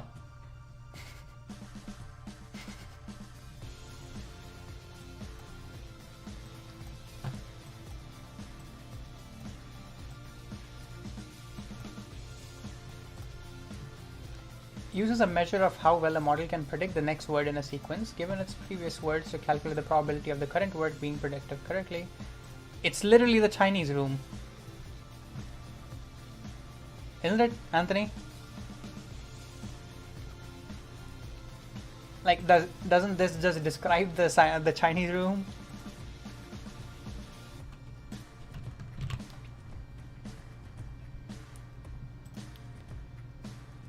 Yeah, all these things work that way. Then I don't know what if that's the case, then why is still there like confusion on how much of this is artificial general intelligence, or like the AI knows how to do different things, when in that one sentence described what the one thing is that this AI does. It's having conversations. That's just one thing. Just because you can have a conversation about chess doesn't mean it knows chess. You're very far from AGI.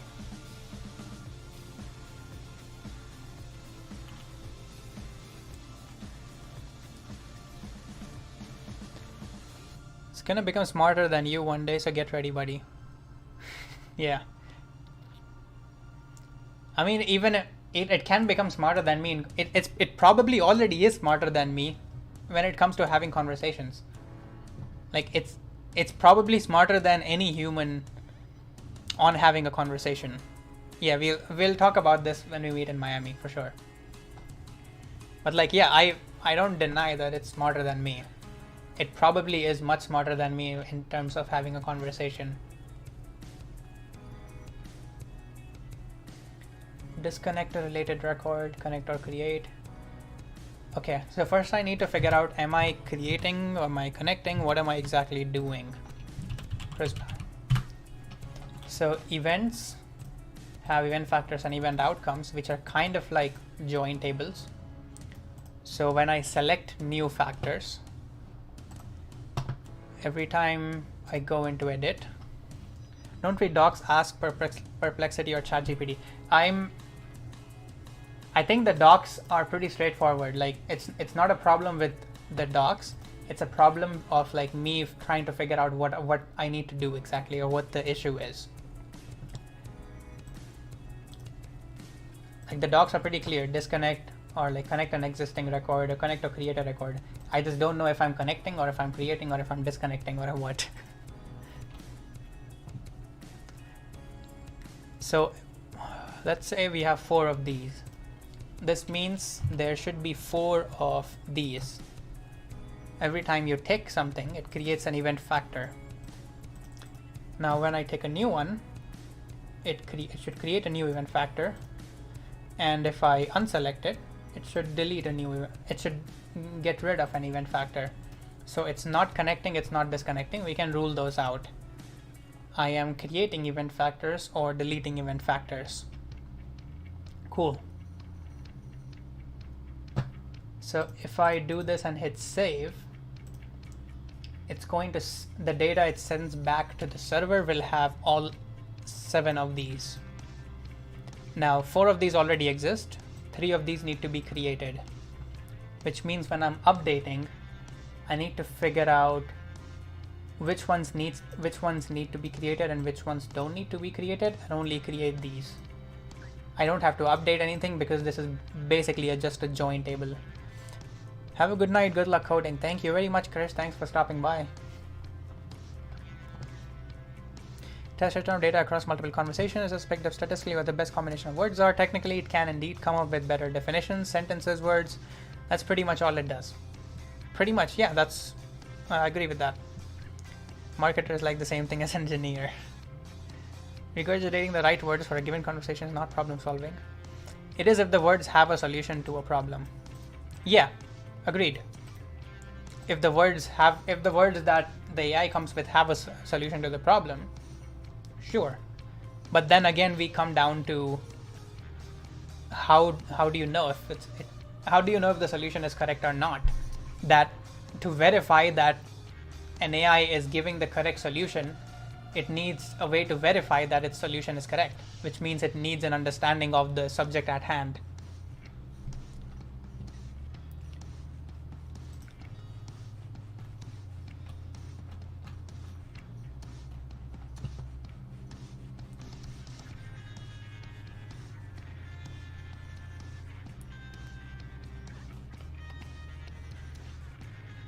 So how do I... So if I receive all 7 of these, can I figure out which ones I need to create and which ones I don't need to create without having to fetch a list of... Let's first... I don't need to minimize it. Let's first try to do it directly. So I guess I cannot because I'm using Upsert. Do I have the UI, do I have the front end somehow send my back end only these 3 instead of all 7? Because these 3 were, like, do I have the front end tell my back end that, hey, these need to be created and these need to be deleted? Or do I somehow diff that on the back end?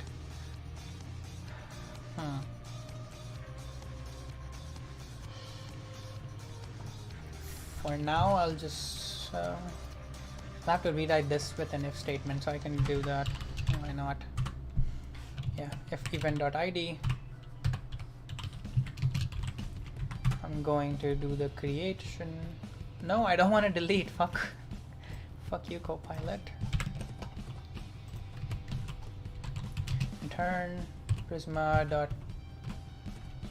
Oh, let's do if not event ID, then I need to create.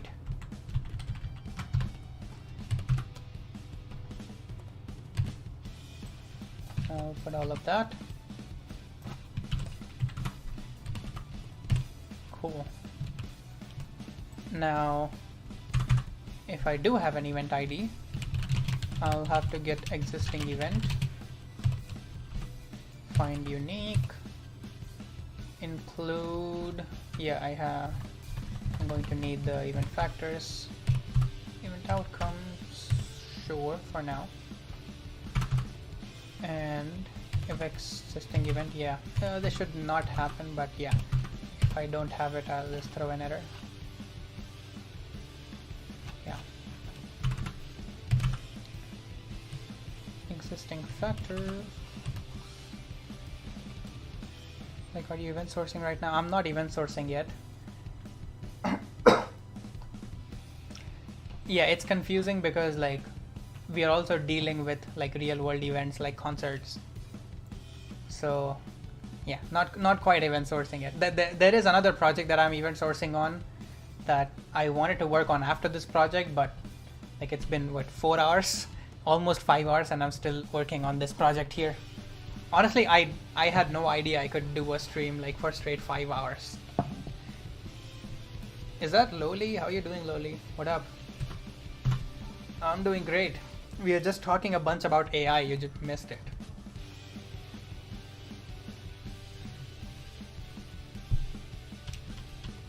Existing factors,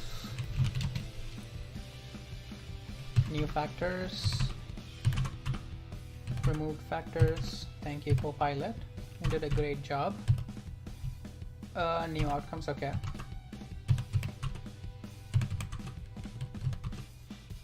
I'll just let like Copilot do everything and then check what it's doing.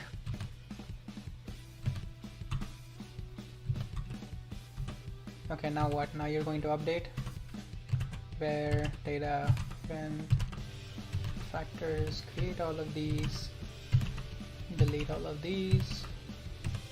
This is going to be horribly inefficient. Got to the point where event sourcing, I wrote a ton of shit of backend logic, and then I got philosophy around how you store events. Stuff like storing by event type, sorting by aggregate, big ass table. Implemented things the normal way. Way Lord intended. Yeah, I genuinely think event sourcing, like people complicate event sourcing beyond how, like what it should be. Like event sourcing, literally, it's not that hard.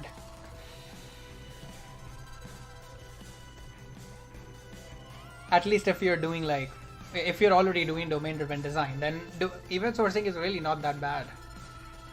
It's the CQRS part that like makes it difficult to work with. So having projections and everything. Like, watch the classic old like Greg Young talk about event sourcing, which is pretty old, but like still very relevant. Like event sourcing is not super complicated. Whenever anyone calls something adjective as noun, I mentally move the hyphen one word to the right. Yeah.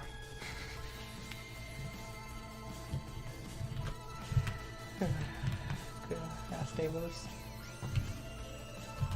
Great going, good to hear that. Where are you working these days, Mol? What's going on in life? I don't have a job right now. Do you? I'm pretty sure you do. I just forgot where you're working. I'm very bad at remembering things. I'm sorry.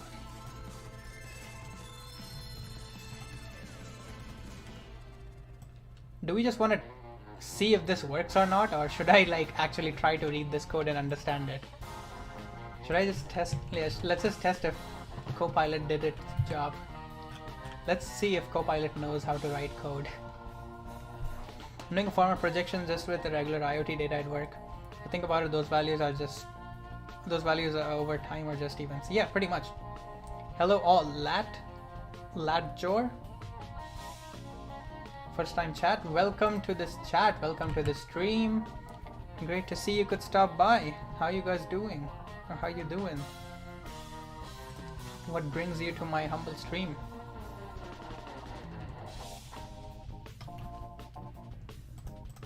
Let's just see if this works. So it's funny that only these 4 are selected here. But if you go back, you'll see 6 of them. Which means I should probably use something else.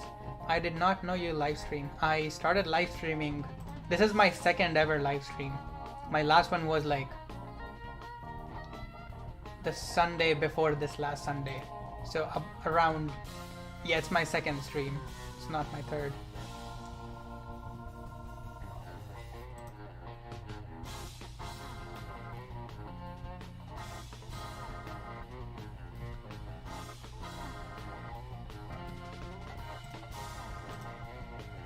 On the ground floor model. Okay, I'll need to create a new event to test this. So let's see. Waves third stream. Hey, now this didn't clear up this time. Huh. Maybe serverless, full stack, development. Location, Twitch and YouTube.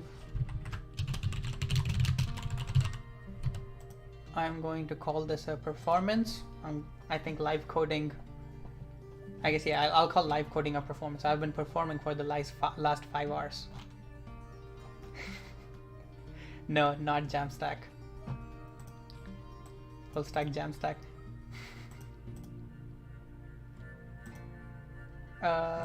Let's go with this one and this two, so we know create event works. Should start making tutorials and courses. No, I don't know. There's way too many of those already out there. Amazon and Lifespin Hell. The work increased after others were sacked. Trust me, you're doing way more interesting stuff. Would love to join a stream in future. I would love that as well. I'll try to get like I'll definitely get ping.gg soon because of the thing that Anthony and I will be doing very soon. And I might like start doing more collab stuff. Streaming on Twitch as well. Yes, I am streaming on Twitch. So if you want, twitch.tv/MaybAgrawal09, you can join there. Yeah, people are there's more people on Twitch, so you should definitely hop over here. Twitch is where the real party is at.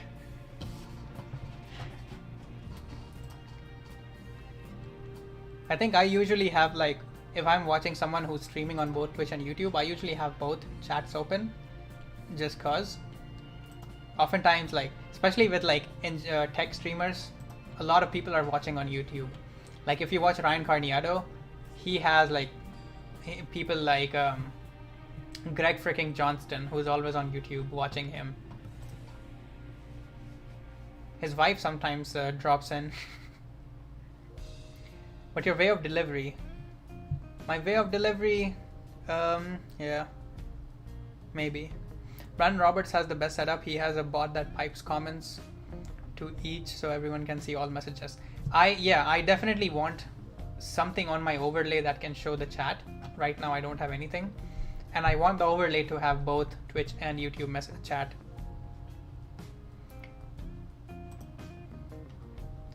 Let's try to edit this. Let's add this. Okay, so now it shouldn't let's get rid of this. So now it should delete that and it should create that. What are the outcomes like? Request Arial and modify staffing. Nothing. Okay. So both these outcomes should also be deleted, and all three of these outcomes should be created. Let's see. And obviously that did not work. Wait, no, that it worked. How can I connect to you for suggestion and a little bit of mentorship? Right here. Come to my chat. If you have like questions, if you're having issues with something, throw them here in the chat and we can talk about that. You can also, I don't have a Discord server yet. Maybe for now I think I'm just going to live on watch.dev. So you can go to watch.dev and it links to a Discord server which you can join. I think that's where my home, quote unquote, is going to be for a while. Or you can also, actually don't join Theo's Discord. If you ask these kind of questions in Theo's Discords, you might get timed out or maybe even banned.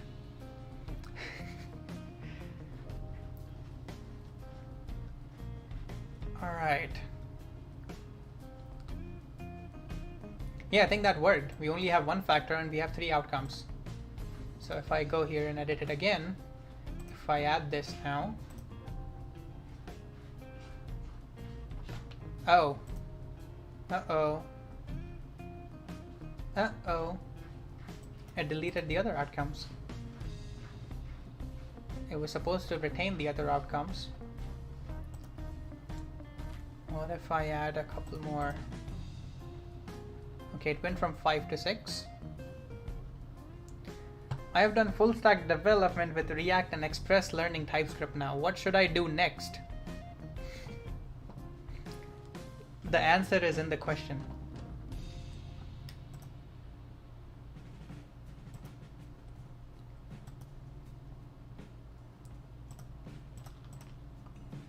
One, 2, 3, 4, 5, 6, 7. Okay, it went from 5 to 7.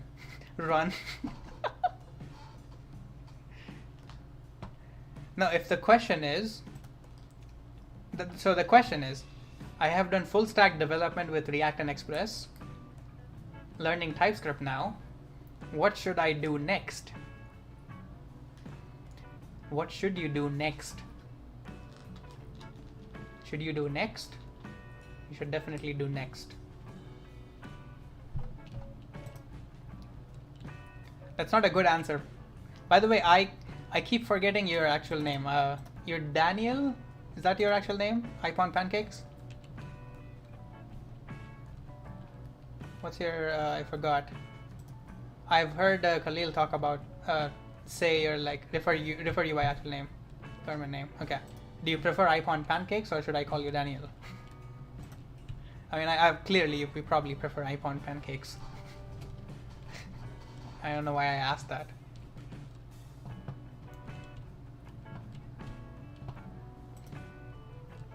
Yeah, next 13 is really not a bad place to start today.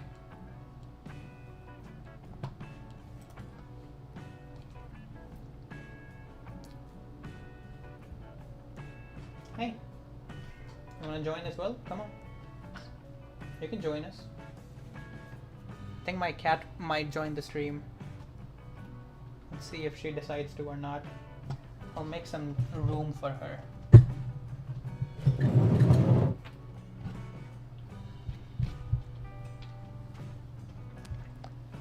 Come on. I do have a cat.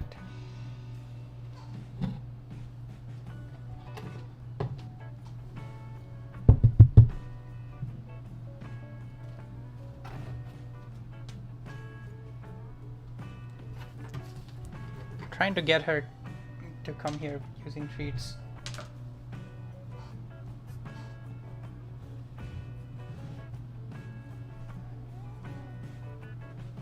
Come on. People want to see you. People want to meet you. Got a class. This was informative. Thank you. Thank you for stopping by. X. Okay. I should go full cam for this. Oh.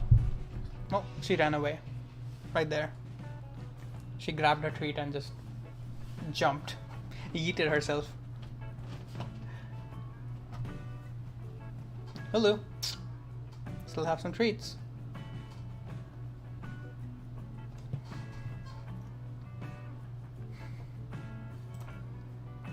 She's not interested in being on camera. Yes, I do have a cat. Yo, and Mole, it took you way too long to show up on Twitch. How behind were you, like, on YouTube? One must pay tributes to get the cat god's presence. Yes, the tributes didn't work. She just ran off. They worked in the opposite sense. You haven't learned any riffs yet? Oh no. The stream will be a failure if I don't learn any riffs. 1, 2, 3, 4, 5, 6. So there's supposed to be 7 outcomes. Or sorry, 1, 2, 3, 4, 5, 6. Yeah. This one is here twice. Should only be here once. And there should be in total 7 of these. Right? There's no duplication here. Each one only appears once. But here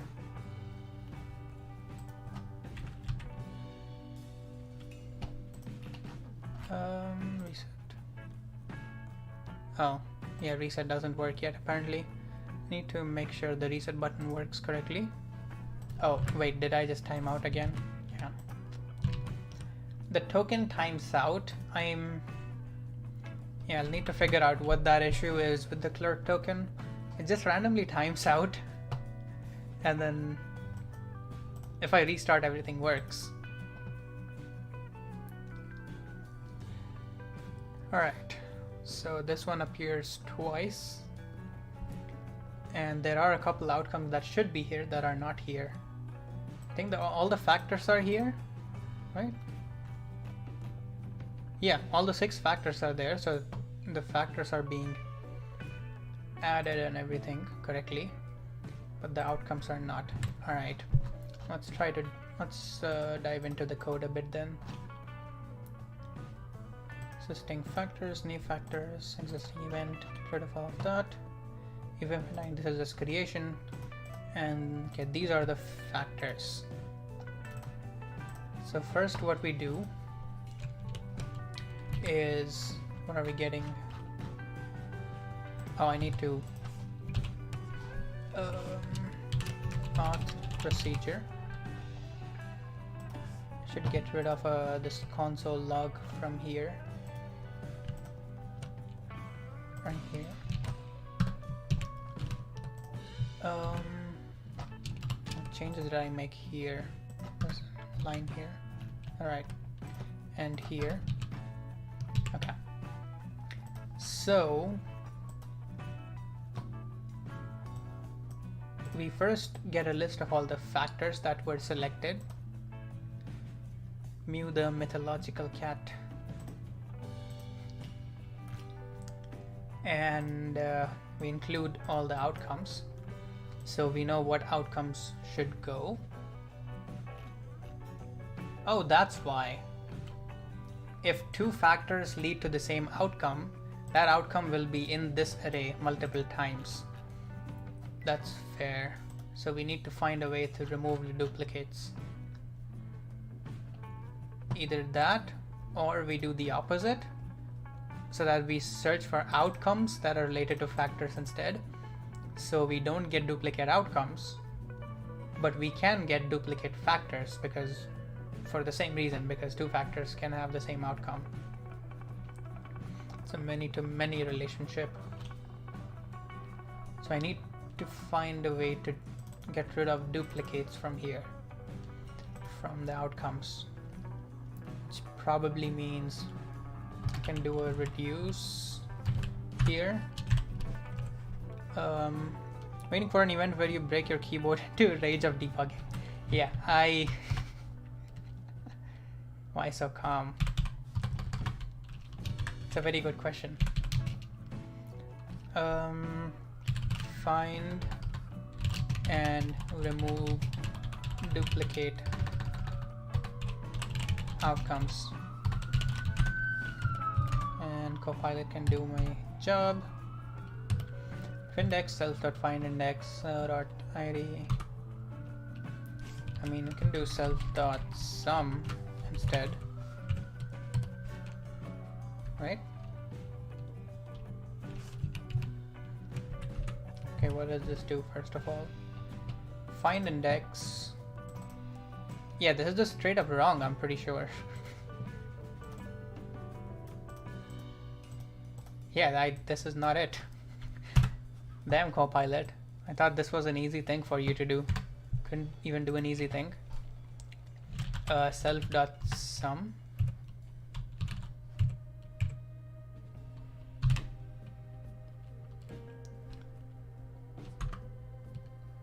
.id, and then what?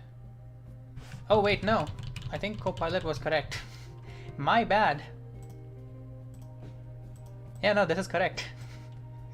Alright, I'm sorry, Copilot. I'm sorry, AI overlords who might be watching this video in the future to do research about me. I completely trusted Copilot. That was just a test. Don't worry, Copilot did its job correctly. You're fired. No, I need this job. My job's already being replaced by all AI. Just let me have this one job. Don't fire me. Yes, I'm learning to respect my superiors now.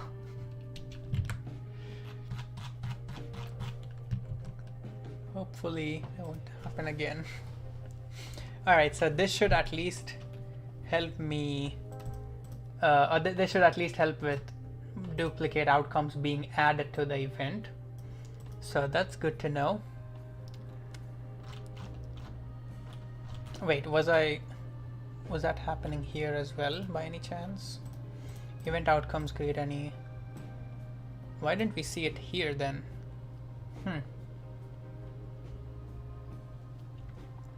If multiple factors can lead to the same outcome, and we can have duplicates here, we should also have duplicates here. So when a new event is created, can we not? Okay, this is still sticking. I think I need to do the same thing with the control components here. And I hate that controlled and uncontrolled inputs are two different things. Wait, now I already have this. Why is it still here? It is supposed to be a controlled input. WTF.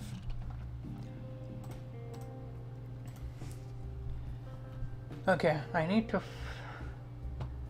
I know this is implemented in a way that duplicate outcomes don't appear, but I need to check if duplicate outcomes are added to the event by any chance. So like if I select, let's see, aerial support and security staffing,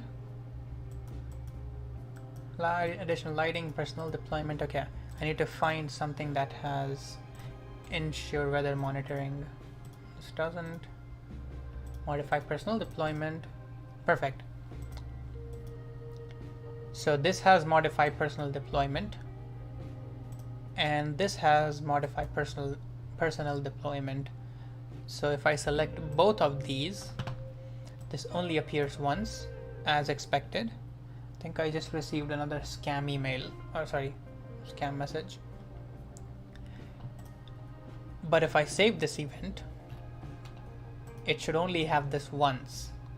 Or technically it should have it twice because I just implemented the duplicate removal. So if I get rid of this, theoretically this is not checking for duplicates, which means there should be a duplication here. If there is not, then I'm not sure what's happening. Invalid event form data. I don't have a location. YouTube. Submit. Invalid event. The fuck. Oh wow, there's cat hair on my keyboard now.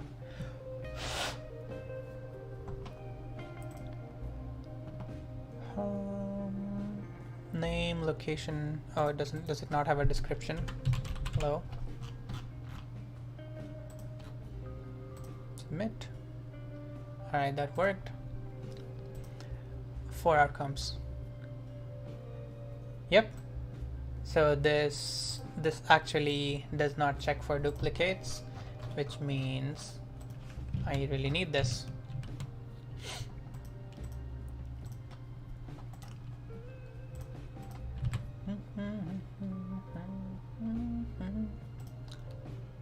I'm gonna need some more Mountain Dew if I need to keep going. I see, as soon as I got back to live coding, the viewership dropped. That's fun.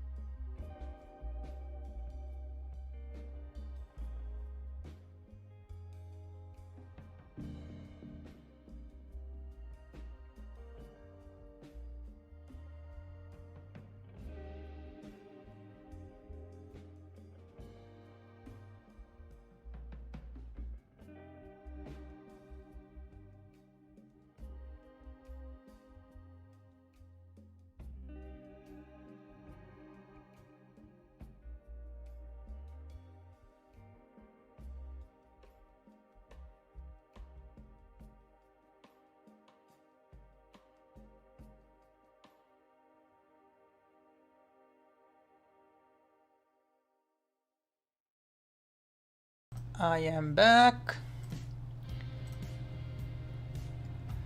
Here's what songs ChatGPT said you should learn.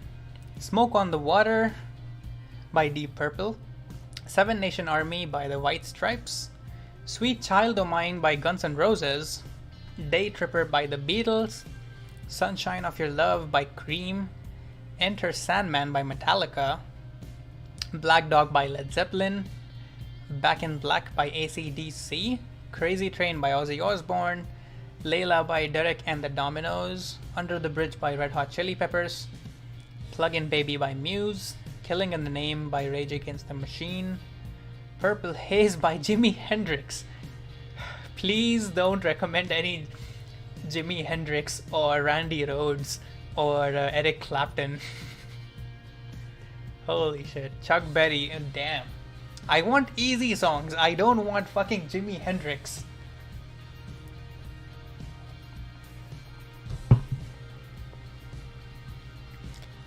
Should we pause LLM training for a year and give society to adjust to the disruptions coming? Do you think a year is enough for the society to adjust to the coming disruptions of AI? Because it has been over 1,000 years since gunpowder was invented, and we still haven't adjusted to all the disruptions that brought to our society. You think 1 year is enough for AI?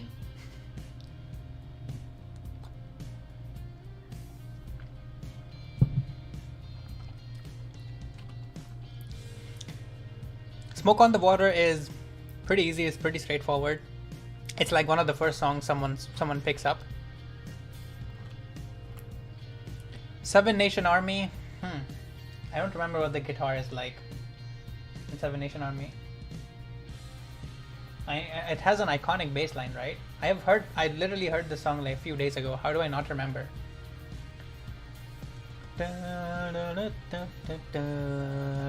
Yeah, that's a pretty easy bass line for Seven Nation Army.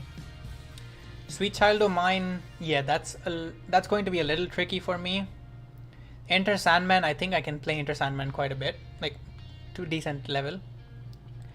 Back in Black is also, it's a pretty easy riff. Yeah, it's like the first message that you sent with Smoke on the Water, with Seven Nation Army, with Enter Sandman, they have easy riffs. But then you go into Randy Rhoads, Eric Clapton, and Chuck Berry and Jimi Hendrix. Like, do you see the dissonance between those two messages? Of the quality of guitarists between those two messages that are referenced. It's the one that goes bum bum bum bum bum bum bum. Yep, exactly. I read that exactly how you intended it to be read.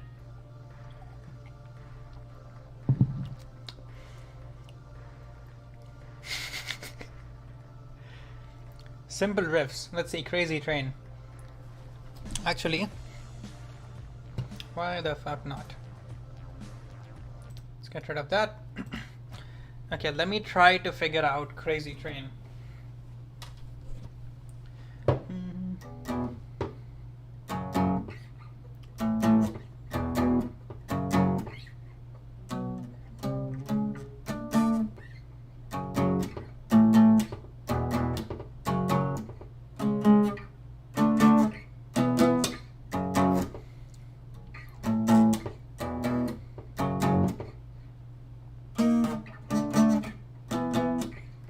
So this is these are like the chords of Crazy Train, right? This is how it starts.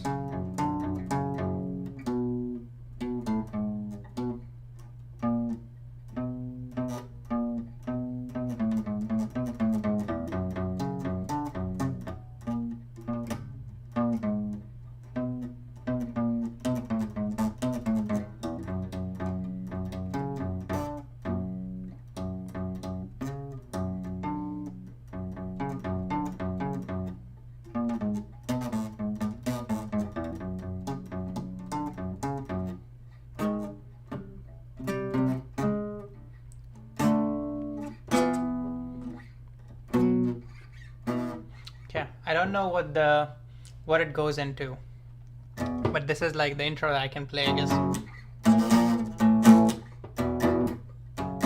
By the way, that was I really don't mean this to come as I'm bragging, but that was first try. I don't think I've tried Crazy Train on guitar before.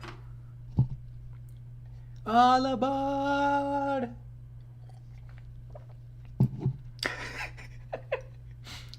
I.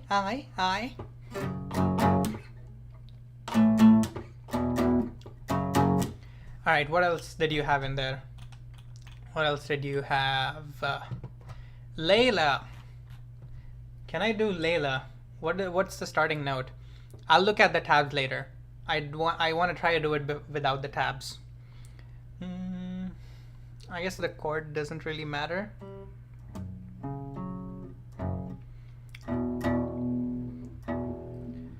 Where do we start Layla? Reminds of the game commercial that Ozzy Osbourne did. I read that as Ozzy Osbourne died for some reason. Actually, screw all this. Do the final countdown. Huh. Final countdown. We did a lot of final countdown back when I was in high school. Final countdown is also keyboard. It's not guitar. The final countdown. That's the tune that you're describing. That's played on the keyboard, not on the guitar, I think. But I can still try it.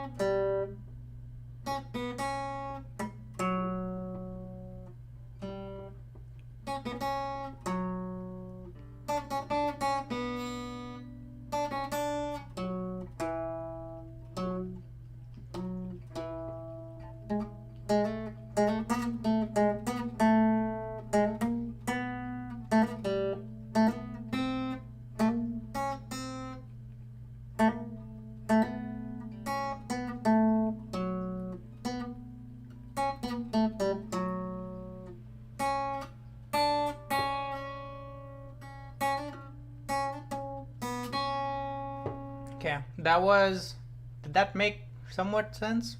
A little sense? I'm probably playing this on the wrong chord, or I might not be, honestly. It's probably easier to play without open strings.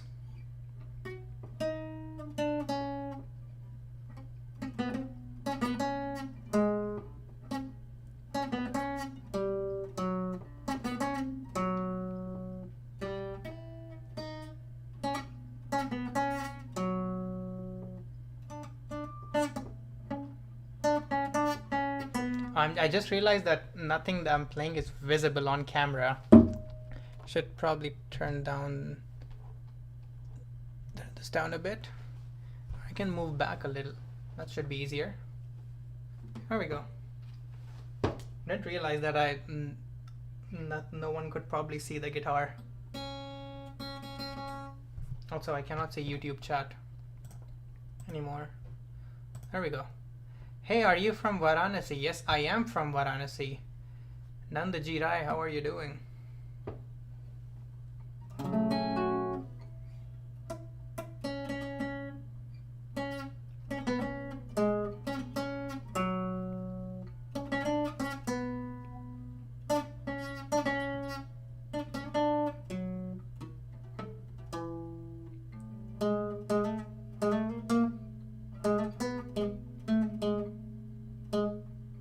It's also hard to play these on an acoustic guitar. It's easier on the electric guitar because the distance between the fretboard and the string is smaller, so it's easier to fret on it. Varanasi, the holy city, yes, correct. That is where I am from.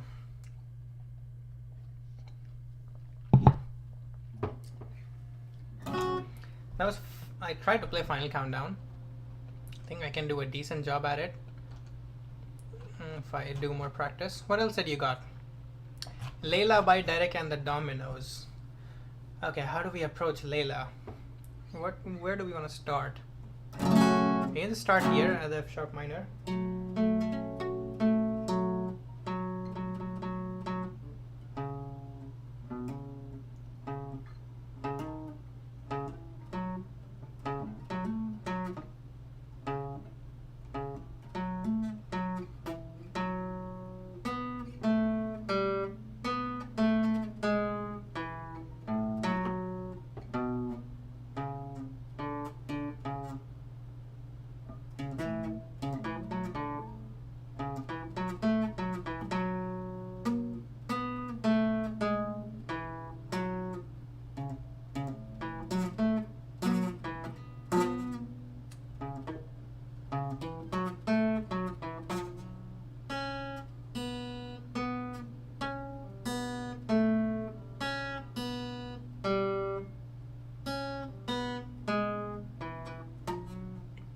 I think I got Layla.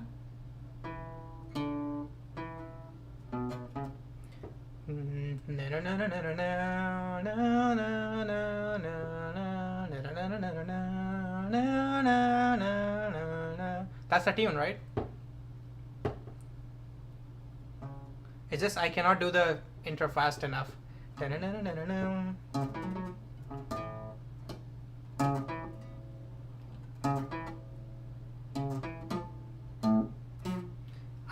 I am a lot more comfortable playing chords than I am like playing leads like this.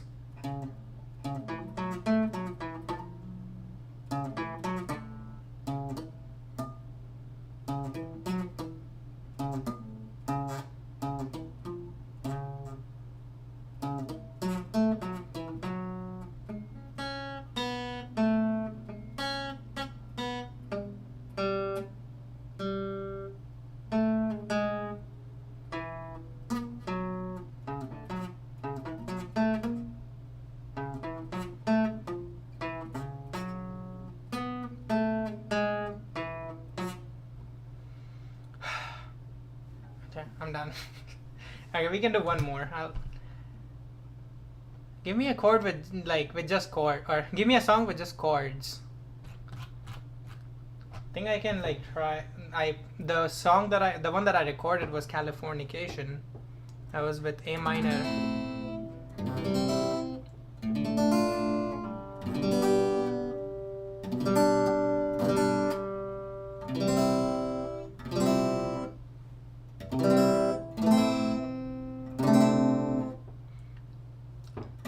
There is one section, the pre-chorus in the song Californication. It has a weird chord.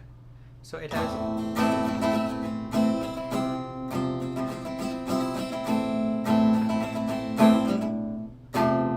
There it is, yeah. Hotel California, that's a nice one. Haven't played that in a while. Where does it start? F major 7? Are you describing this one? Fair, yeah. So this is F major.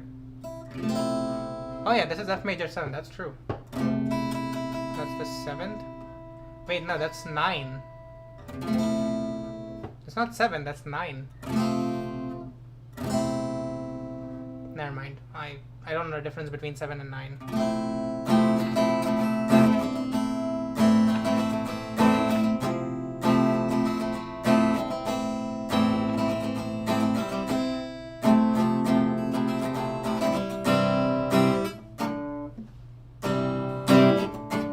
I always have trouble going from here to here.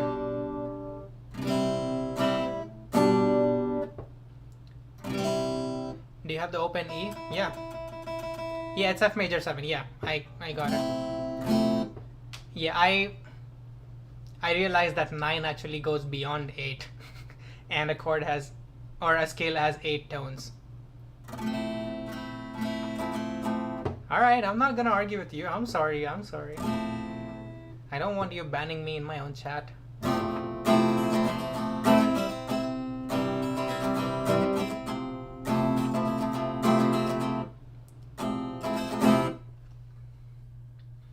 Are you a music major? Are you asking me or Anthony? It's the last thing I can do that ChatGPT cannot. Hey, I don't think ChatGPT can do DevRel. Ask it to make a game show for us. I don't think it can.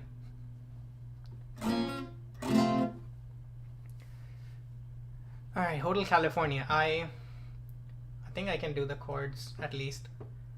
Where does it start? Can you remind me what's the start? What's the root for Hotel California? If you remember. It's not A minor, I think.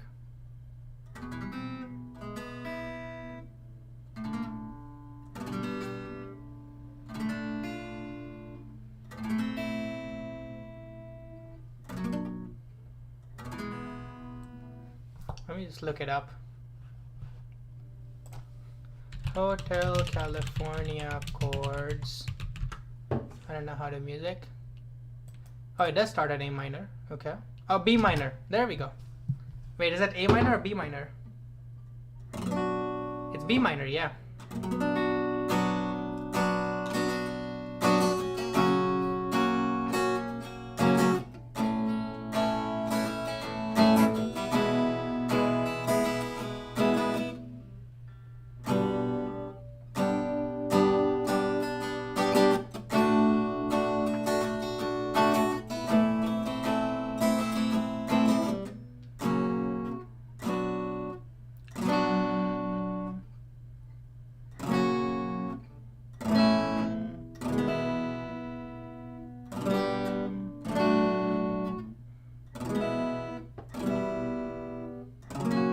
Yeah, that's it. It's just a little too high for me to sing, so I might actually revert to A minor. But the problem is A minor is that. How do I do G? Okay.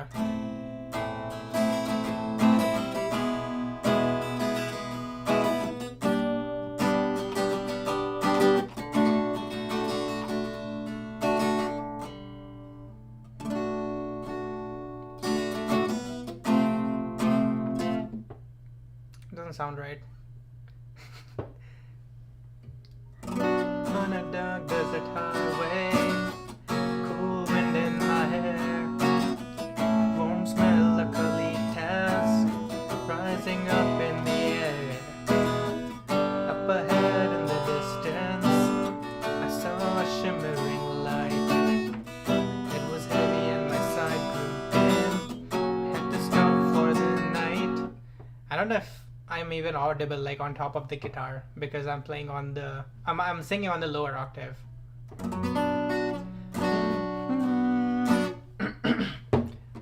Should I try to actually sing?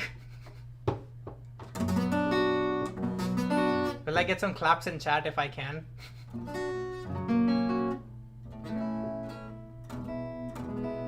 I was singing on the lower octave.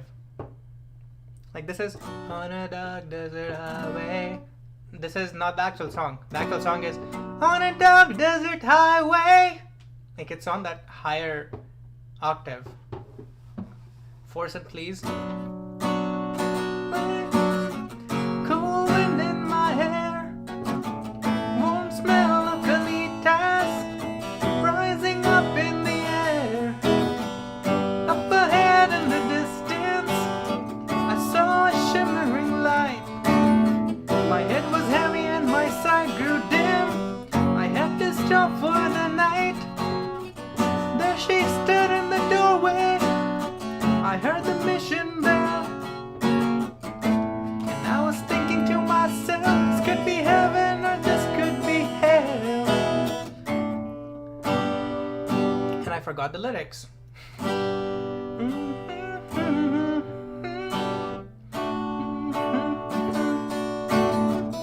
You can check out anytime you like, but you can never leave. Yeah, that was terrible.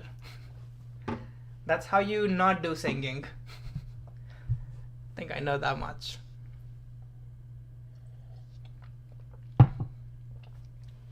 Okay, I need to pick a lower register song if I'm going to actually try singing. Party parrot, party parrot.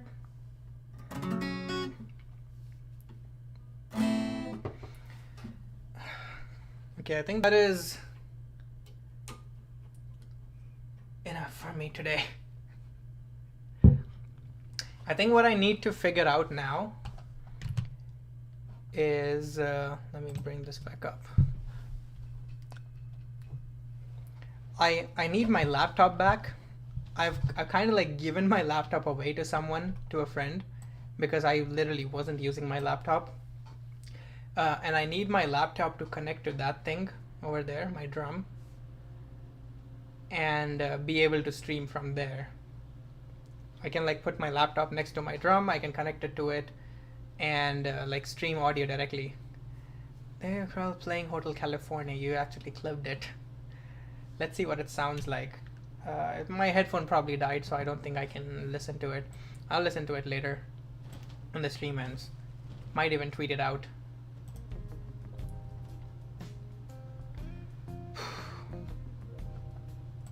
Alright, I should really like work on fixing this because we... Wait, where did it go? I really need to fix this because I have a demo for this on Monday and cannot really have, like, I need to have this up before Monday. Hope possibly even like today. It's already 3 a.m. here and I need to like have this up so that we can practice our presentation and everything. But thanks a lot for the clip and the suggestions. I'll try to do this at least once every stream, but I don't know just how often I'll be streaming. I'll try to stream often. I definitely need to stream multiple times a week because I need to work on these projects multiple times a week. All right, what is going on? I just got a blur memory of you. I think I was your junior at school. Huh. If you got like a Instagram or Facebook, if you want to link that, I might be able to verify. What school did you go to? Depends on what school you went to, because there's only 2 schools I've attended in Banaras. If you can tell me about like what school you went to, a couple of teachers. Who's your favorite teacher from that school, or like your top 3 favorite teachers? Because I think we can use that to figure out if we went to the same school or not.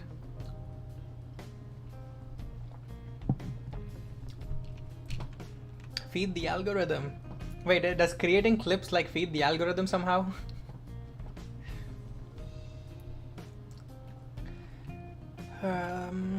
Okay, so we got rid of duplicate outcomes, so that's not an issue anymore here. Yeah, that is the correct school, but like when did you go there and why do you remember me? Like I guess I was semi-popular in that school, I guess, but yeah, because you said you'll be streaming a bunch. Yeah, I'm hoping that helps. Really, like my real goal is streaming is literally just to like work on these projects, but if I'm not able to do that, The Aryan International, yeah, that is correct. I went there. What year were you in? Stream like once a month since I created my channel. Good enough. I mean, it's my goal with streaming is to be able to work on these projects on stream.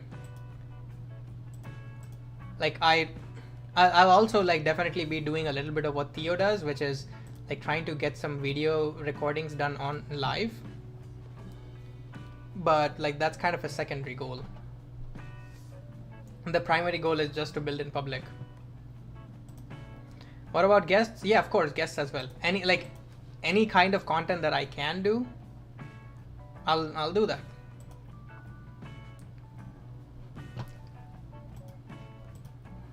So yeah, having guests over, doing interviews, you made some content, yeah, doing music and everything. I'll do all those things, but my primary goal, like those things are like secondary.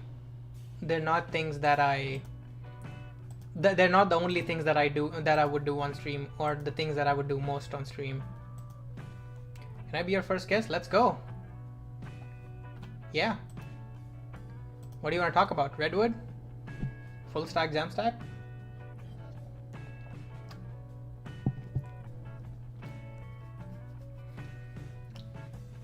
You can hop on right now. No, I don't have a StreamYard account. How's that 2008 to 20? Damn, you were there for a long fucking time. I was there for 4 years and I got fucking bored. How were you there for 12 years? Oh no. Yeah, if you're talking about Priyan Rai, yeah, I'm his batchmate. Priyan and I came to the same university here in Cincinnati, UC. Priyan just came here like a year before I did, so he graduated a year before I did.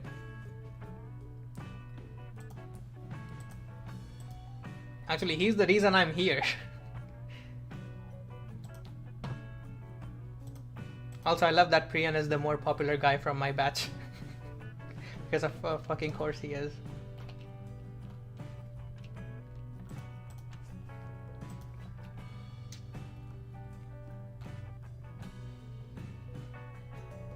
So in 20, did you like finish your 12th boards? That means I finished mine in 17, which means you're probably in 9th or 10th when I graduated. That makes sense.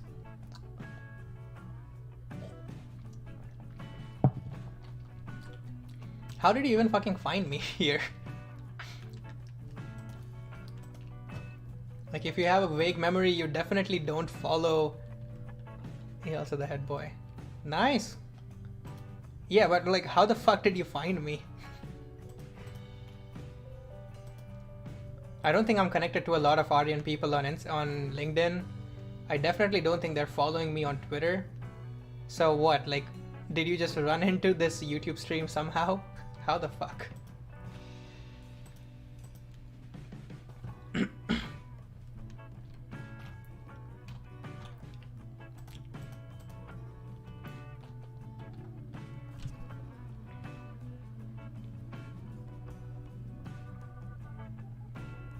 Yeah, I'm actually curious. Like, I wasn't like I wasn't hoping for people to show up in the first place. I was definitely not hoping for people to show up without any sort of like marketing or like where they have seen my posts. Like, I posted this on my Twitter, on my LinkedIn, and on a couple of Discords. So I was hoping that like if anyone would show up, it would be from those places.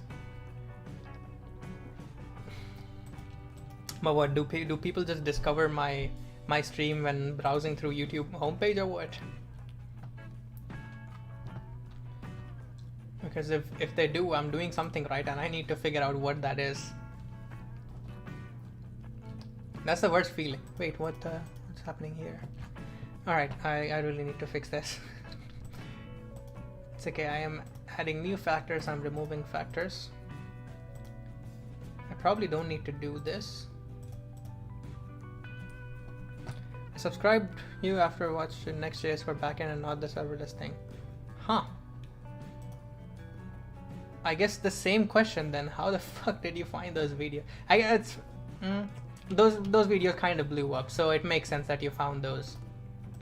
But at what point did you realize that I'm also from Aryan? Like, at what point did you remember actually like meeting me in school? Like, was it when you were watching a video or when you were watching the stream?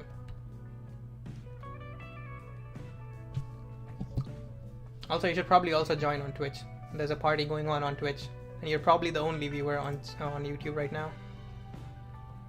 Oh, right now when you saw me talking. Okay, that makes sense. Yeah, the world is small. You found a random YouTuber, and a random very small YouTuber, and turns out we are from the same fucking school.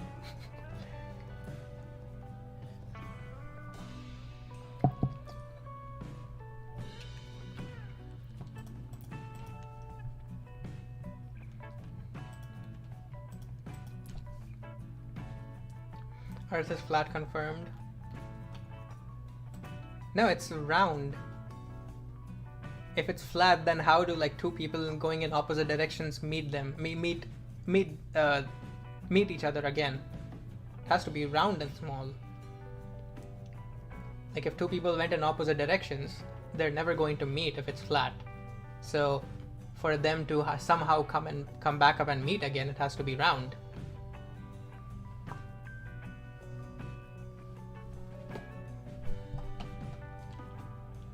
Mobius strip is round. It's round. Mobius strip. It's not flat. I guess it depends on the perspective. Or it can be flat. Doesn't have to be.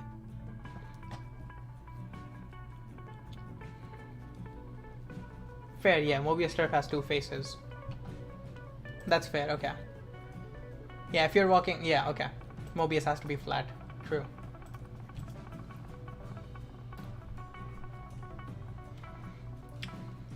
By the way, you guys want to see what I do when I'm sometimes like just I need to fidget?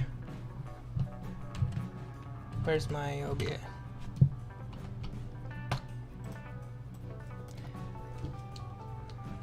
I play around with this sometimes. Do you guys want to keep a timer? Fidget spinners, yeah, they're kind of annoying. I just always had like a better fidget spinner, which is why I never needed a fidget spinner. I always had one of these with me. Alright. So does anyone know how to solve these? How many people know how to solve these? And how many people can do it fast? Explaining server versus serverless after watching Theo's video. Damn, thanks a lot, man, for not only finding me but also subscribing. Easy, you asked ChatGPT. Yeah, I don't think ChatGPT will have the best answers, because this is something that like there isn't even like too much documentation. I guess there is some documentation, so it's still find it, but yeah. But this has been like, I've been doing this for like literally since I was maybe like 13 or 14. Actually no, 15. Yeah, I picked it up when I was 15. So that's one. Need to get this. It's another one. Oh, this one is trapped in here. That sucks. And now it's not trapped in here. Oh, I messed that one up.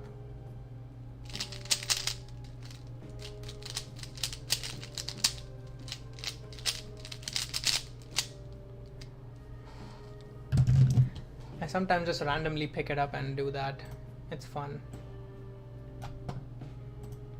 I used to be able to do that in like less than 30 seconds.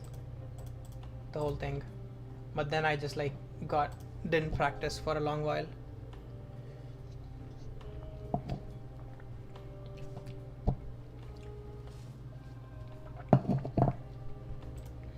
Alright. I should not have more Mountain Dew before like the next 12 hours or so. Too much sugar, too much caffeine.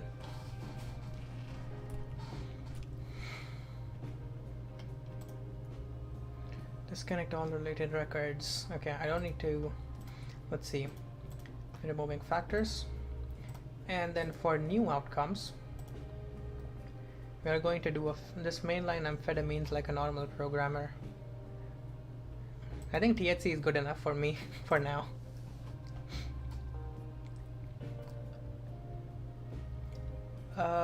We're going to filter on all the outcomes. So these are outcomes for all the factors that we get from the front end. Okay. We are going to filter out the ones that already exist. Wait, okay. So first, should do this outside. Don't want it to run multiple times. There's no point.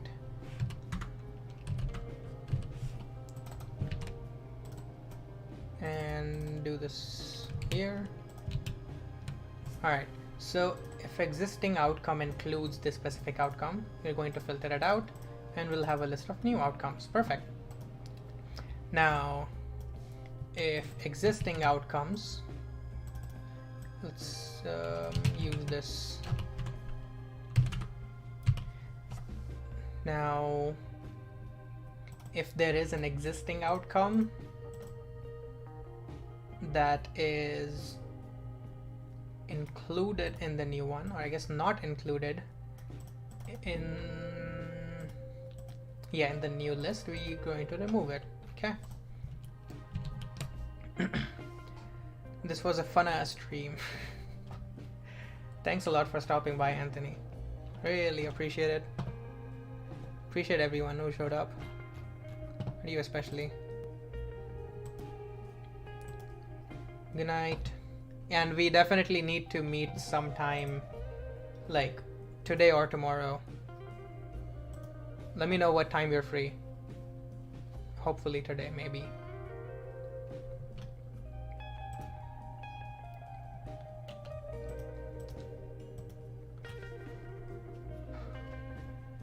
Yep, that works. Delete the ones that are in here, so I can just do that.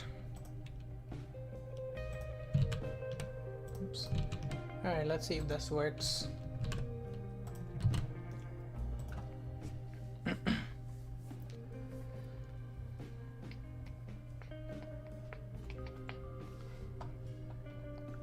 What we got? Still have 2 of these.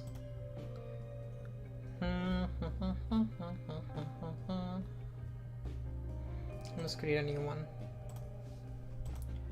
Hello, chatters. Let's make it Twitch. Let's call it an exhibition, because I'm doing an exhibition of my amazing programming skills. And submit. How to find your Twitch? My Twitch is right here, twitch.tv/devagrawal09. I am streaming on Twitch right now as well, so if you want to hang out here, you can as well. Drop a follow. I don't have subscriptions right now. I'm hoping I do soon. Actually, subscriptions will be a pain. So even if I have subscriptions, don't subscribe. Alright, events. This is the new one that I just created. This has 5 outcomes. I'm going to edit it. And let's get rid of that. And let's save it. Welcome to Twitch chat. Nandaji Rai. You have an amazing name. Nandaji Rai. Is that your actual name or like?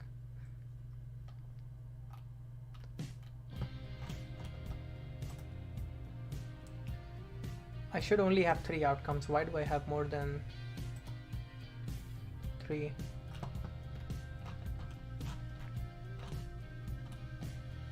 Yeah, I should only have these 3. So when I deselected that, it should have gotten rid of a couple of these. See why it did not do that. Event outcomes dot map outcome ID. Remove outcomes should be. Oh, everything being a string doesn't help, does it? See, this is why I need branded types. If Prisma adds branded types, like, it would make my life so much simpler, so much easier. I miss branded types so much. All right. So, event outcome ID. I will use the outcome IDs here. These are the outcomes that are already on the app or already on the event, so it should be all 5 of them. Then I am going to filter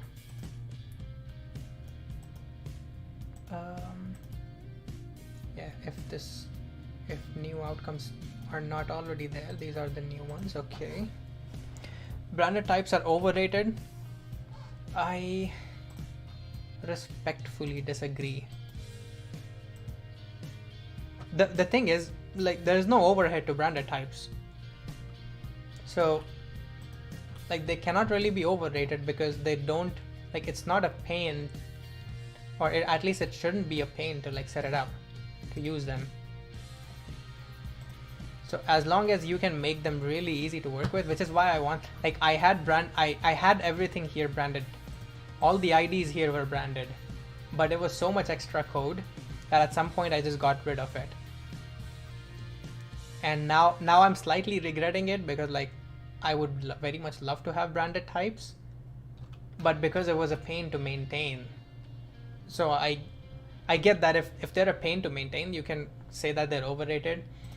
But like, all Prisma has to do here is that like just create a unique type for each ID. Like Prisma already does like code gen or type generation. All it has to do is to make this a factor ID instead of a string in the types. It already knows it's the ID, it's the default. It already knows it's going to be the primary key. It can just add it in there, and suddenly I don't have to do, or we don't have to do literally anything to get branded types, and we get all the benefits.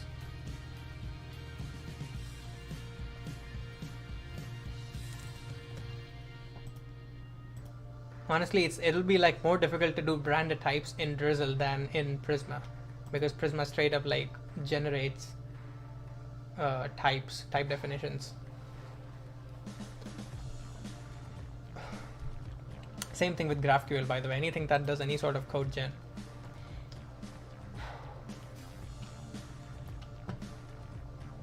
I can probably even imagine like not there.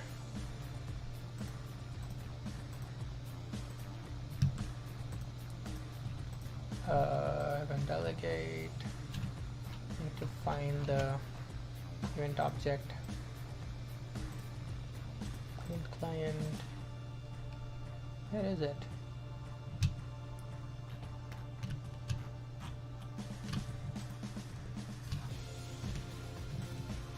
There. I'm almost like imagining going in here and changing this to event ID, or I don't know, making it a branded type somehow.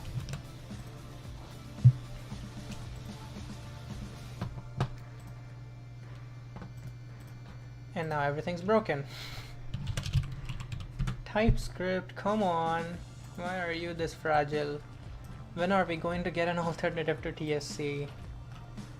Please, someone make an alternative, faster alternative to TSC. Please, please, please. Can someone do that?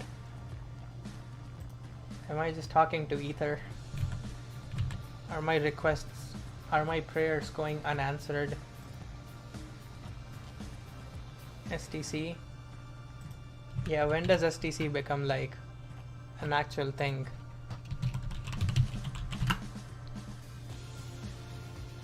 When does it get a VS Code extension so that we don't have to do the native type checking?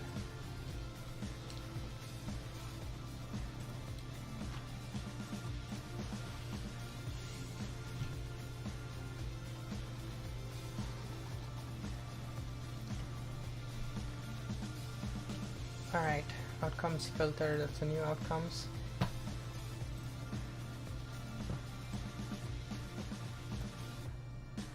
Maths required extra panic.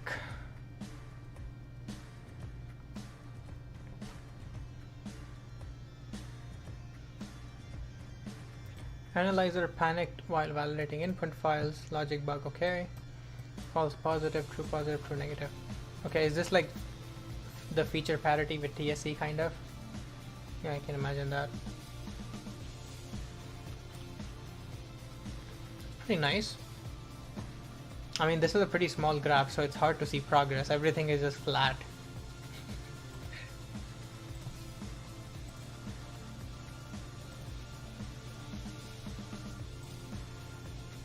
It started with full panic. I am feeling a little sleepy now, and I wasn't really able to get much work done, which is very funny. Let's figure out who we can raid. TV. Yeah, it's hard to imagine that people will be online at this point. Do you guys want to watch PewDiePie?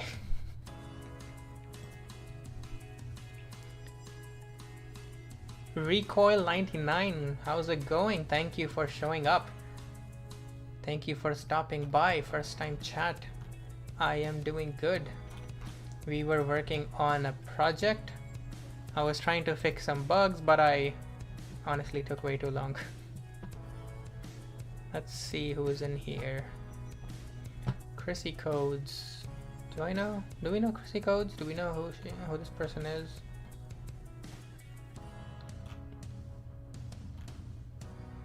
sus recommended. Wait, what did I have in my recommended? GM, Narodetsky, Amaranth, 39 Daft, Chrissy Coast, Chespera, PewDiePie. Wait, what's sus in there? I have 3 chess, or like I have 2 chess streamers here. I have 39 Daft, Amaranth. That's just the only one, I guess. Ammo is not even that bad. You guys, should I raid Ammo? Why is Deadmau5 streaming on software and game dev?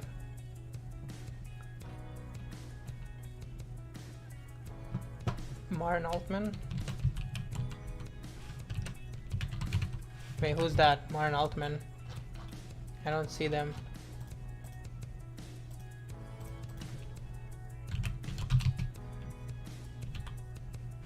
What are you talking about, Nexel? Oh, sorry, Nox.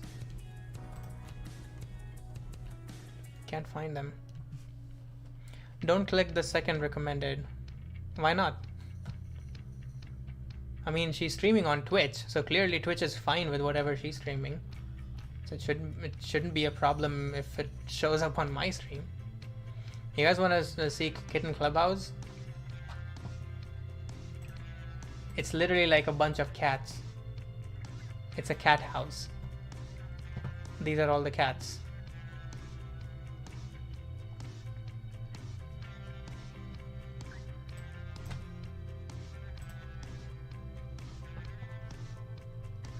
That's it. I cannot raid on YouTube, Nox. YouTube raiding doesn't work. What in the cat world? Yeah.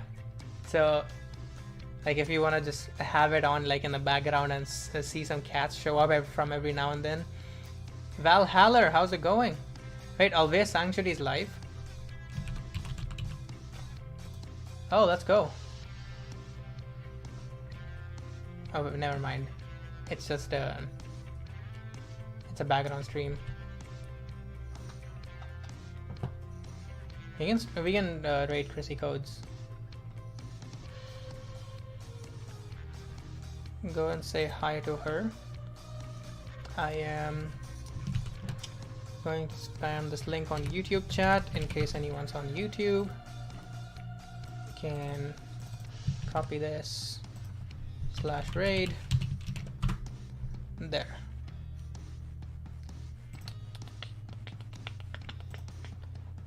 Well, I hope you guys had a fun time. Later.